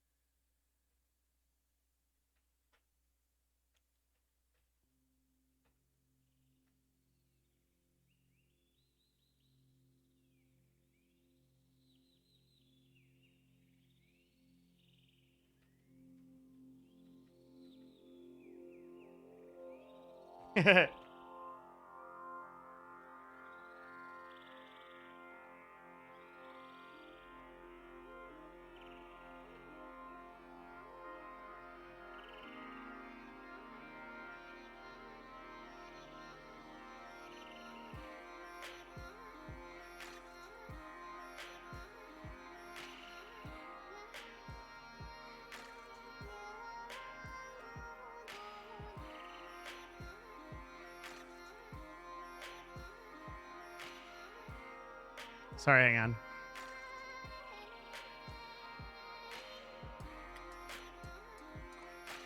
That emote is so stupid, dude.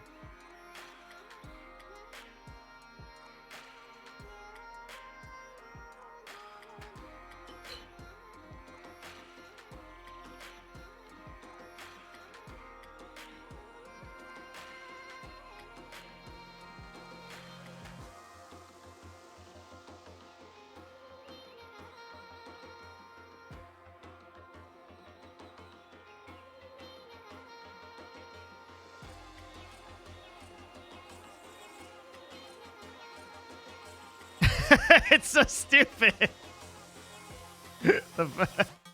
Fine.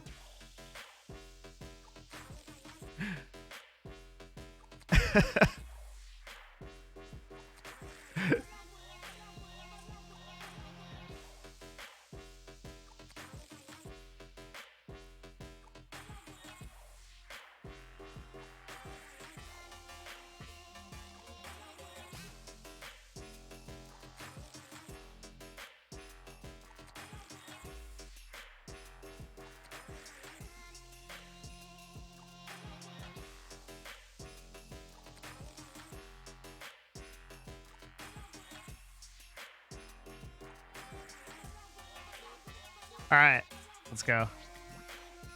There are more important things to do.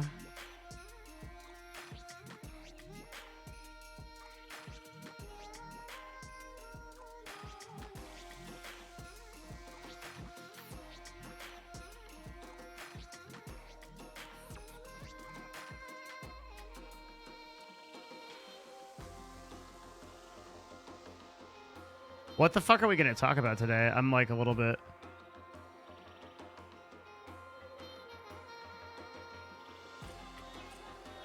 on the podcast. Preparing your league starter and checking out a new PoE. Implying I'm not going to go VD.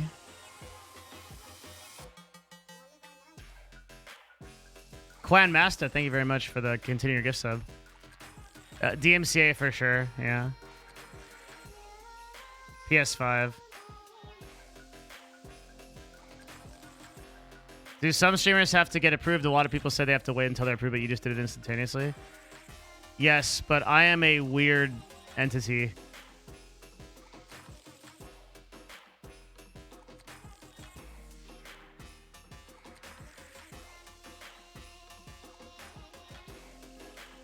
Thank you, man. That's what I aim for.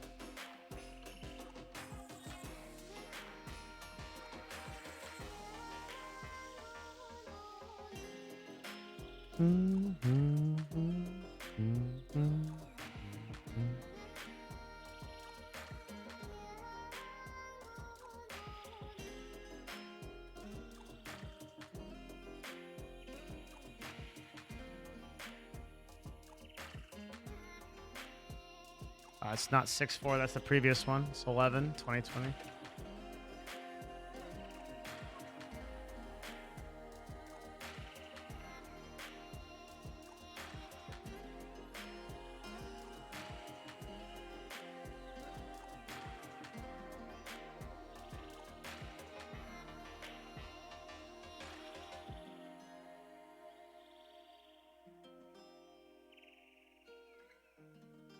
You were meaning to talk about diversification of income for streamers someday, but that's the difference between my stream and the podcast we do at night. So, like, that's a really good, interesting topic for my stream. That's fucking some resident sleeper shit for the podcast, dude. I'm gonna fucking knock out cold like half the cast if we have that topic. So the topic selection for the podcast is very different from the topic selection for the show. It's just a different vibe. That's a good thing too. Were it not so, It's the podcast is a very different environment. I need to eat. I'm fucking dying. I can't eat for like 2 hours. Fuck me, dude. I'm gonna fucking disintegrate.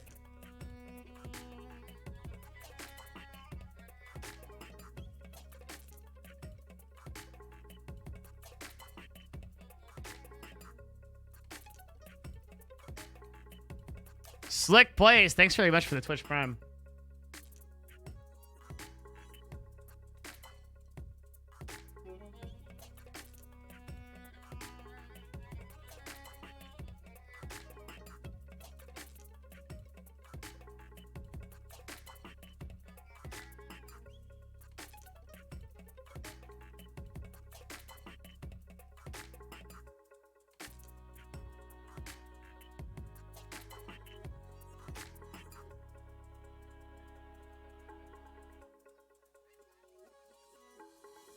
You talk about Trump trying to start Antifa conspiracy theories about the old man from Buffalo that got assaulted. Listen, first of all, politics are a fucking shit show on a podcast, usually. Unless it's like a Hassan Chapo podcast, okay? Second of all, that old man was, I don't know what you were looking at. That old man was very clearly a terrorist, okay? All right, he was trained from birth to attack. I saw it.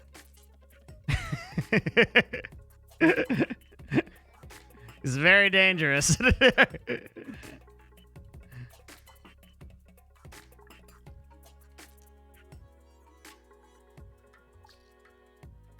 I'm rebranding as a topic? No, not false, actually. It is. We're going to talk about it. You are the news, Austin.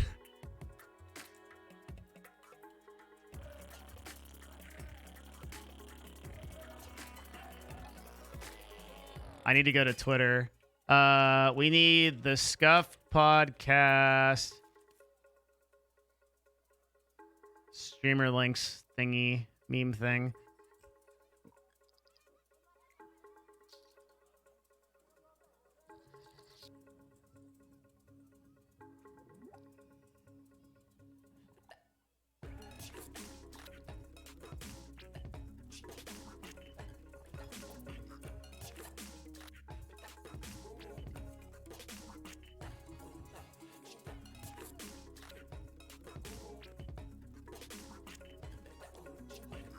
How's the podcast doing on other platforms?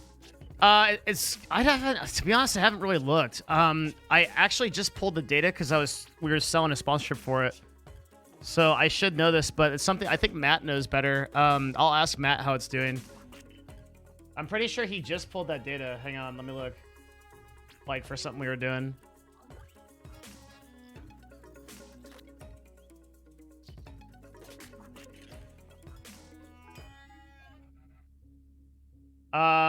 Downloads are between 50 to 200,000. So that's pretty good. I mean, that's a top podcast for sure. It could be a lot better, but I think that it's just going to take time to diversify onto other platforms. But the exciting thing is that I think we could get potentially a brand new audience that wouldn't have otherwise like been there for any other reason, and that's cool. I think that's really neat. That might happen.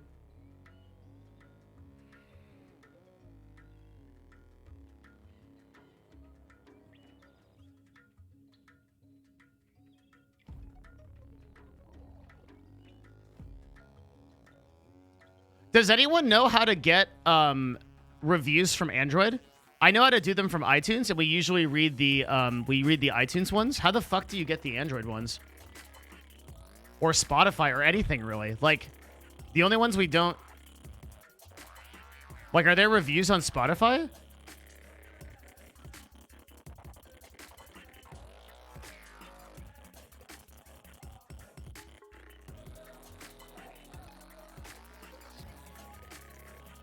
Spotify has no reviews? What about Google Play?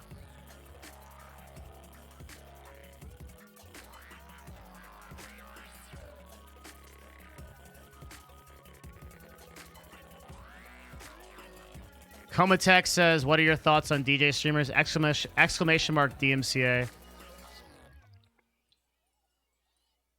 My screen just fucked up, which it does once a day. I really need to buy a new monitor. Hang on a sec. Exclamation mark DMCA.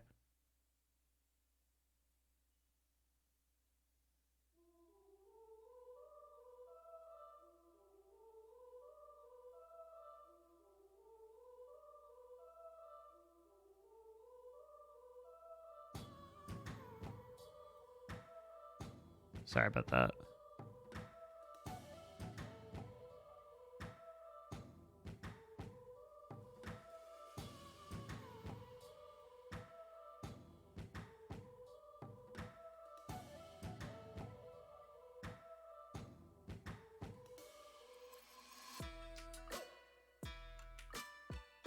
Uh-oh. I got a message from Charles Schwab. Is the market... That usually means my stocks are bad.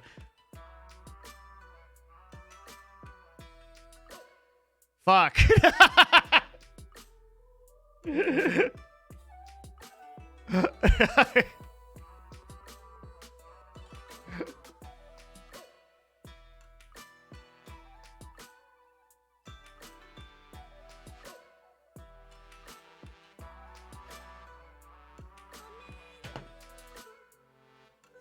Whenever I get an email from like Charles Schwab, it's always like the line is like, a message to our investors, like a friendly advice during these times. I'm like, oh, the market's fucked. Oh god, I just lost so much money.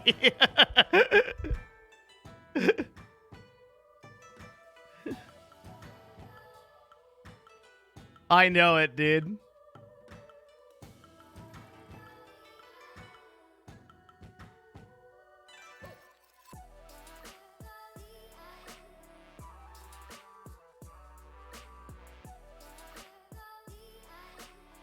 I've actually been looking for a buying opportunity though. I might toss my hat in if this keeps going. Oh, we did like a completely different show.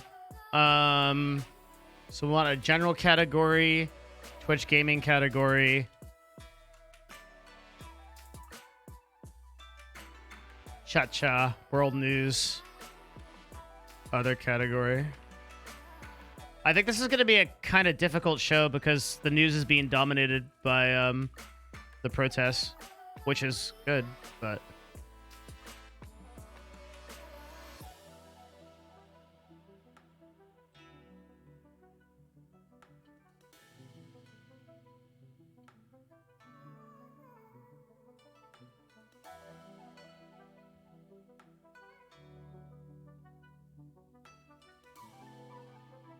Check my notes. Okay.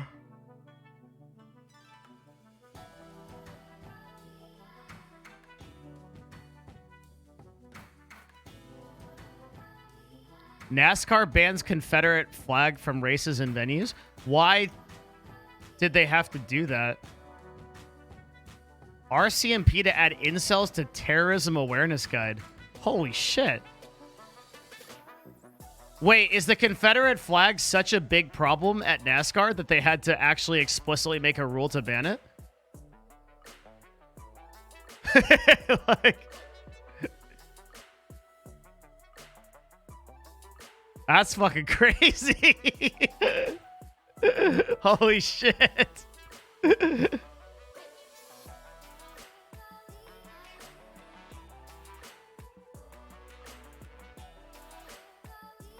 That's like those dumb warnings you see on things that you wonder, like, you know, they have to have that because they've actually done it before. It's like, don't insert this tube into this hole.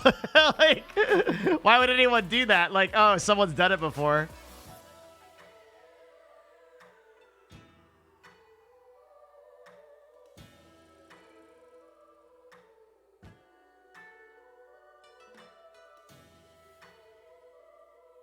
A driver quit over it. Oh, wow. Incels being a terrorist has a history after a man drove a truck through a crowd of people claimed he did it as a result of incel ideology. Wait, how is that? That's so weird. Like, if he drove a truck through a crowd of women, that would make sense. But isn't, like, isn't the core incel ideology like we hate women? Or maybe it's just being mad at the world or whatever. I don't really know. Don't follow these things.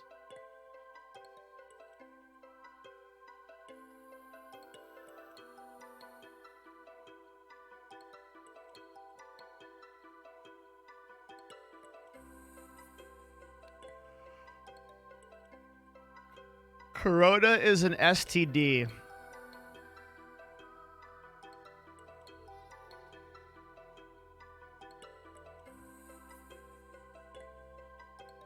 It can probably be transferred through sperm. But that's like whatever. Like if you are close enough to another human being that you are being that their sperm is shooting into you. I don't know why this is a weird place to be. Then like you are also going to get sick by a million other means of transference, right? So like what does it matter? Right? Like they're breathing on you, they're sweating on you. It's like it's not the sperm that's gonna get you. Yeah, exactly. Isn't the common cold an STD?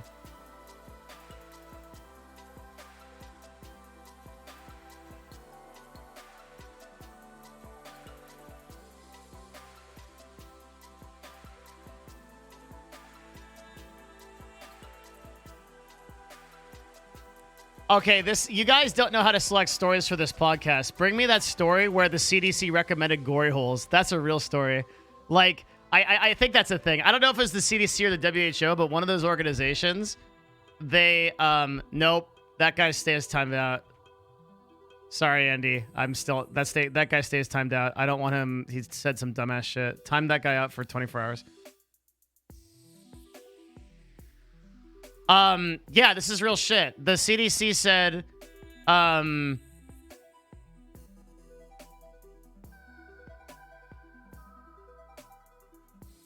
timed him out for 24 hours because he's talking about something that he knows he shouldn't be talking about. That's why I TL'd him.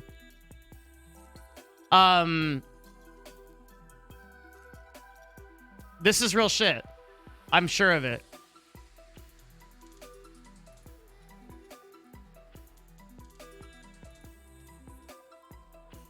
Is it the NYC Health Department commended for promoting use of walls during pandemic sex? Yeah. NYC Health discourages casual sex during COVID, but also says if you're going to have it, be creative with sexual positions and physical barriers, like walls that allow sexual contact while preventing close face-to-face contact. That's a glory hole. That's literally what they did. They literally...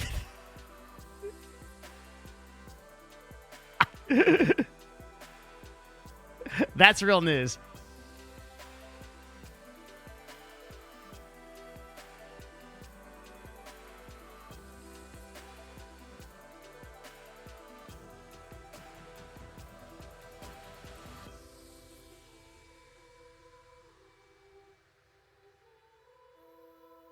From the PDF? That's risky click of the day. Wait, I don't want to click on this Wait, what am I clicking on? Oh, okay. Make it a little kinky. Be creative with sexual positions like physical barriers and walls. Masturbate together. What a fucking meme, dude. You get on Tinder, you do all the work, you take a girl out on a date, socially distanced.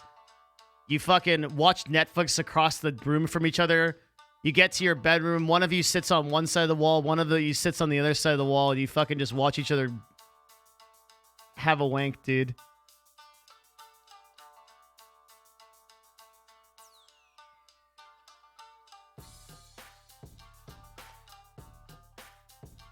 What a waste of time.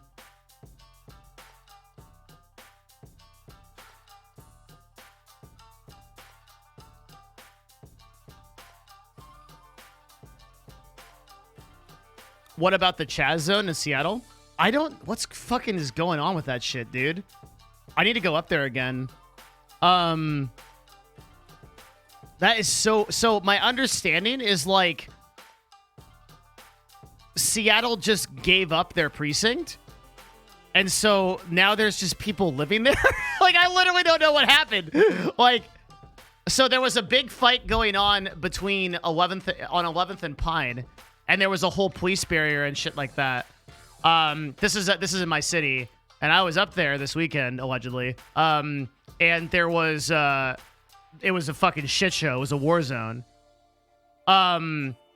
So I know the police didn't want people to like be there, and they were tear gassing people out and shit like that. And then I guess the police gave up and people moved in, question mark. This is where I'm confused. And then Trump was like, Seattle's been taken over by terrorists. And I was like, wait, what? Like, I look outside, there's like a person sipping coffee. There's like a grandma walking across the street like a fucking cat. And I'm like, doesn't look like terrorists to me. Everything looks fine. I no fucking idea what's happening right now. Like, Trump literally said that the city is taken over by Antifa terrorists. Like, actually said that.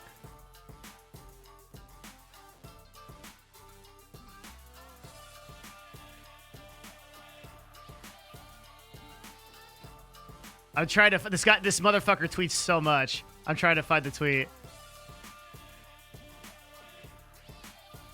Jesus Christ. Yeah, anarchists just took over Seattle, and the liberal Democrat governor said he knows nothing about that. Domestic terrorists have taken over Seattle, run by radical left Democrats. Law and order.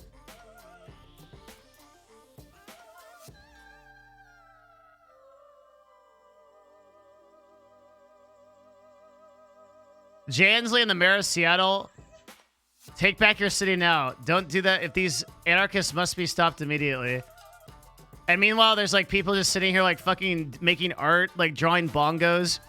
I don't know what the fuck's going on, dude. I gotta go. This is fucking crazy. I gotta go there. Did people actually take over this area? Where are the police? Did they give up? Here's an article. Oh, thank you.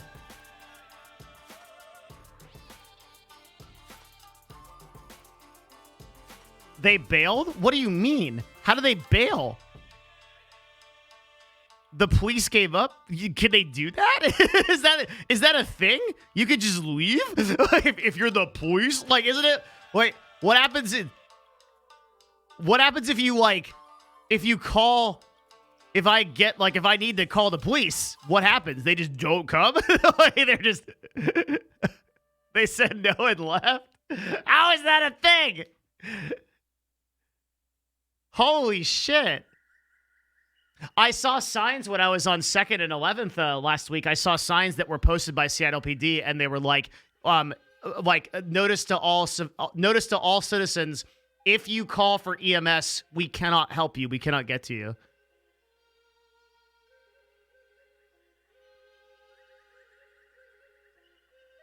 If someone tries to murder you, there's no cops. Fucking okay. The Capitol Hill Autonomous Zone is also known as Free Capitol Hill, is a self-declared autonomous zone, a de facto intentional community and commune in the Capitol Hill neighborhood. The zone covers approximately 6 city blocks and established on June 8th. After the Capitol Hill East Precinct building was abandoned by the Seattle Police Department. Holy this is literally Shadowrun! What the fuck? Do you realize how insane that is? We have a fucking decentralized government in the middle of Seattle.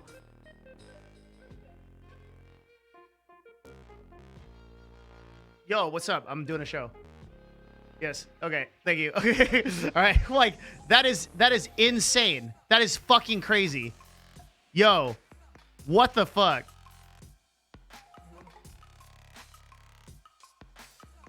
That's actually insane. Local government. This is like, do you guys remember that episode of Family Guy where Peter makes his own land? Like, where he does, where like Peter makes, Pretoria Like he just makes his own country, and then that literally happened.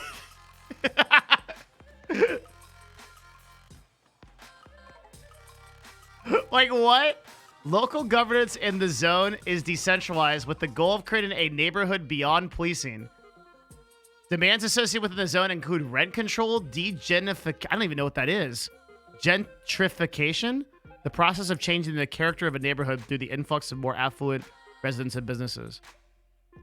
Police abolition or defunding, community health, and dropping charges against protesters. This is maybe one of the craziest things to happen in our time.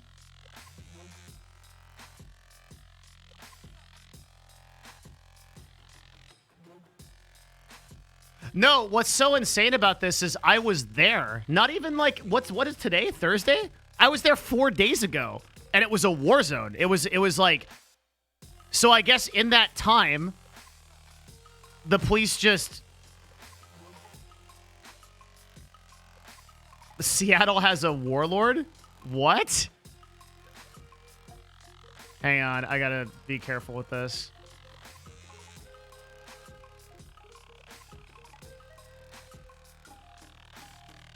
Raz Simone is a self-appointed, heavily armed, indicated their intention to police the area and engage in the use of force. This is probably a fucking meme. That sounds ridiculous. Raz Simone and crew assault. A man was tagging over someone else's art. Raz and group approach and separate him from the crowd, chase him for 2 blocks. Raz threatens to shoot the man. They gaslight him, and this is all his fault. I don't know. This is like, this might be fake news. Whatever. I don't know how reliable that is. I will tell you though that so that's actually why Trump tweeted like you guys got to solve this problem or I will, because this is actually a federal government issue. Like if you try to like it really is. That's actually what's so crazy about it. If you try to fucking like make a fucking country like within the United States, that's when the federal pound me in the ass like the Navy SEALs come. That's like what that's for. Like that's actually fucking crazy. Because that's what happened to Pretoria. Like they're like, we got a big like they send the army. It's fake news. No, it's not. The police abandoned the area. It's out of state control. It looks like the Raz Simone stuff seems like fake news. But if somebody in theory takes over an area of the United States, they will send the fucking federal pound me in the ass dudes. That is what will happen. That look at Waco. That happens before, or Oregon. That's when you send the fucking FBI. I guarantee it. Like they'll send the fucking dudes. That's happened several times. Because you can't just declare a zone of America to not be America. That's literally federal shit. You understand that, right? As a European, I want to thank you, Americans, for creating content for the whole world in this tough time. Yeah, we got you, dude. This is like, yeah, it's just like the police is a state issue, but if you like annex a fucking section of a city, that's gonna send the fucking you're gonna send the whole fucking dudes. That's it. God damn.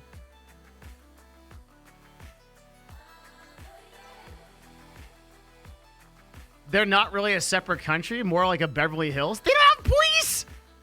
They don't have any police?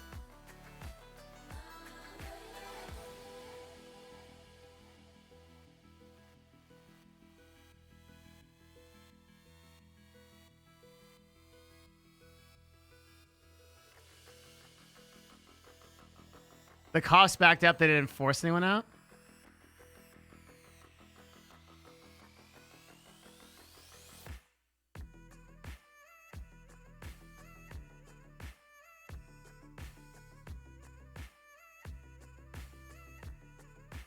It's simply an area within Capitol Hill where people are protesting. It's just an area. No one person or group changed it. The best answer is it naturally came about after the Seattle Police Department left. Raz Simone is a local Seattle musician. Are there barriers? Protect protesters from vehicles driving into the crowd. Sadly, actually happened on Sunday, 7th. It's just like any area of Seattle, you can come and go. Are there businesses open? Many businesses are open. Are there security checkpoints or armed guards? No. I'm gonna go down there. Fuck that. We'll go see what it's all about. It's fucking down the street. Why not? Like, I'll just go. This weekend. Twitter named it. The backstory is the Seattle Police Department left the area after 10 days of protesting. After they left, a few people call it a free zone. Things are peaceful within Chaz, but open carry is still legal, and some people have been cited with guns. So my real question is, what happens if you call the police? Do they come? Like, I call 911. I say somebody got shot, right? Like, what happens? Do they show up? Like, serious question. They really don't?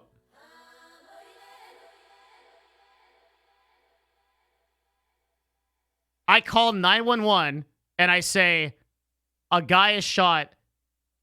They don't come.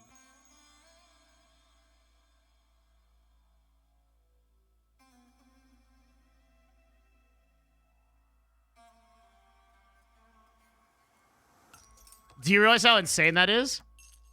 From the CNN article, officers are still they have to. They have to. I don't believe it. That can't be. There is no way we have 6 blocks of a U.S. city where police will not show up if shit goes down. That is fucking insane.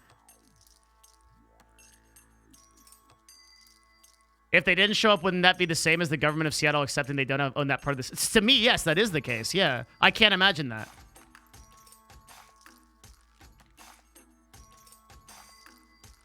They do what the cleaners did when you told them to clean the garage at Dignitas.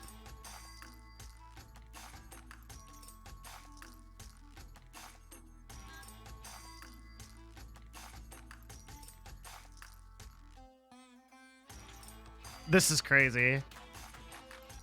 How do you get food? Most people are protesting for BLM. Most people go get their supplies from dozens of local businesses and have donated items. How can I see what's happening in Chaz? The best way is to come out here. Holy shit. I'm doing it. I'm 100% going down there this weekend. This is fucking crazy. What the fuck? I'm a little bit worried that, like, I go down there and then fucking the feds, like, just bowl that place over and we're fucking out like disco. Holy shit. Like, a list of 30 demands on Medium. That's probably fine. Jenny Durkin said she'll de-escalate the situation within the zone.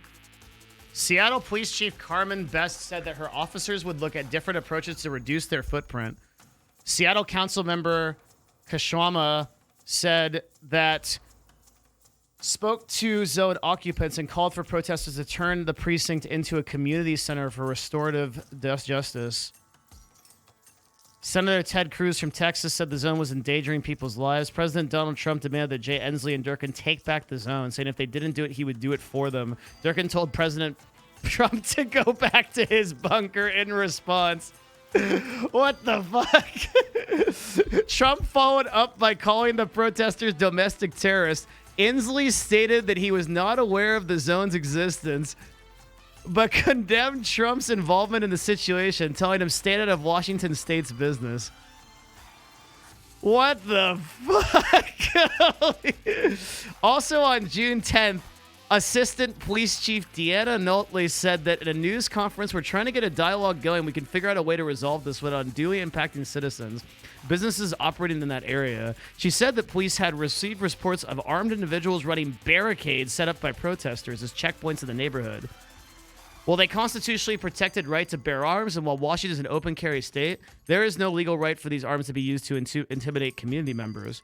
She has said that police heard anecdotally that residents and businesses are being asked to pay a fee to operate in the area. The SPD announced their desire to re-enter the abandoned East Precinct. It said that they... Oh, on June 11th. That's today. That's today. Okay. The SPD announced their desire to re-enter the abandoned East Precinct building. So the Seattle Police Department building right now there is nobody in it. So have people taken it over? Are there people like just hanging out in there, like playing bongo drums and shit? Did they get into the armory? Like, what's going on? Ah, this is it. You couldn't make a movie this crazy. Like, it's locked and boarded up. Go find out. Yeah, I will. I mean, I will. Yeah, I will. I'm gonna go out there. Saturday, I'll go out.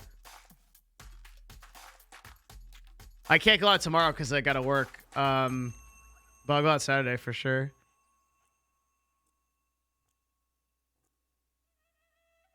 Stream it? Yeah, I will. I'll stream some of it. I think so. Yeah.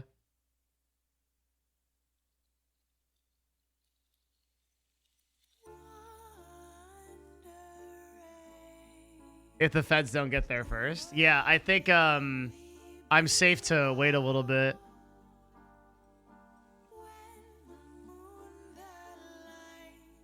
Protesters in Portland, Oregon, inspired by the zone, sought to establish their own area on June 10th. The protesters elected barbed wire fences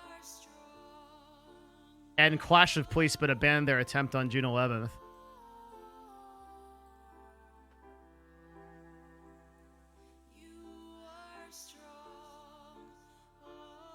There's people watching TV in the middle of a street in Seattle.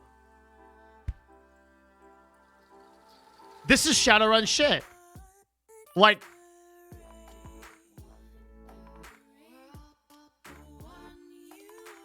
they have movie night?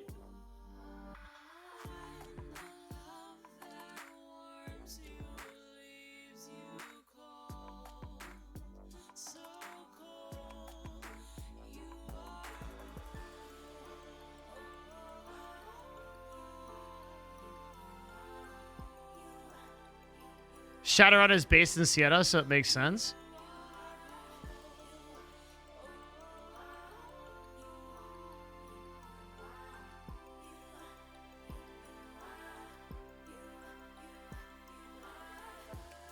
What's regime encampment?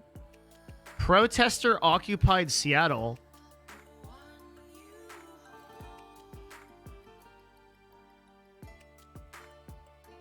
Relaxation and dining. There's no. Oh, police or regime occupied Safeway. This can only go badly. There's no other way this can go. I mark my words. Not that I'm any good at predicting shit like this. Like, I'm very good at predicting stuff in the industry, but there is no way this can turn out well. Okay, a fucking protester occupied part of an American city is only gonna end in fucking chaos. They are gonna send the fucking squad, dude. The fucking Nighthawk helicopters, the fucking Navy SEALs, the Rangers. They're gonna fucking squad up, dude. They're gonna roll huge into this shit. This is gonna be. This is gonna be some fucking crazy ass shit.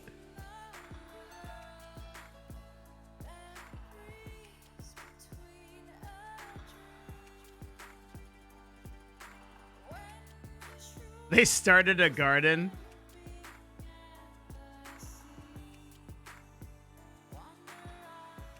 Where?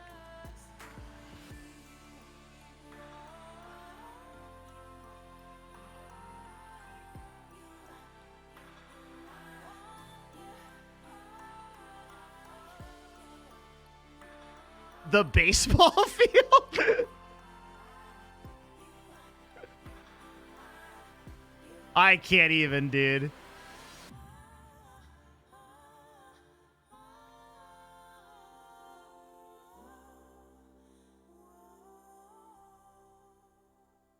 The thing is, like, it's a meme until it's not.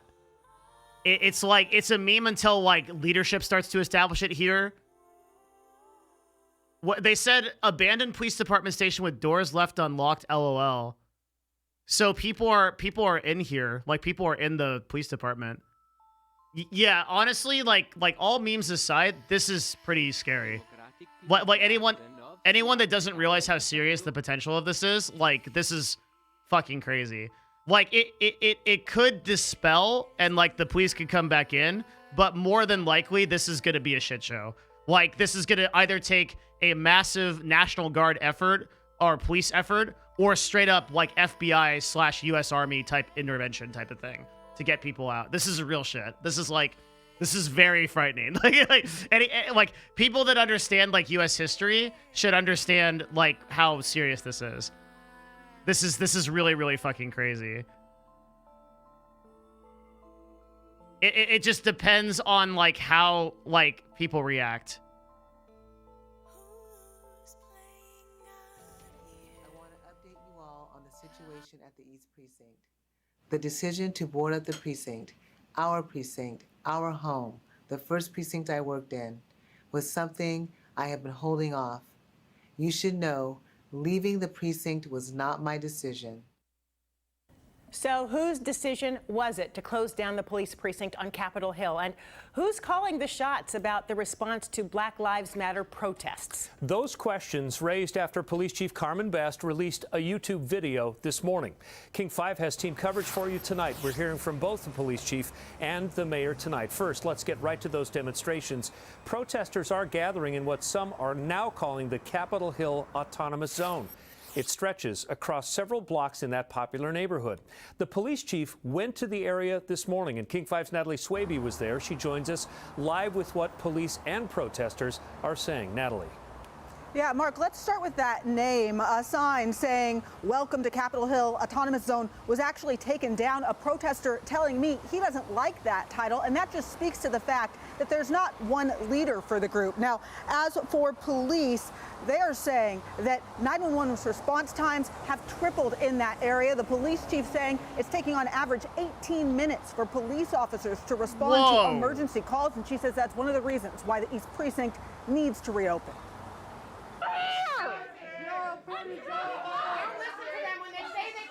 This is what it sounded like as Police Chief Carmen Best entered the boarded up East Precinct.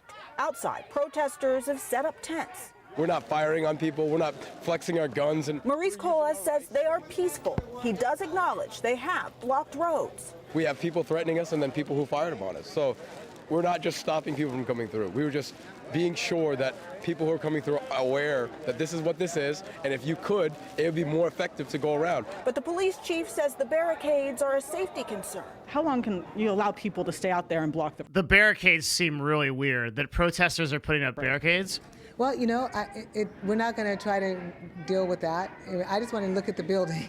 Are you going to reopen this precinct? Yeah, well, we're trying to evaluate. I absolutely just What kind of answer is that? Are you going to reopen the fucking police department? Yeah, we're trying to evaluate the building to look around to see what damage was in here. The chief says she wants to bring officers back, but for now, it's protesters out here with their message. This is insane. This is truly insane. this timeline is insane. Working through the trauma that they have experienced from being terrorized by the police department. We want change throughout the system. We want change for everything that's not fair out here, and there's a lot of it.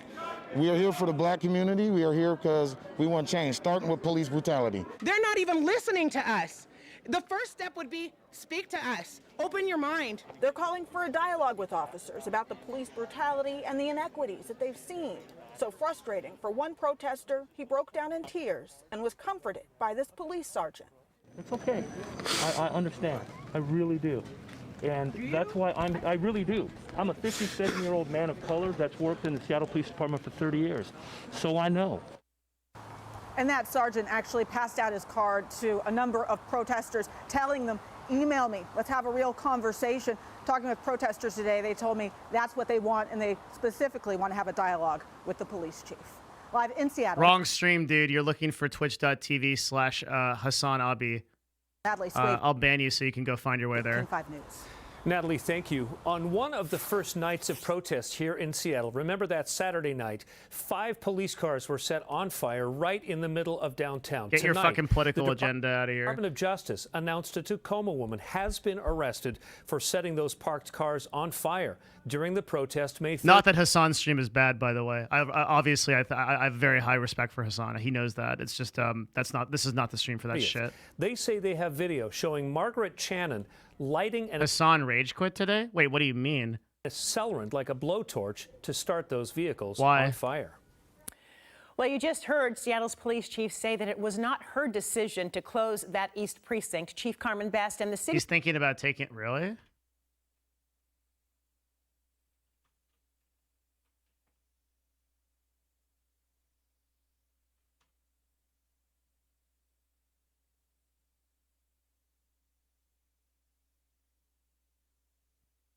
Streaming is actually becoming less fun for me as days go by. I might take some time off. I'm getting tilted by how selfish chatters can be when they know exactly why people want to watch Twitch. They can shape their entertainment to their fitting. I can't even do a 30-minute segment of Ben Shapiro's systematic racism. Debunked video while my entire community is spamming to watch the PS5 launch. It's disgusting and frustrating. It makes me hate everything about the community I've worked so hard to cultivate. Respect to Hassan, man. I get it. Yep, 100%. Hassan, the Hassan Abi experiment on Twitch is almost impossible to do. Like putting in 336 hours. Okay, so for perspective, that is 11 hours a day. Is it not? A little bit more than 11 hours a day? 11 hours a day streaming. And the thing is, you're streaming mostly not game content. You're streaming just chatting, and you're streaming like very, very intense like commentary. That is so hard. I cannot tell you.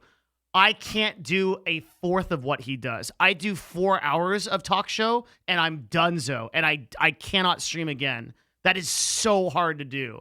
Like, holy shit, that is so hard to do. Hassan is, I think, right now running the most difficult Twitch stream to run out of all of us. Like, and then combine that, it even gets worse, right? Because combine that with the fact that he has to deal with politics, which is the worst area period of Twitch, like in terms of gatekeeping, fucking opinions, fucking people like going crazy. 336 hours per day and 30 days equals 7.95 hours a day. No, I don't think you know how to do math. Let me check. 336 hours streamed and 30 days. No, it's 11. I was exactly what I said it was. It's 11.2. Yeah, it's a little bit over 11 hours a day. Yeah. Slash's reply to his tweet was spot on. What was it?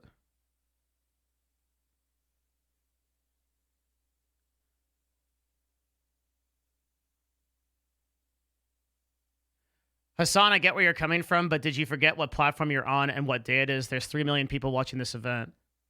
I don't think that's spot on. Like, dude, it's an extremely... the same thing happened to me today, right? Like, I have a setup thing with Esfand, and we're going to do, like, a talk, and everyone goes, why are you streaming the PS4 launch? LOL.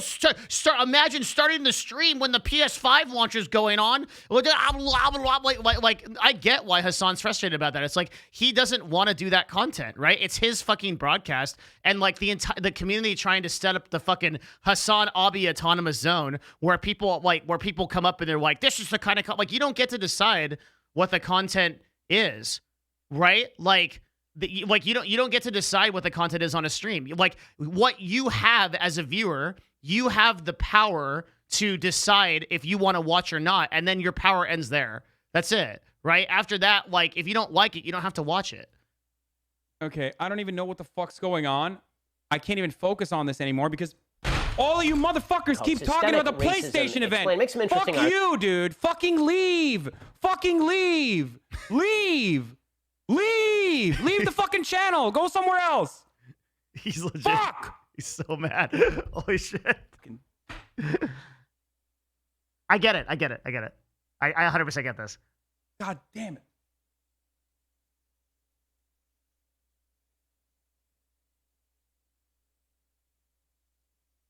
it. Here's what people, like, don't understand, okay? Like, you know what? Fuck this. You know what? Fuck this. I'm not watching the PlayStation event, and I'm not even fucking streaming. Fuck off. Oh, so he's just done? Did he just quit after that? Like, I fucking get it. I think the solution is the Destiny strat of streaming 10 hours of League until viewers are happy with the other content. That tanks your viewership, though. Like, the cost of that is that you can run the stream you want. This is like classic Twitch streaming, okay? you can run this, and this will be a really interesting topic for the Scuff podcast. So you can run the stream you want, and you get the viewers you get, okay? So guess what, right? What's Devin Nash's perfect stream? Devin Nash perfect stream, dude? We're fucking sitting here chilling, playing Path of Exile. Fucking potato, heavy metal music, playing Path of Exile, grinding. I say one word every 3 hours, okay? And like, it might be like, okay? Like, that's whatever, right? So you can run the stream you want. You take the cost for that. Chill Canadian, thank you for the 5 gifts. That was super cool of you, dude. Thank you very much, man. I'm glad you liked the show. I'll add you to the Hall of Fame in just a second, right? You could do that, or right, you run the stream that the people want, okay, and then you get the viewership at the cost of your sanity. And this is the and like you go somewhere in between. So we were just talking about this with Esfand at the beginning of the stream, is like the issue is, you know, like streamers are always in the push-pull, right? Like the thing with Hassan is running. There's so much stuff that is difficult about the stream that he's running. So hold up a second. I gotta take a leak and then we'll go over this. I think this is like such an interesting topic. This is like, but give me just a second.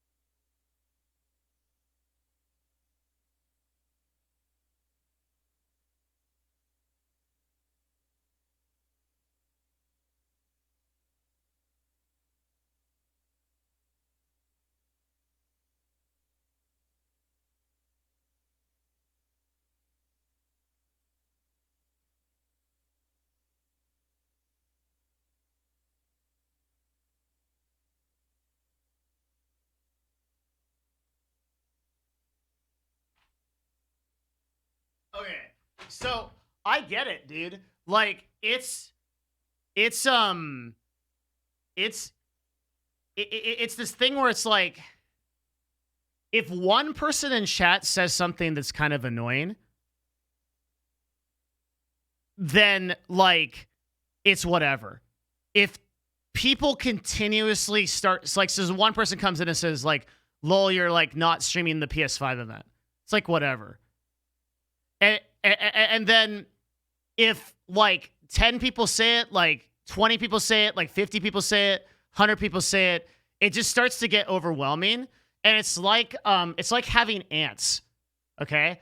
It's like you see an ant in your house, it's like not a big deal. And you get rid of it and it's like that's it, okay?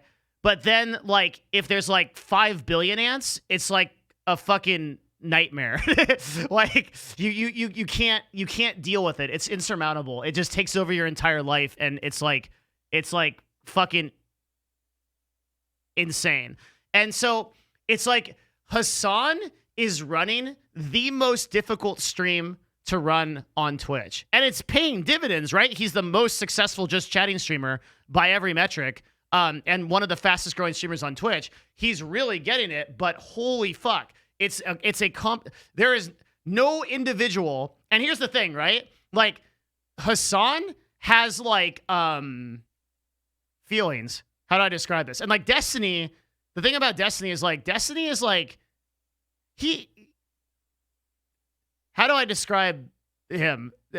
Destiny is not affected in the same way by people as like other people are. Okay, so like it like. And Destiny himself like talks about this, like where he's just, it's not like people say like he's a sociopath, whatever. That's not true. Like Destiny is not a sociopath. I don't think. I think he likes people that like, but he just doesn't process in the same way. Like when like I really do believe you can have a fucking enormous Reddit thread that like is like dedicated to Destiny. He's not gonna lose any sleep. But Hassan's not like that. Like Hassan like is like an emotional like person. He's like a person that's like has many different facilitations of his like what right like some people would say like criticizers would say that it's like he's a more like rounded person, right? Like isn't this all part of the job? If you ran a store and 1% of your customers all yelled at you to get a certain product, would you sympathize with them if they raged, left, and went home? Hold that thought. That's a really good thing that you just said. But like, let me like finish explaining this, and I'll answer that. I'm just gonna like, I think that with Hassan, right? With anyone that runs a stream like this, where you're doing 11 hours a day of just chatting content that is politically based, it is almost insufferable to deal with a community like that. So what Not Mike just said, isn't this part of the job if you ran a store and 1% of your customers all yelled at you to get a certain product? Would you sympathize and then if they rage, left, and went home? The answer is it depends on the type of business you're running. In my opinion, you fire them. So if I have a client, and I've done this in business all my life, ever since I was 16 and I ran my first business. If I had clients that would come in, they would be super fucking demanding. They'd be like, yo, like, this is what I want. Like, you're not getting this on time. We need to speed this shit up like this. I would be like, okay, you can go fuck yourself. I fired someone from the agency the other day. They literally told me, yo, I need this done. And I said, go find another fucking agency. I'm a boutique agency. This is how I do shit. If you don't like it, go fuck yourself. Now, that's an opinion, right? I run business that way because I think protecting my mental energy is more important than any kind of capitulation that I'm going to make to anybody. But some people don't believe that, right? Some people believe that you want, like, every customer is golden. Like, the customer is always right philosophy. The answer, how do you fire your customer? It's super easy. You just tell them to go fuck themselves, and then they do that. That's the whole thing, right? But you see this happening, like, all the time, where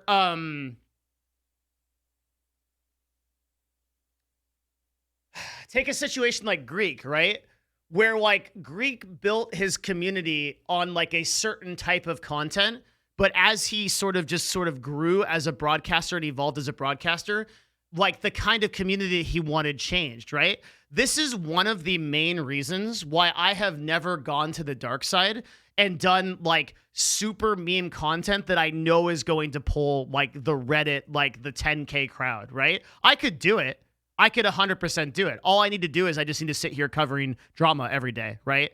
And if I do that though, and also I just need to take like really extreme stances and stuff like that.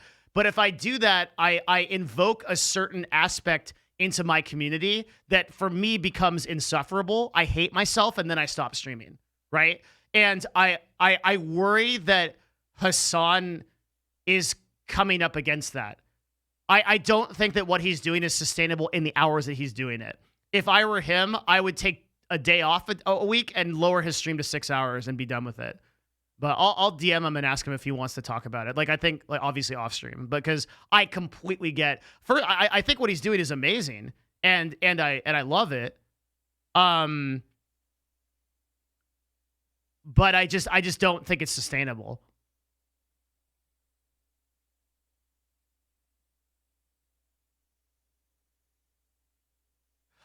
Like, one of the decisions that I've made always in my content is that I'm going to present content that I see as like authentic to myself, and I'm going to do that at the cost of viewership, and I've been doing that for years, right? Like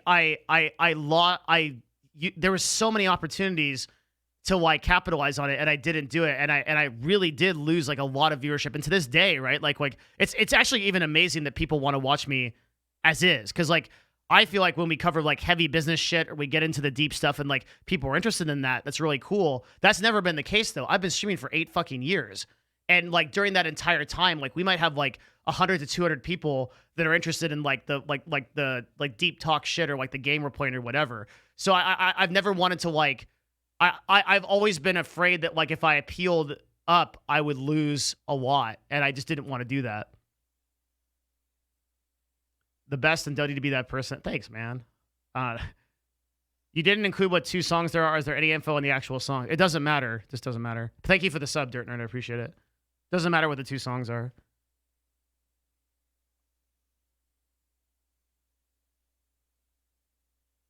I saw the LSF circle jerk. Dude, everyone was circle jerking. You were wrong until you were right. And then everyone was like, of course he's right. It's so obvious. Yeah, I know.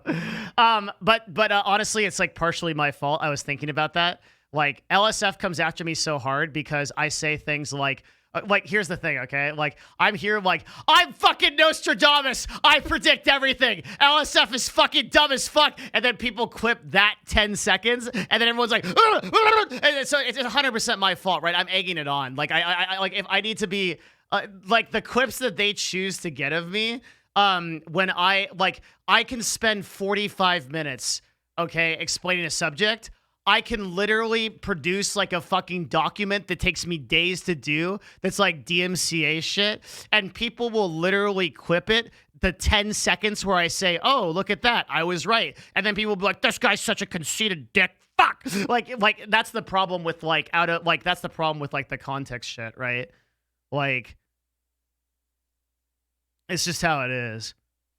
So I don't know. Maybe I need to do some more thinking about that. Like the thinking of like, isn't it the streamer's job to put up with this? And to some extent, I think that's the case. But in the same way that like you would never have for the people that buy an artist's art, you would never ask them to make the painting that you want them to make. You know what I mean?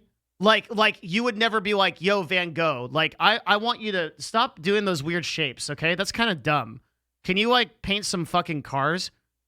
I want to see some trees, bitch. Like, can you do, like, you never do that, right? Because that's what streaming is it's more of, like, a creative, like, and, like, artistic expression. It's like the essence of, like, an individual outputted into this form, this digital form. And so so like when you have people that are like, yeah, stream this, well, yeah, can you stream past PlayStation 5? You're fucking with the art, right? Like that's why Hassan is upset, because he's a creative person. You're fucking with the art. You're fucking with his art. So it's like it's not like Hassan is like manufacturing a product for you. He's creating art in the same way that somebody would be if they're playing the violin, or if somebody's playing the piano for you or whatever. And like you wouldn't go onto a stream with someone playing the piano like Laura or something and be like, well, people do this and it's really annoying, but you wouldn't be like, play Final Fantasy. That's what I want you to play. Why won't you play it? This fucking stream sucks. Fuck. Like, right? Like you wouldn't, like the person that does that is an asshole, because they're trying to change the art to be the thing that they want it to be. But that's not what art is. Art is whatever it is. That's what makes it art. If we didn't have that, we would lose his creativity. So I understand where Hassan is coming from here.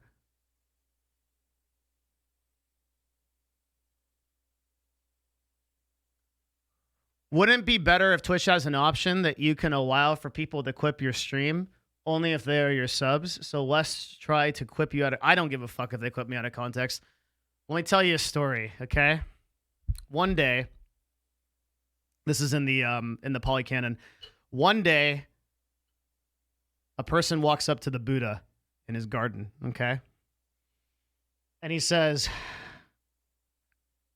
Buddha, enlightened one, which people are closer to being in union with you? Those who love you or those who hate you?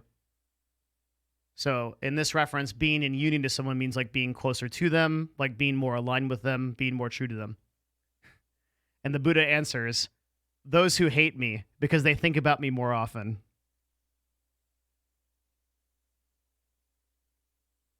So for that reason, I don't give a fuck if people clip me out of context, right? Like that's the power of that. It was really cool. I read that story, or I listened to it in a Buddhist lecture when I was walking a couple days ago. It was really cool that I heard that, because I haven't ever had like a story to tell to place that concept.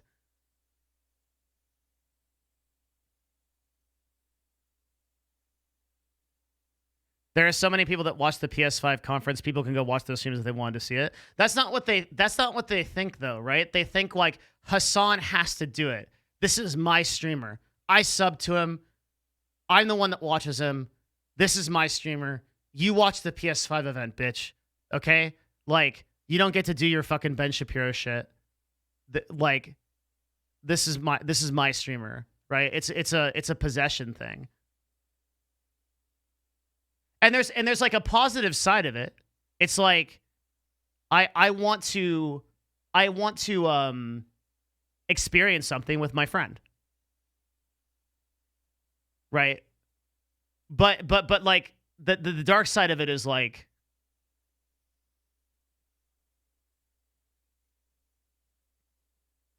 it impedes on the art in that way.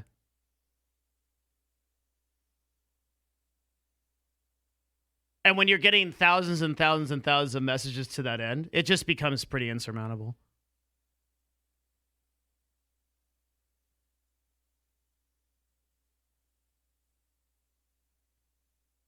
I've seen plenty of streamers getting mad when they get clipped out of context and get hate on LSF. I guarantee you that they would hate not getting posted more, and none of them are going to tell you that. But that's the truth.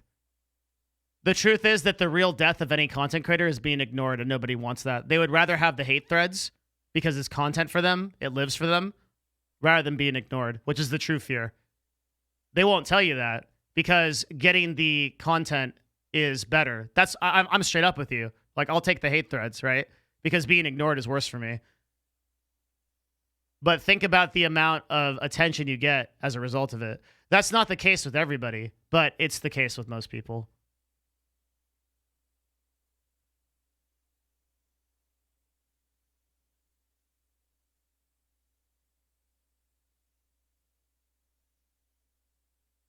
What would be the way to balance the stuff the audience wants with the stuff the creator wants? So again, we're getting into my personal opinion here. So again, I don't have like the data for this or anything like that. This is just like a really subjective thing. But in my opinion, I think that when you compromise your art in any way to serve the community, you are fucking up. And that loss of authenticity will always cost you more in the long run than if you had not done that. Does that make sense? So like I think that the best look at games, okay? Like whenever you have a game publisher that listens to the community, the game is always shit. It's always fucking fucked up because nobody truly knows what they want. But whenever you have somebody that sits in a fucking basement and they make a game based on their own passion and what they want to see in the world, it's a fucking amazing game. Like, look at Terraria, look at Dark Souls. All these games, like, they came out of places where it was just like somebody with a vision and they weren't listening to anybody. They didn't care. And in the same way, I think like when you allow other people to dictate your creative vision, you lose something. You lose what the Greeks would call the muse, right? You lose like the divine voice that like speaks through you to create that content.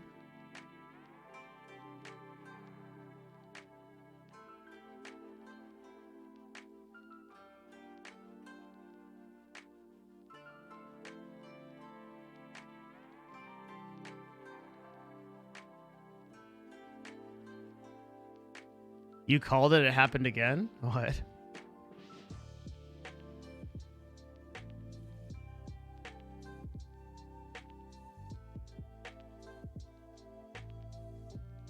Oh, yeah. That, yeah. Of course. On the front page of Twitch. Thank you, everyone. Yeah.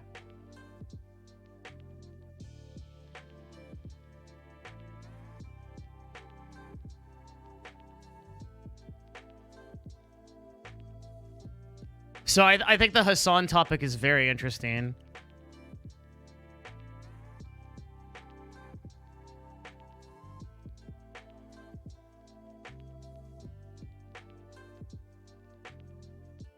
So basically, streamers need to stick to what they like, but they have to live with the fact that they might not be what their audience likes and basically lose viewership. Yeah, I mean, the constant push and pull for a broadcaster is, do I do the content that I truly want to do, or do I do the content that I know works, right? And like I'm that's the reason I'm not a full-time broadcaster, because I can't pull off a full-time PoE stream, which is fine because I add a lot of value this way. A lot of people, but it's not a bad thing, right? So like in my best universe, I would want to run like a full-time PoE stream, but the fact that I can have passion and I can drive and like make an educational / entertainment stream that a lot of people benefit from, that's great, right? Like I'm cool with that. It just means that this show is not my dharma, in the sense that like this is not my main thing, right? My main thing is the business that we run.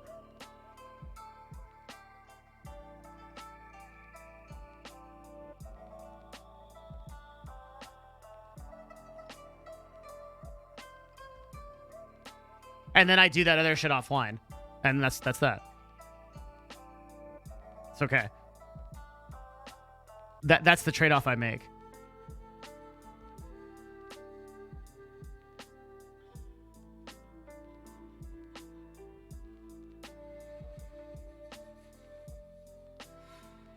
The reason Summit's doing variety? Yeah. Like Summit's playing Skyrim at night. And that's just his dharma, dude. That's what he wants to do. You know, he's getting 15,000 viewers versus the 40,000 he get on Sea of Thieves. But the cost is his sanity.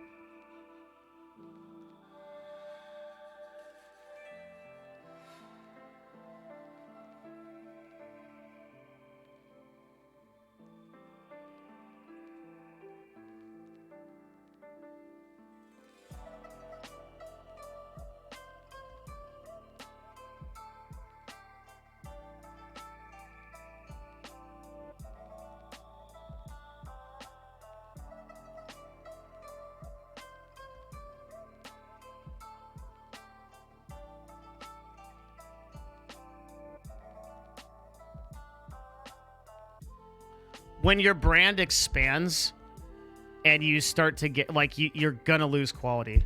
You can't. Yo, all the people like telling me to do notes and food and stuff. I understand. I get it. Thank you. I got control. Don't worry. I don't need like reminders all the time. Hey, go do this. I got it. Thank you.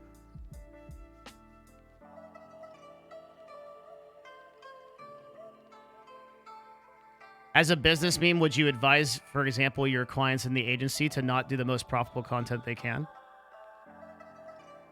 That's not my job. My job is to present them with the information and for them to make their own decisions.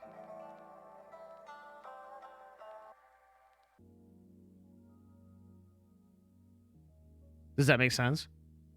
Matt had to remind me of that the other day. Like, I have a particular streamer that I'm doing a deal for, and we're working with some people that are lowballing us, in my opinion. Like they're giving us a very low rate for something. And so I've been trying to push that rate up. But what I should do is I should go to the streamer, say, hey, this is the deal we can get. What do you want to do next? Like, it's like, it's not my job to tell people what to do. And also, like, what they do always depends on their goals.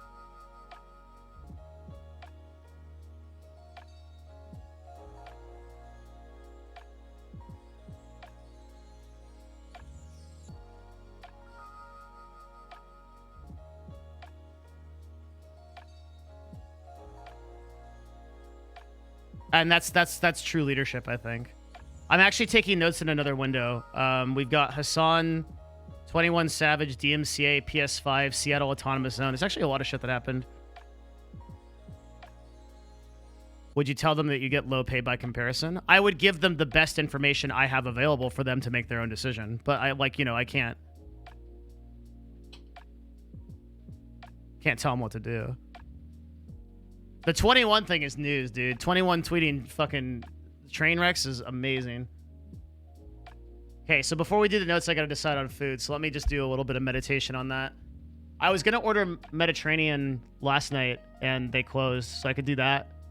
I could order healthy food from the salad place. That shit's expensive as fuck from Homegrown. What else is there? Chipotle is fucking overpriced for delivery. Fuck that, I think.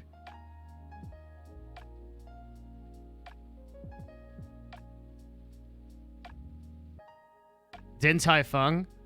My goal is not to become the world's fattest man.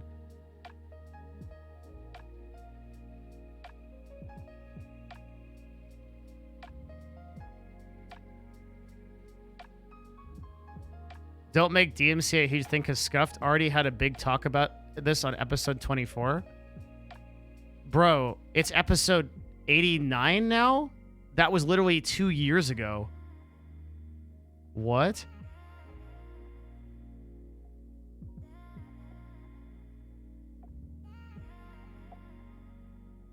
'96? Yeah.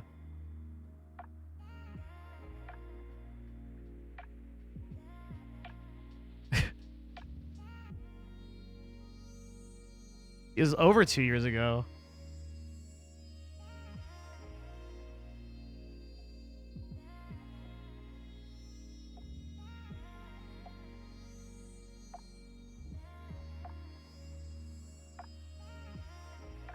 I love how we have a stream about gatekeeping and then everybody gatekeeps. Like,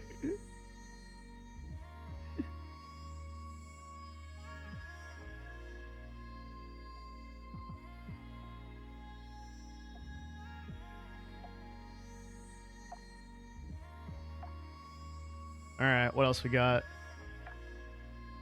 Mediterranean, Korean. There isn't a Din Tai Fung near me. Also, Din Tai Fung on delivery seems kind of meme. But I could be wrong on that. I guess a dumpling's a dumpling, like it's not a big deal. Isn't like the appeal of dumplings like that they're hot? And then you get them. Korean fried chicken is my shit, dude. This place next to me, it's so fucking expensive. Like, I'm gonna be paying out the fucking wazoo for that food if I get it.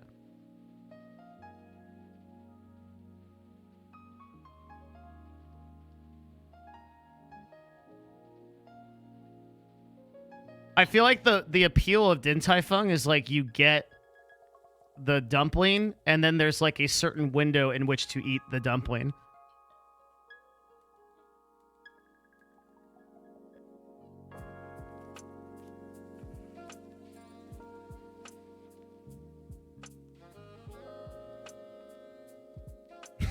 Out the wazoo, did I say that?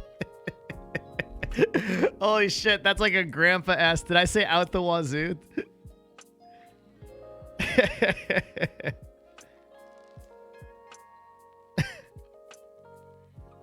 I have to pay out the wazoo.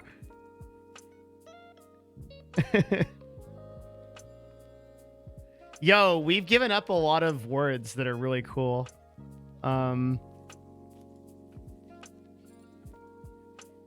Okay, how about American food? I think I should just order homegrown. And just do the salad memes.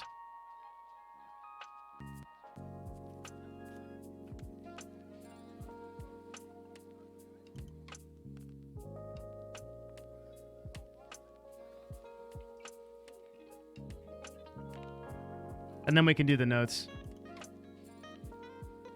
I've heard you call someone a nincompoop on stream. Yeah.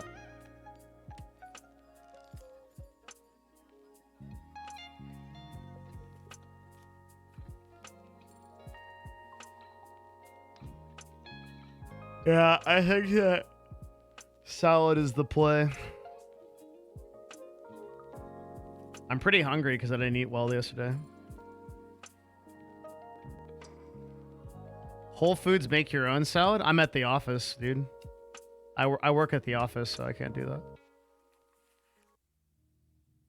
That is not a thing.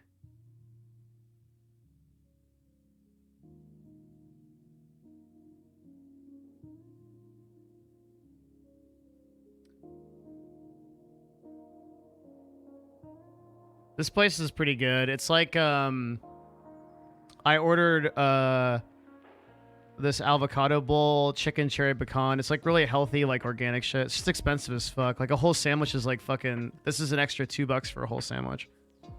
So it's really expensive. Kids grilled cheese? Fuck you. Grilled cheese is fucking fantastic, dude.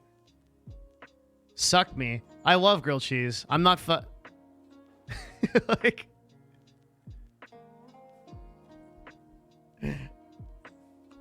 Grilled cheese are the shit, dude.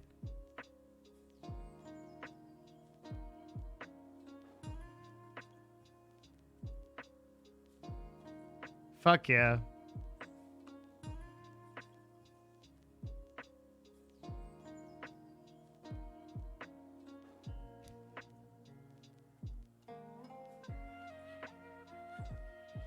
I think the PS5 design is too Tesla.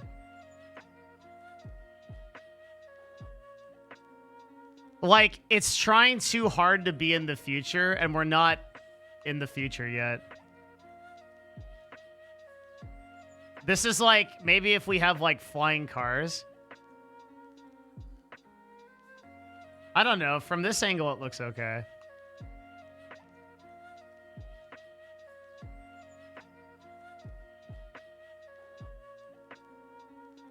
There's only so many ways to design a brick, I guess. That's not it. This is it, right? Yeah. Yeah, this is it. Why does it have like, Oh, this is significantly worse. Yeah, I don't... I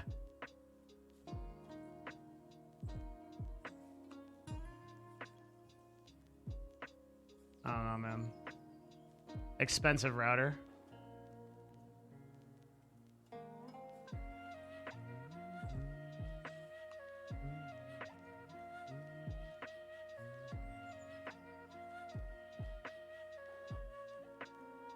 All right.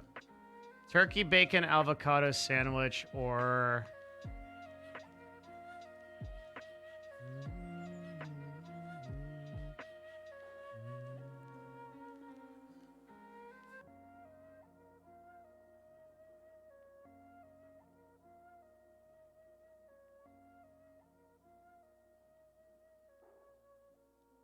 Grass-fed steak and blue sandwich? Sounds so good.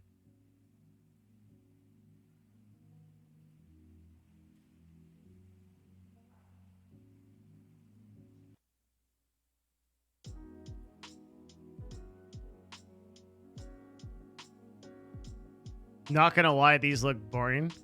Imagine sandwich gatekeeping, dude. We're going for the steak and blue cheese, boys.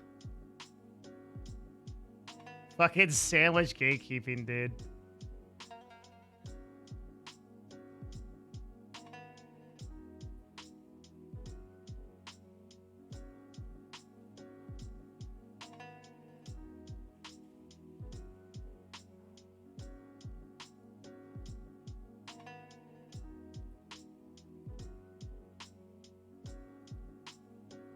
Sold out of chocolate chip cookies.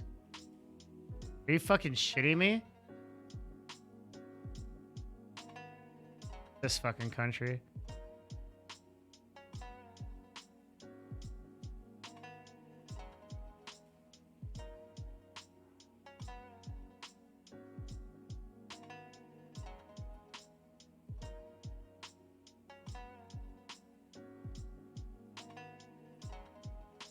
Okay.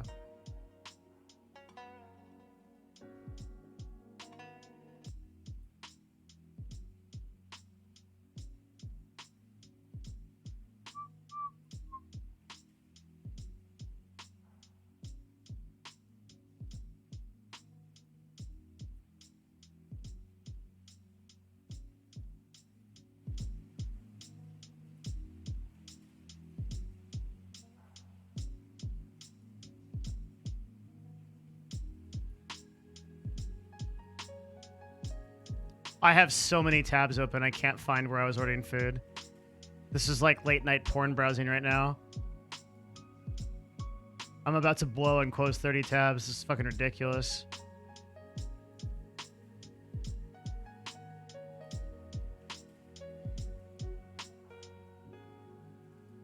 Jesus fuck.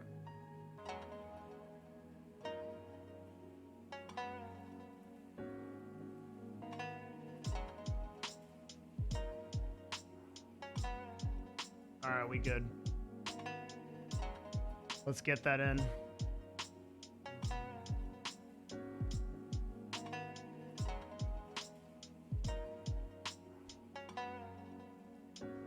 I can literally click a button and a man shows up with a sandwich. What a fucking universe this is. What kind of monster PC do you have? My PC at work isn't that. I'm thinking of getting another PC. Oh, it's because I have all these stupid emotes open. I want to ask Corsair for one of these PCs.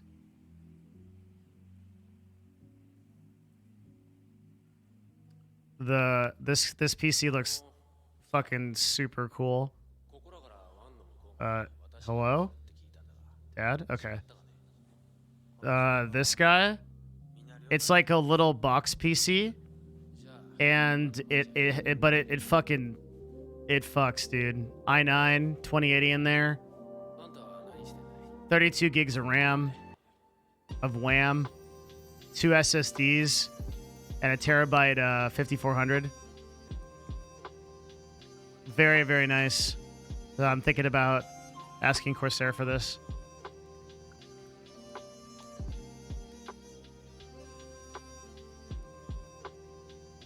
Because, yeah, but, like, dude, I'm old now, and, like, when you're old, you can't carry things as much, so I don't want to, like, carry around, like, a huge PC.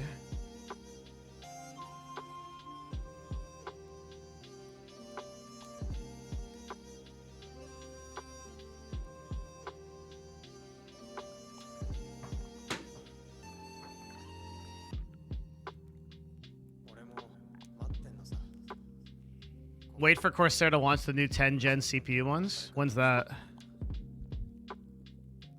Why not just build your own for cheaper? There it is, dude. Invariably, dude. The guy dropping that take. It's like that trade is never late, dude. Like, look, okay? It is marginally cheaper, and marginally being the keyword, to build your own PC, okay? People would have you believe that you're gonna save like fucking 80%, okay? I have done a lot of sponsorships with PC manufacturers, and the margins in PC manufacturing is literally one of the worst margins there is, okay? You're not gonna meaningfully save a lot of money building your own PC. It's a shitload more work, and you don't have warranties or guarantees. If I'm like 14 years old and I have all the time in the world to build my own PC, a 30% increase, it is not a 30% increase. You guys are actually retarded. That is so false. Holy shit. If you buy a fully made iBuyPower PC, and then you buy, for this it is, right? Of course, it's a huge margin uptake because you're getting a huge increase because of the size of it. If you buy a full tower iBuyPower PC, okay? And then you buy all of the components individually, the margin is 6%. All right, that's factually true. I was sponsored by iBuyPower for years. Okay, so 6% is not enough for me to have to go through all the trouble, and I lose a warranty.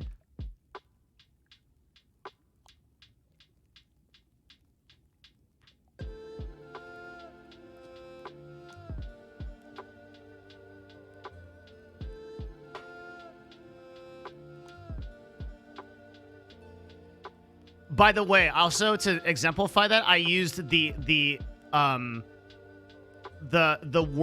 highest margin they get off a PC. Usually it's 2 to 4%.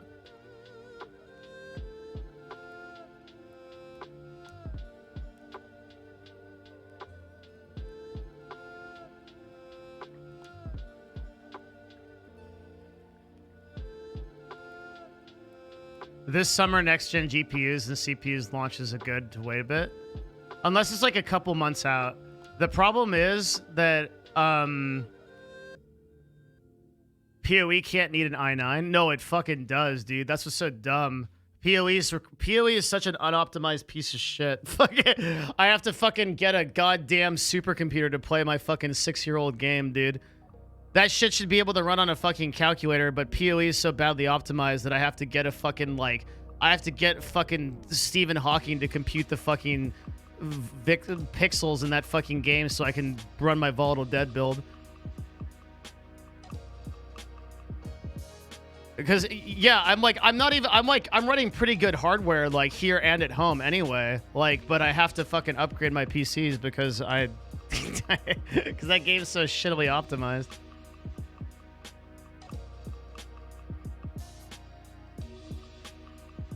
I haven't done it yet, but I bet 10 gifted subs markup on IVPPC is more than 5%. Okay, which person do you want to believe? The person who was sponsored them by years and knows the margins, or the person in chat that's like LOL Newegg? That's you, and one of them's you and one of them's me. I don't give a fuck what I don't like. You can choose who to believe. Okay, I literally know the numbers. We sold iBuyPower PCs for 4 years. So I have no stake in this game. Like I completely don't care.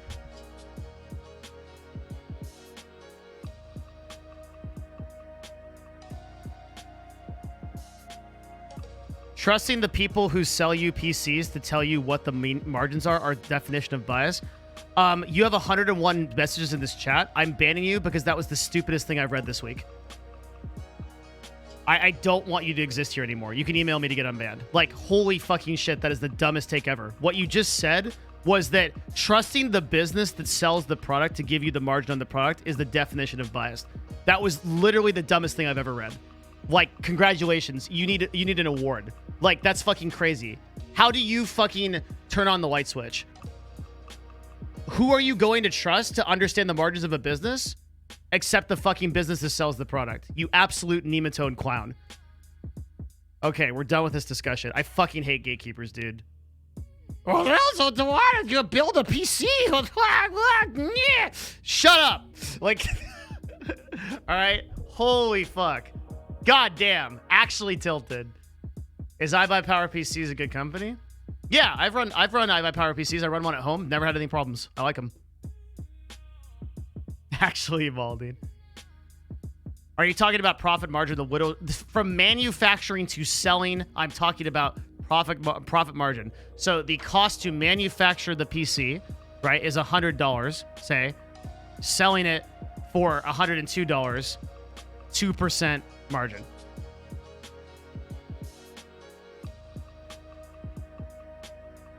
I literally can't believe that guy told me that it's a bias because the company. Holy sh. Okay, okay. My God. Like, if you go to like a t-shirt company, okay, and it's like, oh yeah, we sell our t-shirts for $10 and it costs us $6. We have a 40% margin. No, that's biased. You don't know what your margin is. It's their product. They know exactly what. Like, oh my God. Holy shit. Like,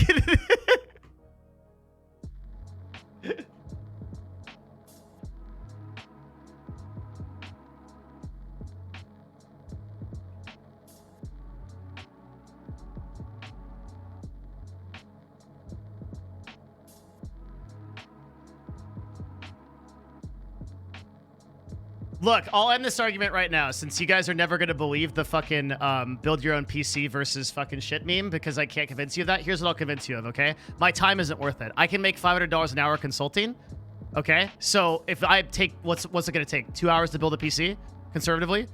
It would take me like 5 or 6 because I don't really know what I'm doing. But let's say it's 2 hours, okay? That's $1,000. That's your margin right there. Okay, bam. All right? Can we stop arguing about this? It's not worth my time. It's below my pay grade. So for that reason alone, I can buy a PC. Get it, Dell. Thanks. Pub Scrub, thanks for the tier 1. I like your name. Finally, a reasonable answer. Okay, chat accepts this answer. Because I'm never going to convince them on everything.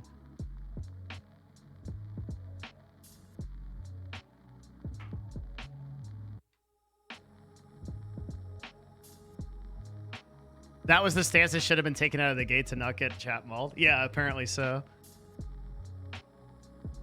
Have you built one before? Yeah, I used to build PCs. Like, I built all my PCs up until like the last like 4 or 5 years. Build a PC while consulting while streaming. Insane money. Oh, shit.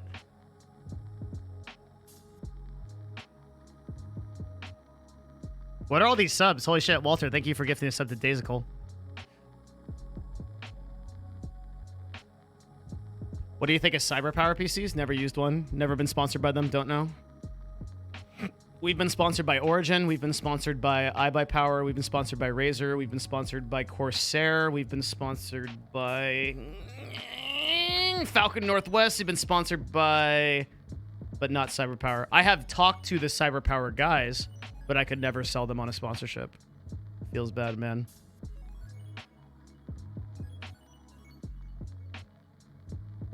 The profit margin is actually smaller than that if you take the cost to manufacture. Yeah, I know, LTL King. See, the difference between you, me, and then other people is that you and I understand business, and then they don't. So the problem here is that we are never going to be able to convince them about the low margins because they don't understand what a margin is. So they're just going to be like, building a PC is cheaper because like there's no fun. Oh yeah, Alienware. Yes, we were sponsored by Alienware. Alienware would just fucking drop laptops on us.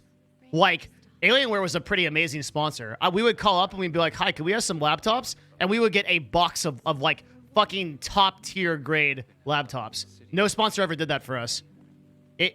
For a lot of sponsors, it's a shit show to get a computer. For them, they would just fucking, we would literally get a box. We would be giving laptops to our friends. Like, it's just whatever.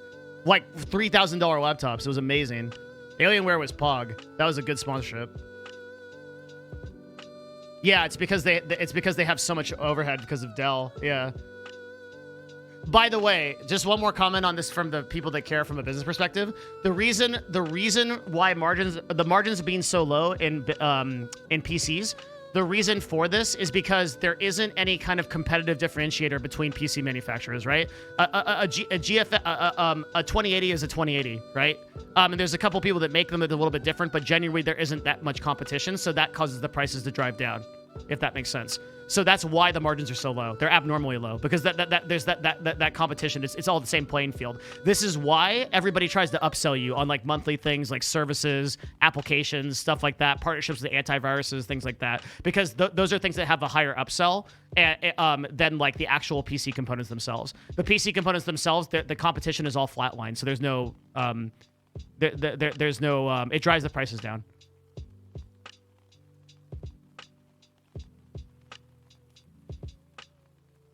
Do they actually make their money back by giving streamers 10K PCs? The answer is it depends on the streamer. Very few streamers you can. So this is actually a math problem, right? So I remember for negotiating contracts. Walter, holy shit, 500 bits. Let's go. Thank you, man. Damn. I got to put you on the Hall of Fame. Thanks, dude. Remind me if I don't. The problem. So this is a math problem, right? So what you do is you take the streamer, you give them an affiliate link, okay? You give them the PC. You take the manufacturing cost of this is too complicated for me just to explain. I have to do this in Notepad. So you give the streamer a 10K PC. Let's say that let's just say that for extensive purposes, that's the actual cost, right? That's the actual cost. So you give them an affiliate code, okay? And then you track how many sales they get. And if the sales are greater than 10K, right, after costs, then you have a successful activation. Walter, 1,000 bits. God damn. Thank you, man. Holy shit. Let's go. Does that make sense? So that's the math they're doing in their head. So there are some streamers that sell insane amounts of PCs. In their heyday, Cloud9 sold so many PCs. Like, their affiliate link was fucking bonkers. But there are other esports teams that, like, weren't able to do the same thing. So it just kind of depends on the vendor and like, the CTAs. Like, if you have someone like Trainwrecks, right? Where, like, Trainwrecks is like, oh, damn, MJ Soros, thank you very much for the 10 gifted. Holy shit, let's go, dude. 10 gifted and 1,500 bits. Let's go. Thank you. If you have someone like Trainwrecks, right?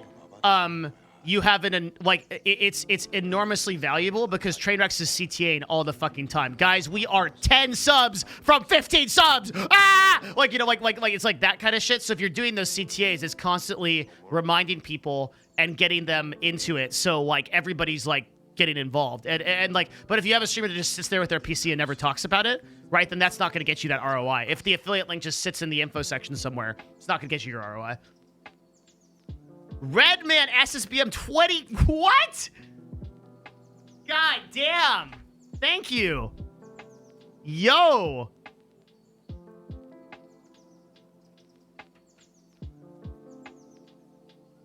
Whew. Thank you, man. 1,500 bits.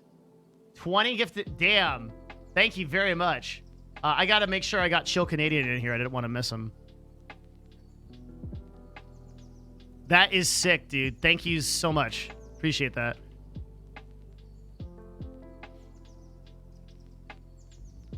Will we see you during the new PoE League? No, I will not be here for... I probably won't... So after Friday of next week, I probably won't stream for like a week. Maybe longer. Just depends. Okay, you were right. I priced out an iBuyPower, and it was actually less than 5% more expensive. So I'm a man of my word. There's your 10 gifted. Thank you, dude. This is usually the part where I throw my desk and dab like 1,000 times, but you were so respectful that I just like man to man, like, yeah, thank you. Okay. Thank you. Yes, I really appreciate it. Clap it up, dude. MJ Soros, man of his word. Let's go. Respectfully, dab.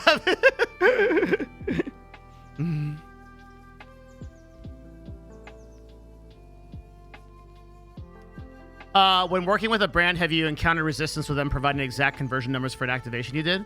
No, it's the opposite. If I understand your question right, brands love when you provide direct numbers, dude, because 99% of people that sell to brands are going to come in like this. Hey, I'm a big influencer and you should give me $5 billion because I'm fucking really important and have 20,000 viewers. So if you don't give me $5 billion, you fucking suck. And they're like, wait, what? Like when you're an agency and you go to them and you're like, yo, look, these are the numbers. Like this is the numbers that it's going to take for you to get your ROI. These are the numbers it's going to take for you to get your money back. Here's how we're going to do it. Here's the activations. Here's the CPM. Here's the engagement. Here's case studies of us doing it before. They're like, fuck yeah, I fucking love you, right? Like the deal sells itself if you come with the numbers. This is why Nerd Fusion is one of the only agencies where like we have our rate cards. I can come in, any sponsor, I will tell you, here is exactly why this streamer is worth this amount of money. I'm not gonna bullshit you on some like I will show you the fucking numbers, right? I will actually price it out by CPM. Them providing you with the results of the activation. I don't understand the question. Isn't it kind of dumb that not every agency does that? I mean, you gotta decide.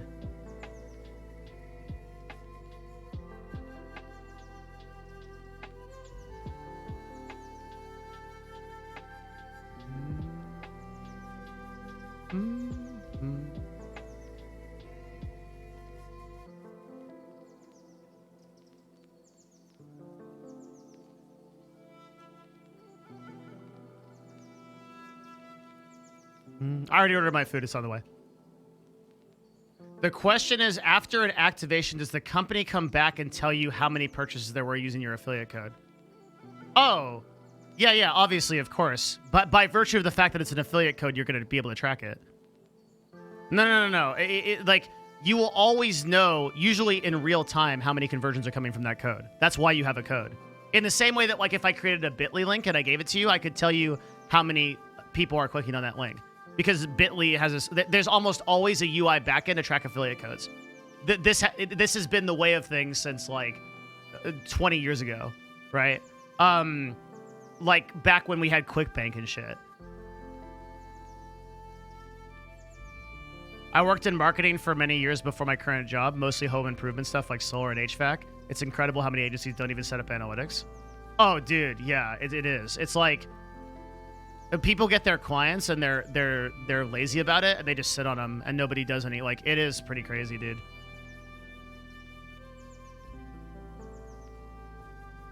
How would you do the math on what an average streamer of 1K is worth? People always ask me that, and the answer is I cannot give you an answer because viewers are not the only value proposition for a broadcaster. It's minutes watched per unique viewer, it's hours streamed, it's time streamed, it's demographic, it's amount of CTAs, it's engagement in the community, it's amount of time online at any given time, it's the amount of rotations that an ad can do in a certain number of time and the amount of engagements for it, it's the info. Do you see? I can't answer these questions. Like how much am I worth if I have 2,000 viewers? I don't fucking know how much. Like I don't know anything about you, right? I can't answer that question unless I actually do an analysis on you. That's the reason why the agencies exist, right? Because it takes me work to do that. So you get an agent because that price is that's a hard thing to solve. No, I do not have an estimate for the average streamer of that tier because there is no average streamer of that tier. There's no such thing as an average streamer. Does that make sense? If you're using viewer count as the only metric for what someone is worth, there's no such thing as an average. Everyone is different. This is why I have a business because there is no way to discern that number unless you compute those variables. Is it worth investing in Facebook ads to promote your Twitch and YouTube channel? No, the bounce rate is too high. We tried it. We wasted money.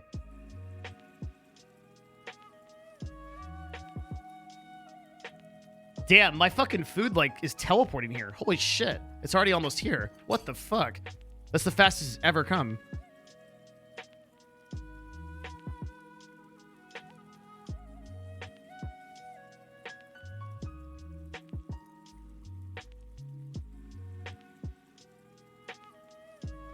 Is it wasting money if you learned it wasn't worth it?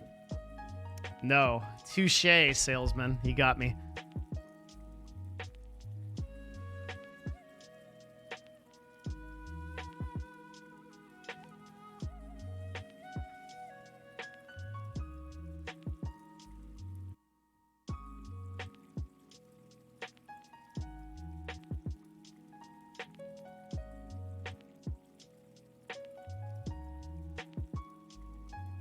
Yeah, there's no such thing as an average. Just because a single average streamer doesn't exist doesn't mean you can't average the stats of streamers in that tier between the highest and lowest. No, that's exactly what an average... Oh god, it's like I'm explaining averages to train wrecks again. The average doesn't exist because there is no average. When there's too many variables to compute, you can't function as an average because we don't have a variable to make an average. Right. So it oh god. Okay. So if you don't have the stats to make an informed decision except on an individual basis, then you can't create an average. An average requires a set of variables to create an average, and the variables don't exist in this case. How do you predict how many people are going to use the affiliate link and buy the product? So there's a thing called conversion rates, which is like on like a digital product like a Kindle book, right?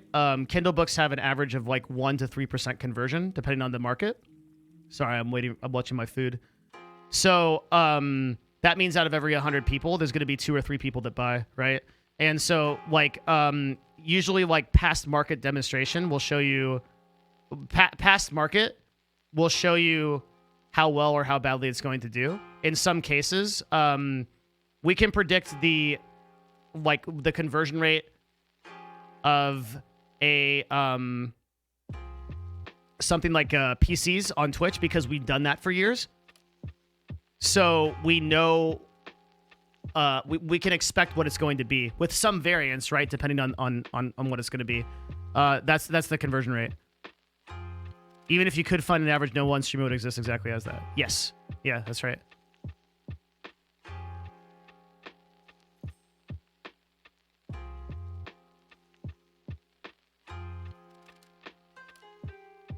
So like, I'll use like a Kindle book as an example, right? As like a history of like past, right? So if you put an ad out to 100 people, okay, and your conversion rate is an expected 1 to 3%, you always work with the worst number possible if you're smart. So you think you get 1 sale out of 100 people.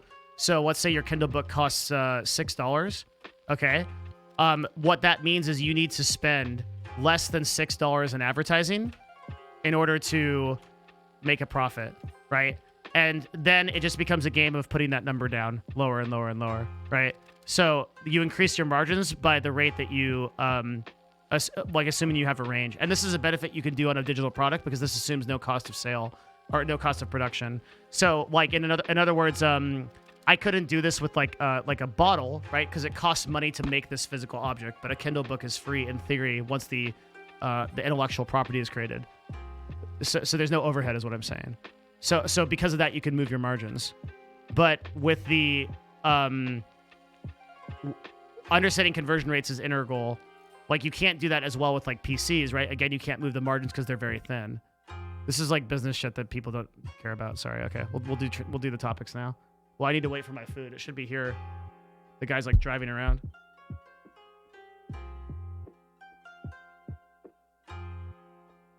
I think it's cool, chat.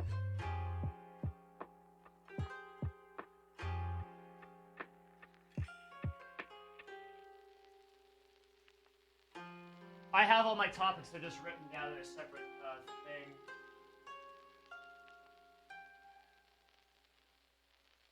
If you do want to get into business, or even if you want to do like even in a lot of jobs, understanding conversion rates is really important.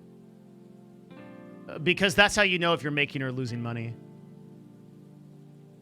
Is this guy trying to get Pats the Chaz? Are Amazon affiliate links a good start to test conversion rates?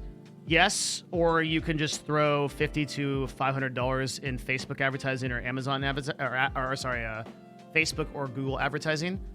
Just throw like $500 into Facebook and see how well your product converts, and then like you can get a good idea of what it's gonna do.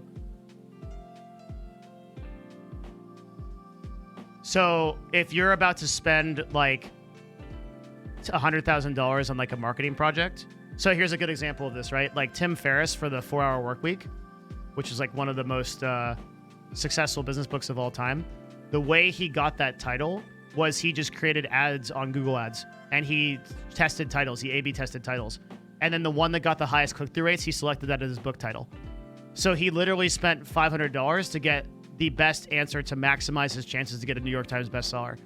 And that's like a really creative way that you can use marketing to do something. That's what I'm saying, like when you run an ad like that. So like if you run, you can run ads to test psychological assumptions for a very low amount of money. And I've probably spent thousands and thousands of dollars doing this. I used to do it at CLG all the time. So like if I had an assumption of how I would want to price something, or if people would pay for something or not, or whatever, I would run that.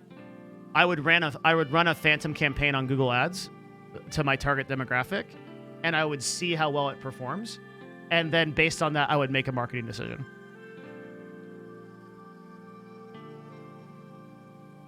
How do you learn conversion rates when it comes to retail? I don't know. I'm not experienced enough in retail to answer that. I'm sorry. I'm not gonna bullshit you.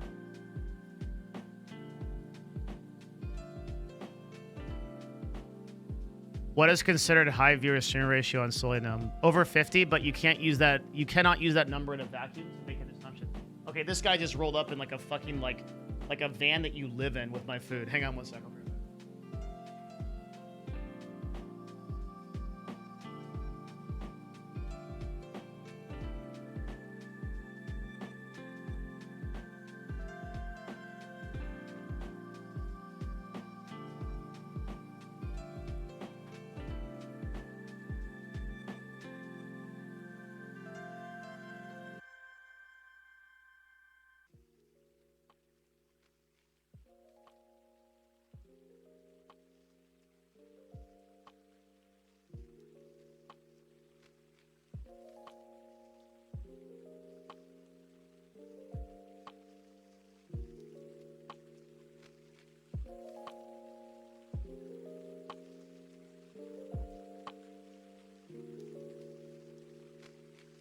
My man rolls up in like a truck, and in the truck bed is like a full-on camper.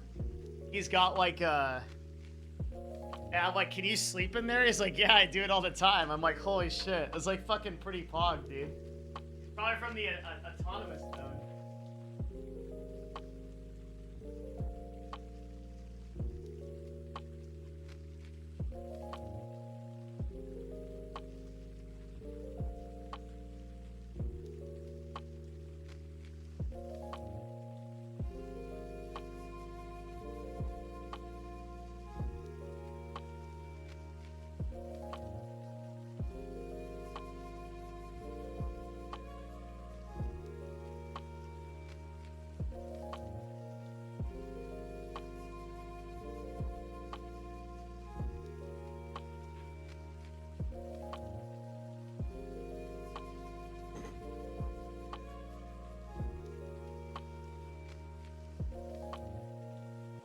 Yeah, it was cool. Like he was, it was really cool.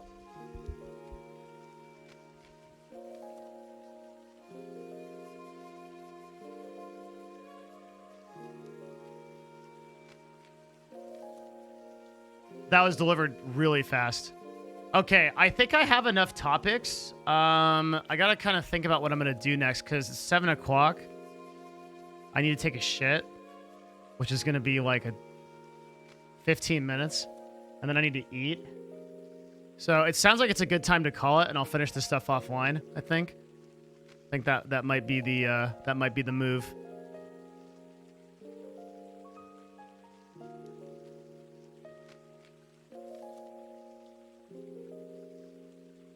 I like to meditate when I take a shit. Shit on stream. All I do is shit on the stream, dude.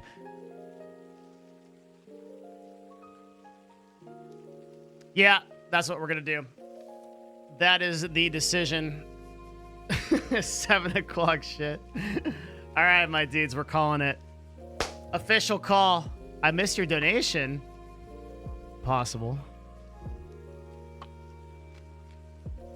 Wait, how? Oh, I'm scrolled way down.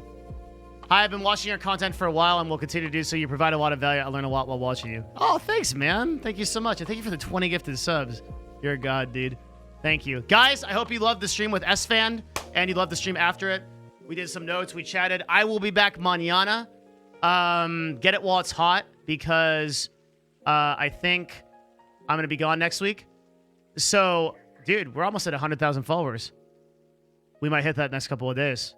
8 years streaming, dude. Almost past 100K. That is some pog shit. Thank you, guys. That is fucking awesome. Very, very, very, very, very, very, very awesome stream. I'm really glad Esfand came out. That was awesome. We have a lot of stuff to do still. I'm behind on my posting for jobs, so I got to do that first thing. The next thing I'm gonna do tonight in about 2.5 hours, I will be on the Scuff podcast. You can find that on twitch.tv/trainwreckstv. Also, if you guys like the stream, please go to the Discord, discord.gg/Devin. We got a lot of new members in there today, which is fucking awesome. Come say hi in general chat. It is a great community. If you like the kind of stuff that we talk about here, like industry stuff, meta stuff, marketing stuff, that is the kind of shit we do on the Discord a lot. And I chat there all the time. It's not like a Discord that I just hey, join it. I'm actually the person that talks the most in the Discord out of anybody. I'm there all the time. So I will see you guys there. I will be there for the podcast. I'll be talking in general chat and sub chat since I'm not playing PoE. So I'll be bored. So come talk to me. Come say hello. That was fun. That was really fun. We had a really great stream. Thank you guys. And a huge shout out real quick to Redman SSBM. Thank you for the gifted subs as well as the dono, sir. Thank you. Walter45. You're awesome as well. MJ Soros, thank you for coming in with the gifted subs after the debate. Walter45 with the bits. Thank you again. Holy shit. AFK, thank you very much for the bits. Thank you, SH Gene. Thank you very much to Chill Canadian. Thank you very much to the Washington Patriot with the autonomous zone. Jesus Christ. I will probably stream something from there on Saturday. Maybe do an extra bonus stream or something. Samoa Stefan, thank you for the 20 gifted subs. And that was insane, dude. Thank you very much. Tons of fucking follows, especially from Esfand's community. Thank you very much, guys, for coming out and watching our show. Thank you, El Dizzle, for the dono as well. Appreciate it. And the very kind message. That's it. All right. You guys know what to do, right? We post those hearts in chat. Thank you guys very much. I fucked my heart up. There we go. Okay. Thank you guys very much. Have a wonderful rest of your evening. I will see you for the Scuff podcast, and then I will see you mañana for the show. Take it easy. Have a good one. Until then, be good to yourselves and each other. Love you guys. Thank you. Bye-bye.